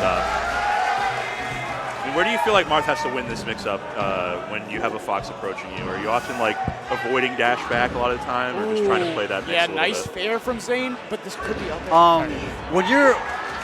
When you're Marth and you're trying to keep this fox off of you, you have to be so conscious not to always dash back. Yeah. So what you're seeing Zane doing a lot, you're actually seeing him doing a lot of aerials in place. So you're going to see double aerial like that, forward air nair. That's going to make sure, because what Cody's doing is sitting right outside of that range. He's going to come in sometimes. So Zane has to be very conscious of playing that mix-up. Can't overdo it. Oh, misses that. Another mix-up there. Double jump versus land. Cody bites, but Marth jumps too floaty. All right. Yeah, catches him on the jump there. Recognizes that he wanted to do his movement. That looks like he caught his jump squat. Yeah. That's hard, too. That's only a 3-frame jump squat, folks. Oh, but Cody gets another opportunity here. Oh, beautiful spike. Okay, yeah. Okay. Oh! That float there. Cody giving Zane a blessing right here. And gets the grab CC, or the jump CC. Okay. Oh, no jump. Yeah. Yeah, that's a tough one to deal with. But yeah, delay fair on that, catch the full drift out. A little early, but has he touched down? He has. Oh, nice. Oh, wow. Great cross up. Nice. I mean, I could see a down B or two here. You know? Oh, unless. Whoa. Hey, whoa. That's that illegal moves. All right, go Get high. up here. Yeah, it's hard to play that drift mix-up when you have to either commit to ledge or not. And it's like you can't really weave around at that distance either. Oh, what a landing from Zane. Yeah. Wow. What? Shout-outs to Ken. Yeah. Shout-outs to old school Zane with that pivot grab. Yeah, okay. Nice. Oh, my He's God. Back. What a Going fair. down. Oh, needed a fair there. See, it's just grab one hit. Cody's just SDIing so far away. Yeah. No big punish. Zane's going to have to do a DI mix-up off that, or just, play a mix-up off it or grab it in a different spot. Because Cody is just getting so many extra chances right here. Dude, I've seen Cody win these, though. Yep. I've seen 1-4 throw off stage. I've seen him force game threes on FD so much. Okay. Up tilt. Okay, you get another mix here. Oh, no. Perfect up B timing. 18%. Oh my God. Knows that Zane wants to just swing here. Wow, Catch what a anything. trade. Oh. No way. They're both getting stuck in movement right now, too. Okay. The nairs are coming out. Oh, what a that's tackle. a little too far. Wow. Oh, That's not a trade you want as Oh, Marth. that wave dash down check. Catches Catches the jump. No way. He gets that. He gets that. Cody did such a fantastic job of taking advantage of the fact that Marth is floaty. When he is going to be burning that double jump, going to be in the air, having to commit to coming down, gives him time to react, gives him time to burst in. You know he's looking for that. Cody played that last stock so perfectly, and Zane was scared. Cody smelt the fear. Yeah, I mean, that last exchange was just brutal. Yeah, reading the down. jump there, amazing. Oh my god. And this is the Cody Swap punish game, almost getting the way to the ledge. Okay. Oh, big reversal opportunity. That's Step back. That's that coming to center, my friend. I'm over here. That's Nice. what you thought. Nice. Thought I was gonna All be right, there. we clean it up this time after the DIL. Yeah. Big exhale from Zane. Yep. Trying to just hang tight by ledge, but as good as it is to get reversals, Oh, almost barely gets the wiggle out jump out. trying to get that really juicy dash attack. Perfect percent. I mean, you get knocked down and everything if you hit that. Oh, immediately. Right with off invincibility. the flat. I'm telling you guys, evil. Okay, doesn't get tipper. Oh, such a good mix. Cody finally didn't do the DIL. Thought Zane was going to change it up. He didn't. Right in the shadow Okay. there, it works out. Great trade, potentially still makes it. Okay, yeah. Not even Fox makes that one. God, imagine. Oh, catches the roll. Yeah, Okay. go for percent there. Makes this a little bit easier. Yep, 37 into it. Okay. Doesn't go out. He's doing such a good job of getting these pivot up airs to mix the DI up, too. So it's going with either the starting hit Oh or my God, the third. back hit, and just making it really difficult for Cody to actually get out of that. But he did manage to escape after a bit. Oh. And you can see Cody did two different plays right there. Did a full hop in from a He's similar He's jerking on him! He's jerking on him! What were those two plays? What were those two plays? Yeah. That's crazy. Grand finals. Had to let him know. Had to let him know. Yeah. He says, I want to 3-0 you. I want to 3-0 you real quick. All right. A double down air. Oh, no way. Missed the reverse. I know Zane's exact brain thought right now. He's like, okay, Cody tried to swag on me. I have to swag back. Yeah. Okay. Run off fair. Marth classic. Cleans up stocks for years. They just pay such big dividends, even on good DI. Oh, knockdown. Yeah. Oh, catches the panic off ledge. Big. A lot of damage. You're not going to be able to hold down much. So fair. He tried to jump into it. He tried to jump in and Zane caught him to wiggle out forward. Oh. Goes high. No, straight forward. You're kidding. Okay. He gets one. Oh. Nice reactive fair. Dude, his recoveries are so good. Yeah. And that's how he cleaned up the first stock. Going out there finally. Couldn't let Cody play his game off the stage anymore. You have to take that risk sometime. Well played to Zane. I mean, as soon as you're below parallel, you just got to get out there. Yeah. Right? They have to fire Fox if they're not able to hit that side beat. If Cody wins, we riot. Oh, folks. Wow. Where are the Schwab fans? Oh. Oh my God, missing that confirm. Oh. Nice. They're both weaving in and out of each other's back ranges. Oh my God. That was frightening, and he still That's gets what it. happens when you go so low to avoid getting hit. Yeah. We saw that happen earlier. Zane tries to do the mix-up. Cody's ready. Whoa, they're dashing. Nice by Zane. I mean, that's really hard to punish that up tilt onto the platform right there. Oh, I love that weight on the double jump. Just seeing if he can gauge what option out of shield Cody wants. Yep. Up tilt. Oh, wow.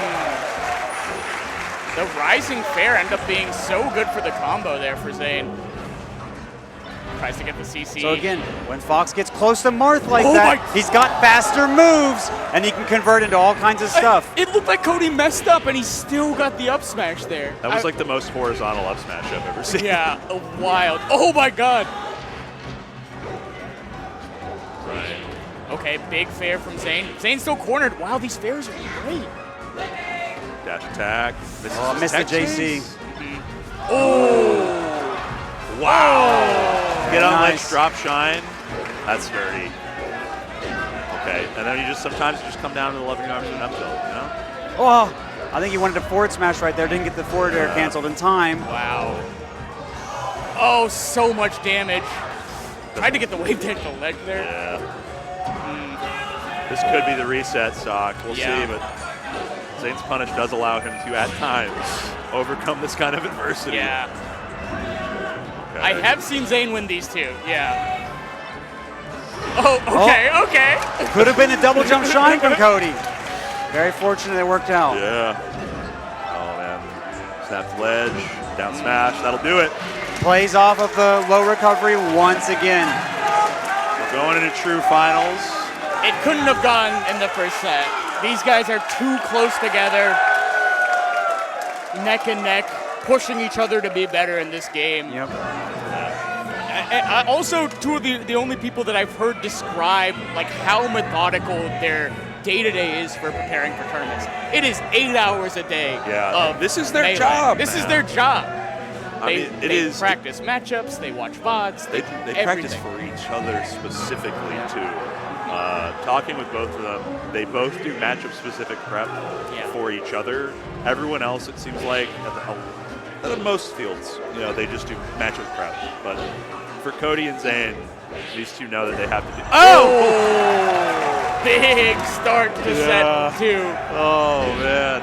And set 2 starts off with a bang here. You talk about malicious melee, evil melee. Oh, yeah. Up tilt forward smash is definitely Oh, there. my God. Zane is trying to end him. Needed to be a little farther forward to catch that pullback. Oh. Dash attack. Tried to wake up Brett.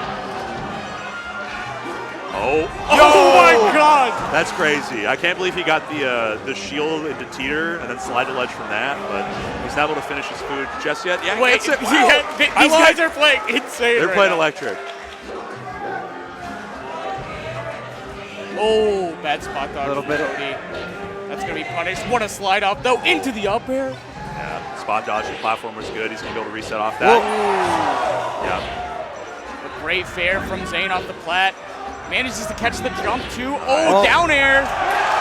Nice tipper. That's going to let the pop-up happen. If Cody DI'd out, wouldn't have happened. Good mix-up. Yeah, just getting that space grab here. Yeah. It's the babyest little regrabs. Of course. Oh. Both. Oh, my Double God. spot dodge. They're both just flubbing sometimes. Mm-hmm. I mean, I would be too. Right? Yeah, Who among us would not? Zane looking for a lot of these whip punish grabs. Oh, not getting the shield stop turnaround. Nice. Okay. Cody's looking a little slow getting the ledge on some Yes. of his interactions, where normally he's just like full sail there. But Yeah, and Zane getting a lot of like ledge traps. nice. Very nice. And a lot of these opportunities came up of wave dash in down tilt from Zane, telling Cody, you need to stop sitting right around my range. I'm going to get you out of there. I'm going to get a punish. Oh, how did that miss? Okay. Wow. Full body SDI attempt. Yeah, I see it on Zane's face too. Oh my God, so animated. Right. Yeah, Cody missing his like perfect ledge dash and goes back to ledge to make Gotta sure practice he real hits quick. it. Oh, Right outside the range. Swinging. Oh my God, such a fates it killer out. dash dance into running into the corner and getting blown up. Oh, nice shield poke there. This could be it. Oh, not quite. Zane's swinging a lot more. Look at the fares coming out. Yeah. Oh, jeez. I don't know if the camera cut quickly enough to see Zane, but that was like a teeth-gritted, like hungry. Yeah. Yes. And you could see it in his play too. Playing a little less passive, playing more in your face, moving forward a lot more. Tired of Cody rushing him down, doing a big playstyle switch up. We're going to see how Cody adapts here with a little more room. Yeah, I mean, just really pushing him into the corner and taking him for all he's worth there. But, quick double shine. Doesn't quite get there, but he's going to see about trying to get follow-ups here. Yep. Even with Zane getting actionable, low percent, not enough to break through CC. Oh my God. Oh, man. They're weaving. They're beefing. Yeah. It's crazy how much these guys love playing each other for how much they play like they hate each other. Yeah. Oh, very nice mix-up. Could have been going for the refresh. Very hard to tell with that drift. Gets on the other side of the shine, is able to at least shunt out the ledge. Doesn't have to worry about getting followed up on. We can see Cody backing up a little more to play around these pushes in from Zane now. Okay, knockdown though. Let's see if Zane can get this. Oh, Throwing but covers the roll. I love that. Oh, wake up shine. Double It doesn't grab. matter. It doesn't the double matter. grab. Just go for it. Just go for it. It doesn't matter. Even stocks. Oh my God, Zane is shield grabbing like every single time. I mean, the dividends have been paying off. I know. Nicely, right? Like, sometimes you just got to bank on it. Sometimes you got to be the #1 shield grabber. Oh my God. We can see Cody just evading so early, knowing Zane's still trying to come in for these big attacks. Huge reversal opportunity. Yeah, I like Cody retreating flat there. Yeah, positioned nice. in well to deal with Nair off ledge, too. A lot of people love just coming back and trying to catch people in a jump. Oh my God, the craziest dash grab out of the corner from Zane. Dude, his SDI on up air is filthy. Oh my God. Marths, normally they get good mileage out of that. But living, goddamn. Has to go high, another one. Still alive. Oh my God. He's just one of the best players in the world defensively. Sour spot up tilt. And Zane still finds it. And Zane knows this game is so important. If he wins, then that is 2 FD games that Cody has to win. Yeah. It's looking very, very good. Oh, what a whiff punish. Oh, wow. Oh, my goodness. Oh, wow. Whoa, Oh, big my slide God. off. It just reversals him. I mean, that's why we see so often these Marths are just Jump off and the jump. forward throw tech chase. All of this off that slide off. Yeah, gets a ground, reset. Refresh here. Down smash. Down smash once again, punishing that low recovery once again. Laser land up. Oh, the double? Nice. This could be nice. No Did he touch jump down? here. No, he's there. All In right. these platforms, this is why Marths pick FD so much. Fox can fly to these platforms and break the punishes. Yeah. I can't believe how consistently Cody is getting out of Nair. Yeah. Like, he is just hitting the hard SDI on single hit. Oh, this could be. I thought he would go for up B. Yeah. This could be the edge Oh, the guard. burn. Yeah. All right. 1-1 right now. Big reversal. That's a 2-stock game. Yeah. Oh my God. Neck and neck. I think Cody's already making adjustments to a lot of the rushdown Zane was doing, and he's still hitting just as hard. So Zane's got to make sure he makes some more adaptations here if he wants to stay in it. Now I want Zane to slow it down a little bit. We saw that. Okay, now I'm liking this. Yeah, we're seeing some slow, no fast fall, fade back fair. Oh, no. Oh my that God, could they have been both death. club. Yeah. Yeah, I think that caught Cody off guard too. Yeah, hanging back. Seeing if he can take space. Catches him in the start of his jump. Oh, yeah. And that's a kill. Yeah. The side B by the ledge, usually not a great option from Marth. Oh, caught the down tilt leg. Perfect spacing. Again, you can see Cody What just an staying a up little tilt, or farther what an away. F air to beat the up tilt. Oh my God. They're both flubbing a lot, actually. Let's see. Yeah. Could Go for be. the tech chase. Finally Mix. plays off the DI out, and Mix. it was a tipper. Oh, gets caught. Knocked down. Other side of the shine, though. Dueling down tilt. Yeah, good delay. Oh, this is huge. No tech. It wasn't enough. He didn't delay Oh enough. my God. I'm watching Zane's neurons activate in the player cam as he gets these. Oh, Yeah. not quite a. That needed to be a lower up B, but it was Yeah. almost perfect. Yeah. I like the nair, baiting him into that space and then full fade back fair. But check your resources. Where are you at? Got his jump. Oh There's my the God. side B What? again. DI's in on it to be able to get that to ground. Scary Oh, bears. wow. The drift back. Second time Cody's gotten away with that type of drift back by the Oh, edge. nice grab from Zane. This could be huge damage. Okay, re-grab. Opts to end it early, tries to catch on a DI mix. Still no Low jump. up air. Touches down, but oh, Okay, gets the tech away. Oh, wow. Oh my God, they both flubbed. up Up tilt. tilt. That's going to finally do it. Wow, this is so tense. Okay, both have been playing pretty solid by the ledge. Laser damage. They're gonna lock it in for the. Oh, the grab by Zane. No way. It needs. What the Big finish? Oh my God, they're huge flubbing. He didn't have his flub. double jump for a second. Oh. No empty way land he shot. gets that see? grab. Up tilt. Up air. Nair.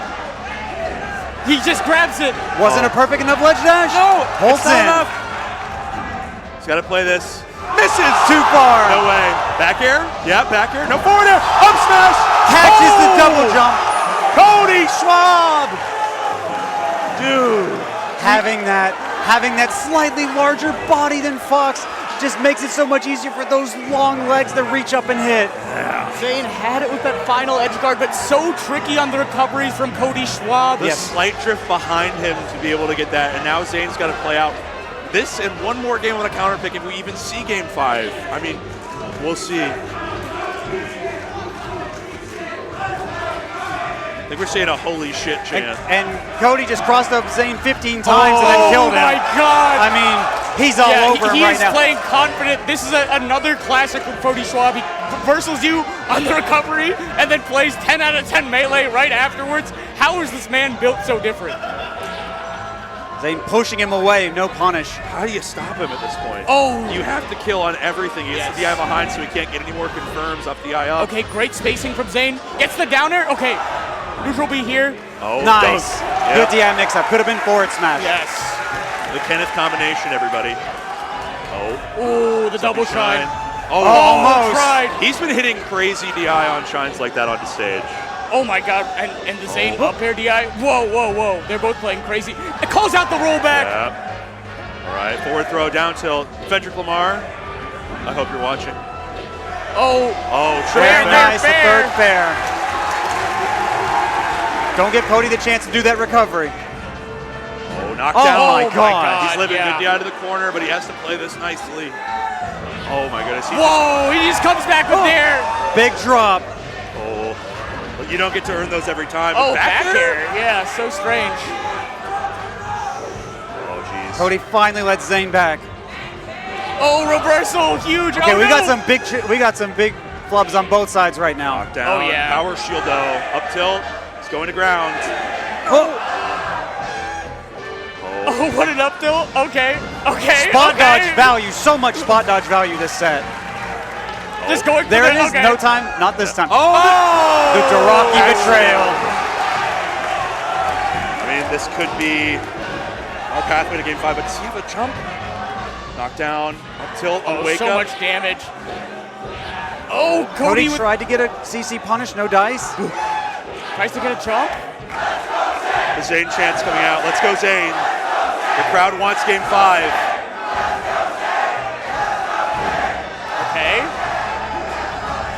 Okay. All right. Will Cody clutch it out, or Again? are we going to a game 5? I mean, 2 games on FD. Just grab. They're saying one more stock. There's conflicting chants. Oh, No, roll. Zayn with the flub. Zayn's been missing some wave dashes. all right. Oh my God, missed the shine out of shield. Forward air too late. They're both playing so nervous. Okay, Okay. gets the tech chase. Okay, Jab. this should be. What an angle. Too perfect of an angle. Ooh. Okay. Lost No that double reset. jump. Is that enough? That's enough. We're going to game 5. Game 5. Oh my God, game 5 of the reset. Oh my God, dude. I can't believe it's being taken like this, man. They're both like so nervous. It's really My gonna heart come is down. racing just watching Who's gonna this. keep it together? That's about Stadium. what it's coming down to. The crowd is tearing itself apart. Let's go, Zayn. Cody Schwab chants here and there. Cody's starting out dominantly, keeping Marth in the air. Doesn't want to let him down. That's when he has more of a chance. Oh, doesn't drop shine that side B, but it doesn't matter. Remembered Zayn did the side B last time. They went for the punish. Well played. All right. Both Slowing playing it down, super using the- patient. I mean, Fox needs to play on the transformations to win. Oh my God, so low. It's coming back to it. Zayn 26% on the Fox. Oh, Yeah. Can I nice. grab here? Up tilt on the platform. Slobs. But Cody jabbing again, gets CC grabbed. This is a slobber knocker.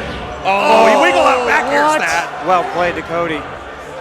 And then mashes the get-up attack out.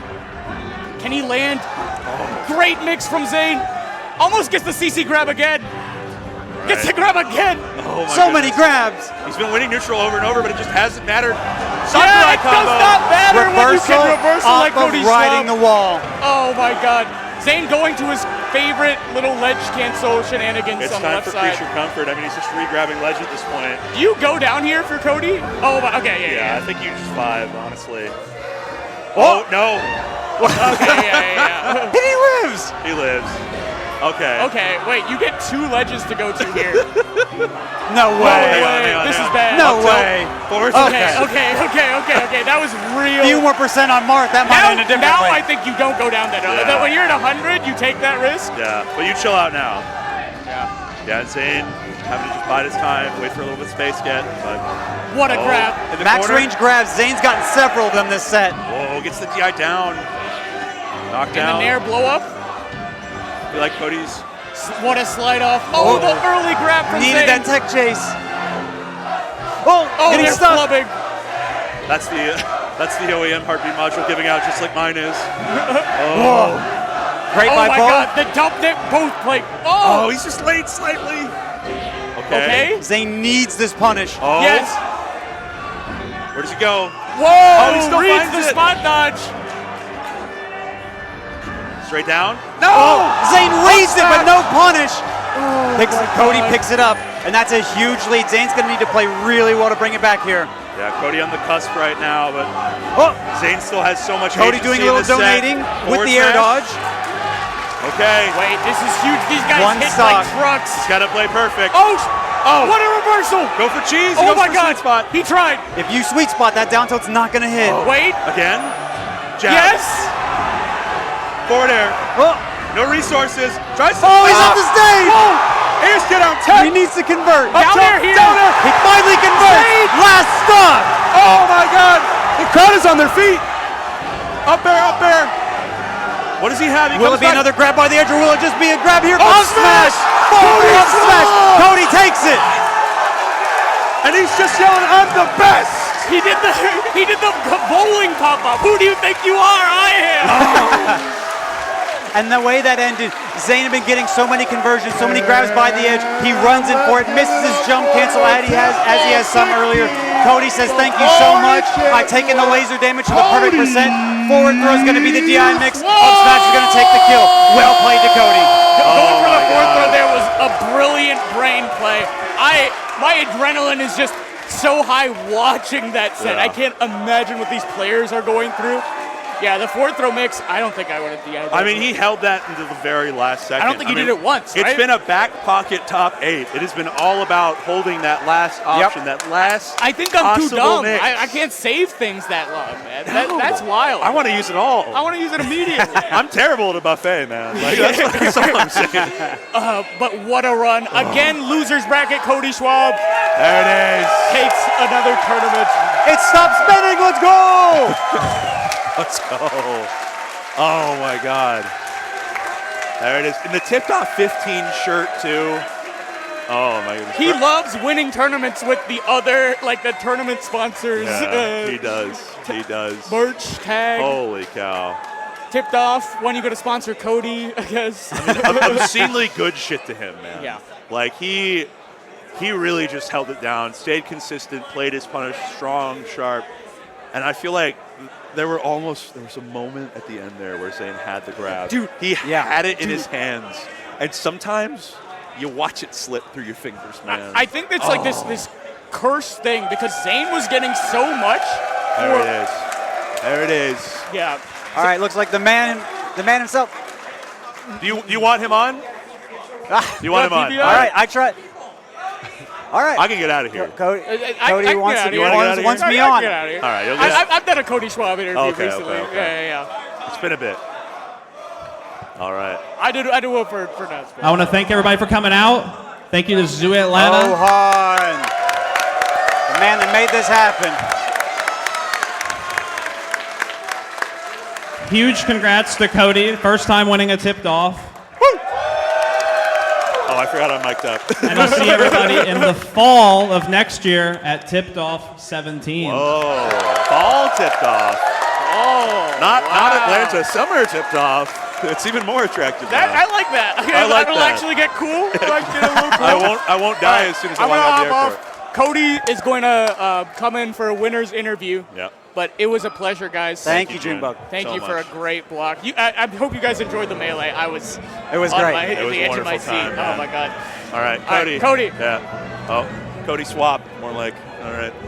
Get in here, big dog. I need the doctor on the mic. Yeah, you do need the doctor on the mic. Here you go. All right, man. Congratulations, first off.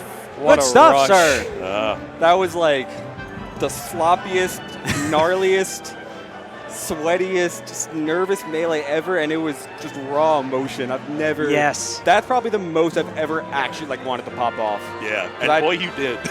I saved it all. You saw the FD game I clutched. No reaction, no nothing. Yeah. And not until it's over. You can't do anything until it's over. Yeah. But I knew that I'm just like locked in the best I could, and I knew after winners, I knew a few things that went wrong. I still need to stop spot touching like an absolute heathen. But I knew a few things that went wrong. I cleaned up a few things. He definitely got a little nervous, and I knew going into this, I'm like, he's a lot to prove right now. Yeah. And obviously, like, Zane has nothing to prove. He's Zane. But in terms of like the results recently, I know he had like a chip on his shoulder, and so I knew like if I got there, there's a good chance that he might fall apart. Yeah, you might be able to kind of twist into the knife a little bit. That was good Little stuff, man. What do you think was your biggest hurdle up until Grands? Zane. Yeah. Just I don't think I winners dropped a semis? game. I think I dropped one game outside of Zane the entire tournament, and that was to AMSA. Yeah, that's true. I think that's the only non-Zane game I dropped was one to AMSA in losers finals, and he didn't come back with the stuff. He like kind of remembered the stuff from the LACS Rivals thing. Yeah. That Emily, shouts to Emily. Shouts to Emily.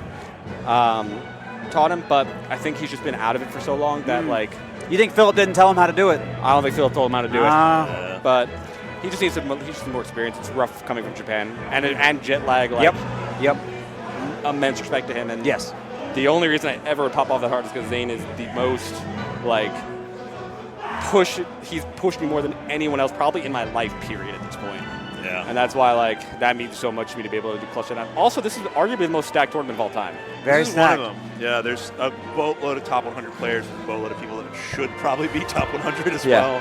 well. And my question to you, Cody, you said this was such an emotional set. I mean, I think the obvious question here is, how are you feeling?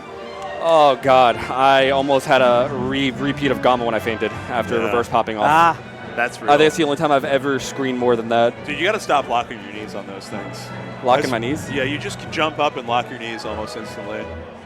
We got to get him. We got to get him on some reps. We got to work on his form. I need an instant replay on that. So get thank you you. on the spot, bro. I'll go back and study the VOD. Yeah. That'll be the number one thing I study from this tournament. Exactly, bro. You cleaned up. You came. You cleaned up. You got anybody you want to shout out? I mean, Nouns obviously for doing this. Yes. Dr. PPMD Oh, for that's the first me. time That's you, coming bro. at anything in God knows how long. It's been great to see you, sir. The amount of overwhelmingly positive stuff about your commentary this weekend, I haven't gotten to hear because I've been gaming. Oh, thank you. Reddit Has thread's been a lot. astonishing. There's a lot of So comments. Thank you. Thank you. hopefully you come out to more stuff to at least commentate before maybe eventually taking the step. But whatever you do, we just love having you here. Thank you. Thank you. I said Nouns, Ohan, obviously. Peter, I got you your Nouns gold. You're welcome. There you go. There you go. Emily for being the greatest person of all time. W. Emily. Just both of you know that. Oh, of course. That's true. I do. She's great, man. And just all you guys in chat, thanks for watching. You guys are the best and the reason we do this. I know it's been a turbulent year on a lot of fronts, but you guys still show up. Everything's been great, and you guys are the best. Thank you for just watching and supporting, and love or hate us or shit on us or back us up or whatever. Yeah, you watched. That's Yeah, the you thing. watched, so thank I you. mean, because it's some great melee. Why wouldn't you watch, right? Dude, that was sloppy, but like in a But good there were way. so many great moments. It was to sloppy watch. in a good way. Yeah, great to yeah. watch. It was like that was the raw emotion, like Game 5. Yeah. Who wants it more? It was just Yeah. like we got 3-piece combos at best. It was just you had to will your way through it. Yeah. Oh, No, you guys were doing some wild stuff. I was banging my fist on the table. I'm glad I didn't spill any of that water. I'm amazed I didn't spill any of that water. It came and got reset as Cody was coming over. Yeah. I think his position was uncertain. We but made yeah, it work, man. it was just nice being able to lock in. I think my mental used to be quite weak, and I don't think that's the case anymore. Yeah, I think you're looking really good up there, man. And now I get to go to France for a week with Emily because we're going on vacation. Our first in our 3 years we've been together, and we're heading out tomorrow. Congrats. Thank you. Hell yeah. So this is I don't know what I'm going to do with this. Maybe Ohan could ship it to me because I don't really want to I take this in think my suitcase. probably you'll need that to get shipped if you're going direct to place Yeah, after so I'm going to this. ask him to send that to the house. All right. But, yeah, I mean, shouts to everyone who watched and Yeah. participate. I love all of you. You're the best, and thank you for watching. Thank you, Cody, for showing up, doing the dang thing. I got to go and apologize to Zane for the pop-off now. Oh, man. You earned it. He popped off me in winners. Yeah, exactly. There you go. I know we've got Ohan on if you're wrapping up. Yeah. All Ohan. right. Ohan. Sounds good, man. Abam. There he is, yeah. Good stuff, man. Thank you. Proud of you. Love you. Pleasure seeing you. Great to see you, man. All right.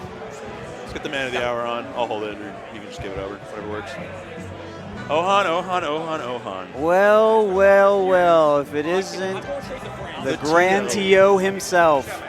What's up, big man? What's up, party people? Dude, we did it. And we did it. And it's we only got time to 9:18, spare. we got out. We got 40 minutes. We got 40 minutes to pack Well, now what are we going to do? I don't know. Move You went CRTs. too fast. I guess too fast. I mean, but that was about as close as possible, right? Yeah. There were no more games. There were no more stops. They could have taken some time to think about their counter picks. I guess. I think we needed another Peach Ditto in top 8. That really would have people rounded up would the have loved package. that. Yeah, absolutely. Cody could have slowed down the reset. Maybe, maybe. I think we need like an Armada orange juice moment, you know, where like you There really you go. sit there and There you meditate. go. But no, I mean, what an amazing grand finals. I can't think in recent history. I've seen some Game 5 set 2s, but I haven't seen them go last stock, right? Yeah. Last hit. I mean, that was just crazy. It felt super back and forth. And I have to say, like, that has to be one of their more competitive, high gameplay sets they played in recent history, right? It was pretty high. And like what Cody was saying, there was so much rawness to it. There was there was still so much stuff that they'd optimized, but there was so much like, ooh, I'm spot dodging, ooh, I'm getting stuck in my turnaround, ooh. No, but like, yeah. but it's still, but instead of, but like that's kind of what it's about. Is you Yeah. you push each other to such a point. There's all this intensity, all this emotion, all this prep time, and it's all here now. For sure. And you know who's. I mean, they say it. Who wants it more? You wants know it how more? it is. Yeah. I didn't say it. I didn't say it while it was going on.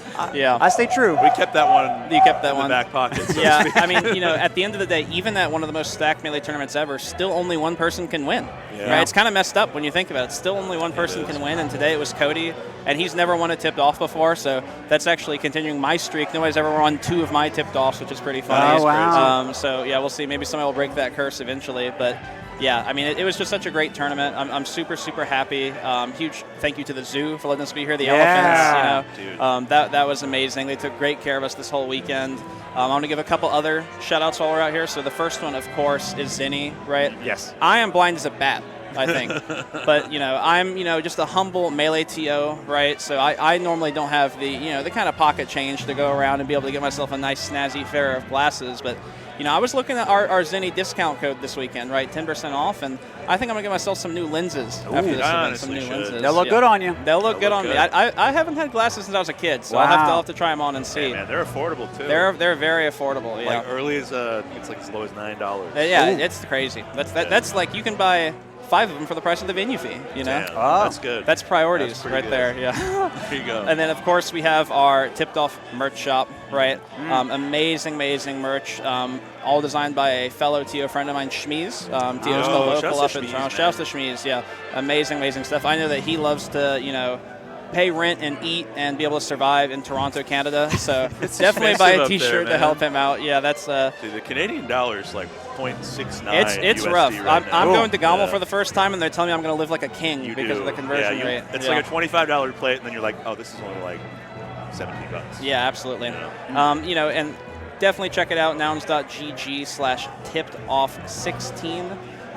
Awesome merch. I love the tipped off Yoshi design. Super They're so duper good, sick. dude. We That have a custom shirt you had on yesterday? Oh yeah, that one we're keeping that one in the vault. Yeah. Maybe in the future I'll hang that one up on my wall. There But you go. besides that, we have a couple tournaments I think we want to shout out as well. So the first one, of course, is Nouns Invitational, right? Yeah. Yes. That is going to be in December this year in Tokyo, Japan. That's been a huge project I've been working on. Doing anything internationally is such a huge challenge, right? Yeah. Especially with Melee and CRTs and all that stuff. But we have a great team local to Tokyo we're working on. We had the Kin versus Bomb Soldier announcement earlier. People were really excited about that. So, I mean, I'm unbelievably hyped for the first Melee major in Tokyo and in Japan in 20 years. It's been a long time. It's been a really long It's been time. a really long time. A really long time, and so I'm beyond excited for that. Yeah. What else we got here? I know we've got a Collision at Gommel as well. We got Collision We wanna at make sure Gommel. Collision gets its due. For sure. Collision is going to be happening, I think, August 22nd through 24th. Correct. Yeah. Over so there we in have Collision. Secaucus. Yeah. So they're at the new venue, I believe, right over there, a little bit closer to the airport, closer to the city, which is great. so You know, nice. which is great. The Collision Ubers before were a little brutal.